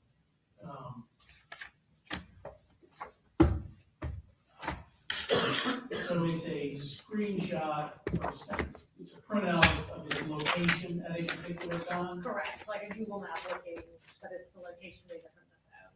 Yeah, I don't think location data from a phone is subject to continuing witness. There's more to it than that. If you look at it or discuss it, just location data extracted from a phone is Yeah. not continuing testimony.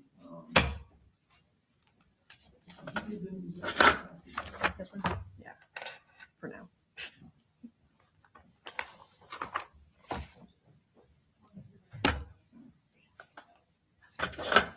I have no more. Maybe bring me 2.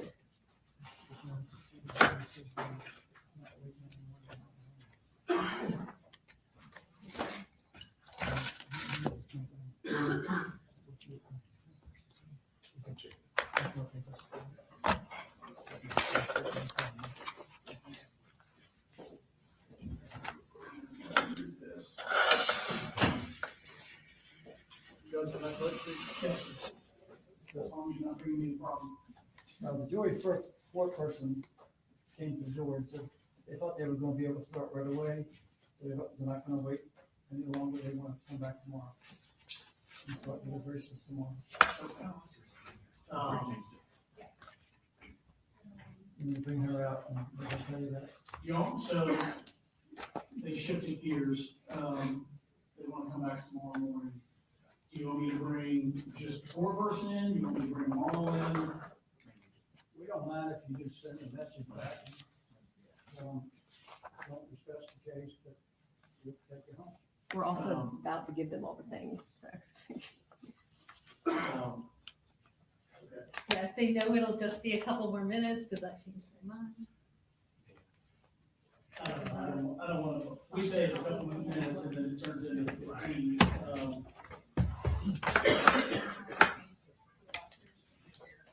Give me the 4-person, please.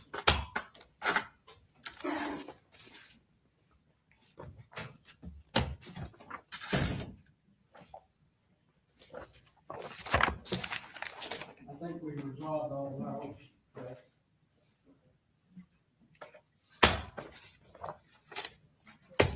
I'm just trying not to look like I'm taking out evidence.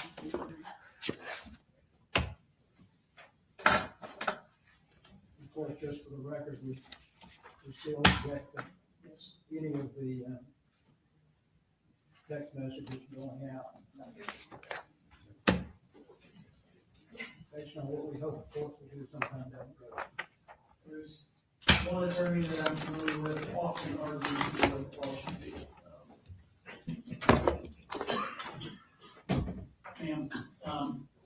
Our apologies, It's okay. but you don't want to go home, come back in the morning. Yeah, we were under the impression you guys were ready and we were gonna take it then, but if you still hashing stuff out, we'd rather come back fresh in the morning. Okay. Tell them 8:30, Brooks, tell them 8:30, again, nobody should be discussing the case or looking up anything that continues. And then you don't deliberate until all 12 of you are in the jury room. Understood. Okay. Thank you. And then Brooks, if you'll bring me the 3 alternates. Yes, sir. Yeah, will we have the evidence in there tomorrow when they get here? Or wait till they get here then review it? All right, did both sides see the written charge? Yes, sir. Yes, sir. Does everybody think it's okay? No, you just changed the less included part. Yeah, it's, the couple little things that I had just added, I had already written down, so Daniel will change those. All right, so we're gonna send the charges out. Yes, sir. All right.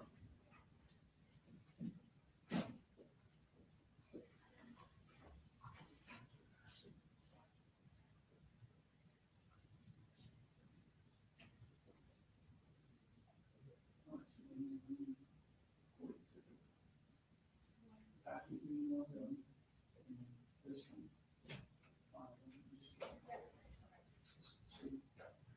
Terry, you can put them in the box if you got them there? Oh, you don't? Yes, we did. Okay. Yes.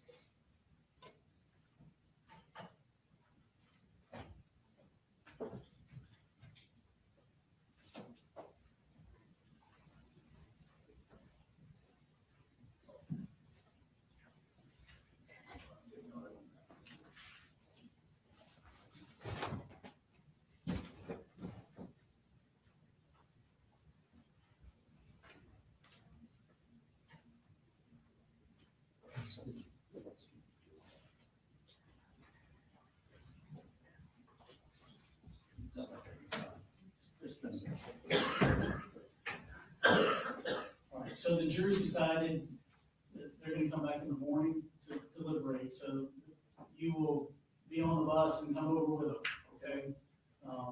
Did y'all get in your lunch orders for tomorrow? Yes. So, when you get here in the morning, they'll just put you in deliberation 4, snacks, drinks, whatever you want. Continue to understand though, you're under the same rules. Don't look up anything about the case. Don't get on social media. Don't talk to anybody about it. We could still lose jurors for any number of reasons, okay? Anybody have questions? You'll have a good evening. See you in the morning, normal time. Yes, sir. Meeting 8:30. Yes, sir. Yes, sir.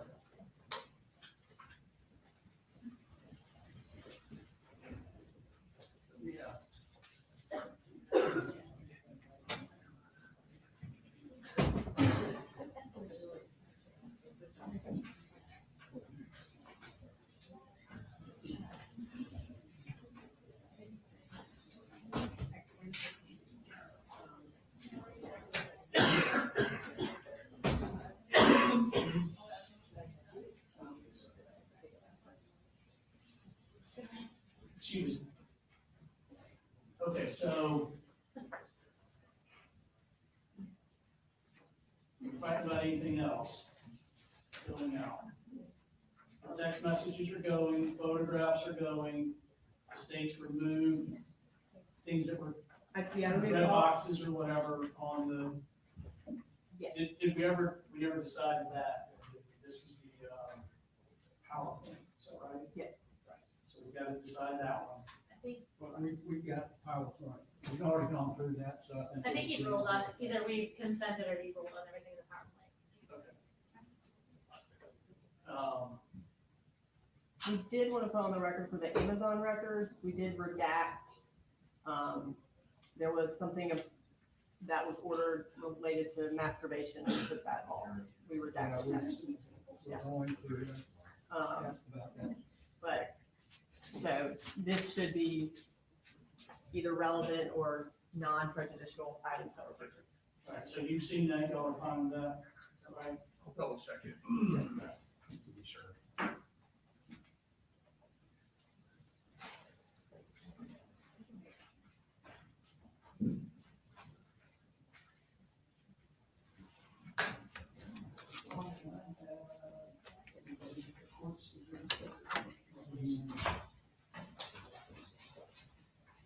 Obviously, this is cool, just the white one, this is. Yeah.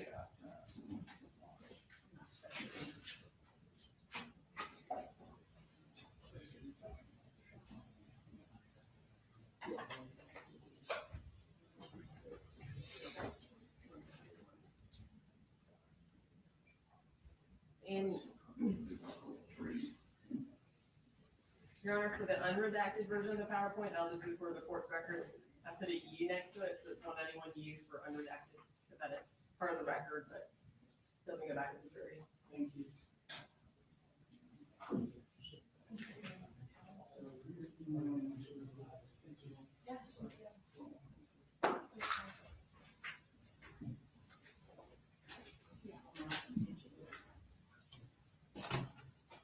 So one is the preliminary document. Two is this final charge.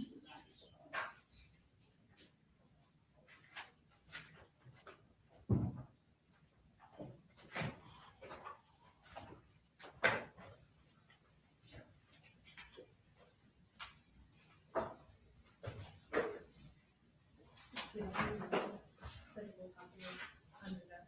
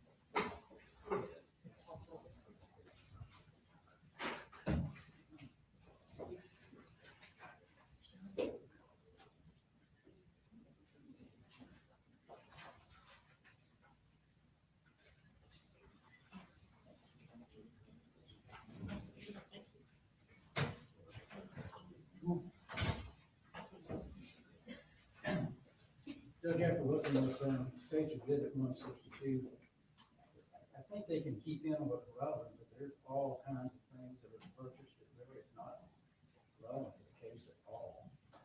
I know they redacted a few things, but Is there anything prejudicial?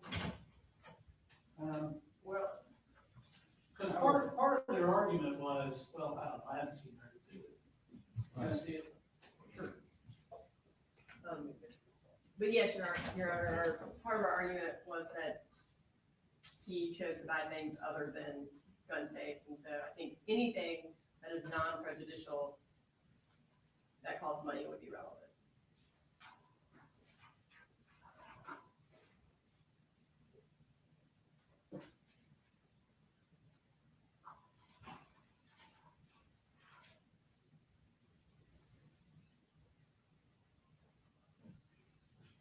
So I see two that were redacted, and it says redacted in the item.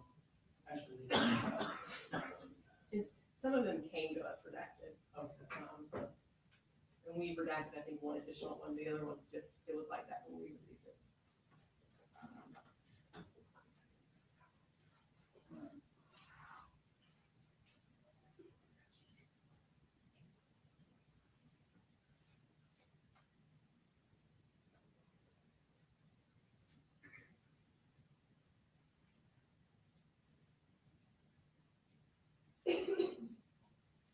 Again, if there's a particular entry that you think is prejudicial, we'll point that out, otherwise we'll make a copy of it, take it home tonight, Judge, and we can do that first thing. I would otherwise allow that. Well, very You can make a copy of it. Anything else?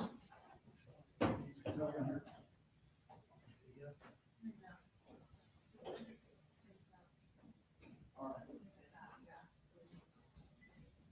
Let's meet at 8:45, just make sure.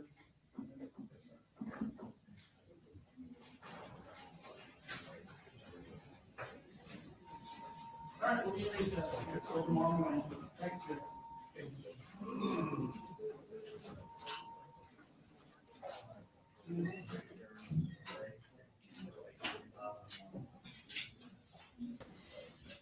So let me tell you what you've just been watching or not watching because it's incredibly boring. But the recess till tomorrow. But are they recessing the jury too? I heard him just say recess until tomorrow. I don't think. If the jury said they wanted to keep deliberating, is he sending the jury home? Did I miss that? Next week or? Okay, they need to turn the volume off, or I need to turn the volume off. Hold on.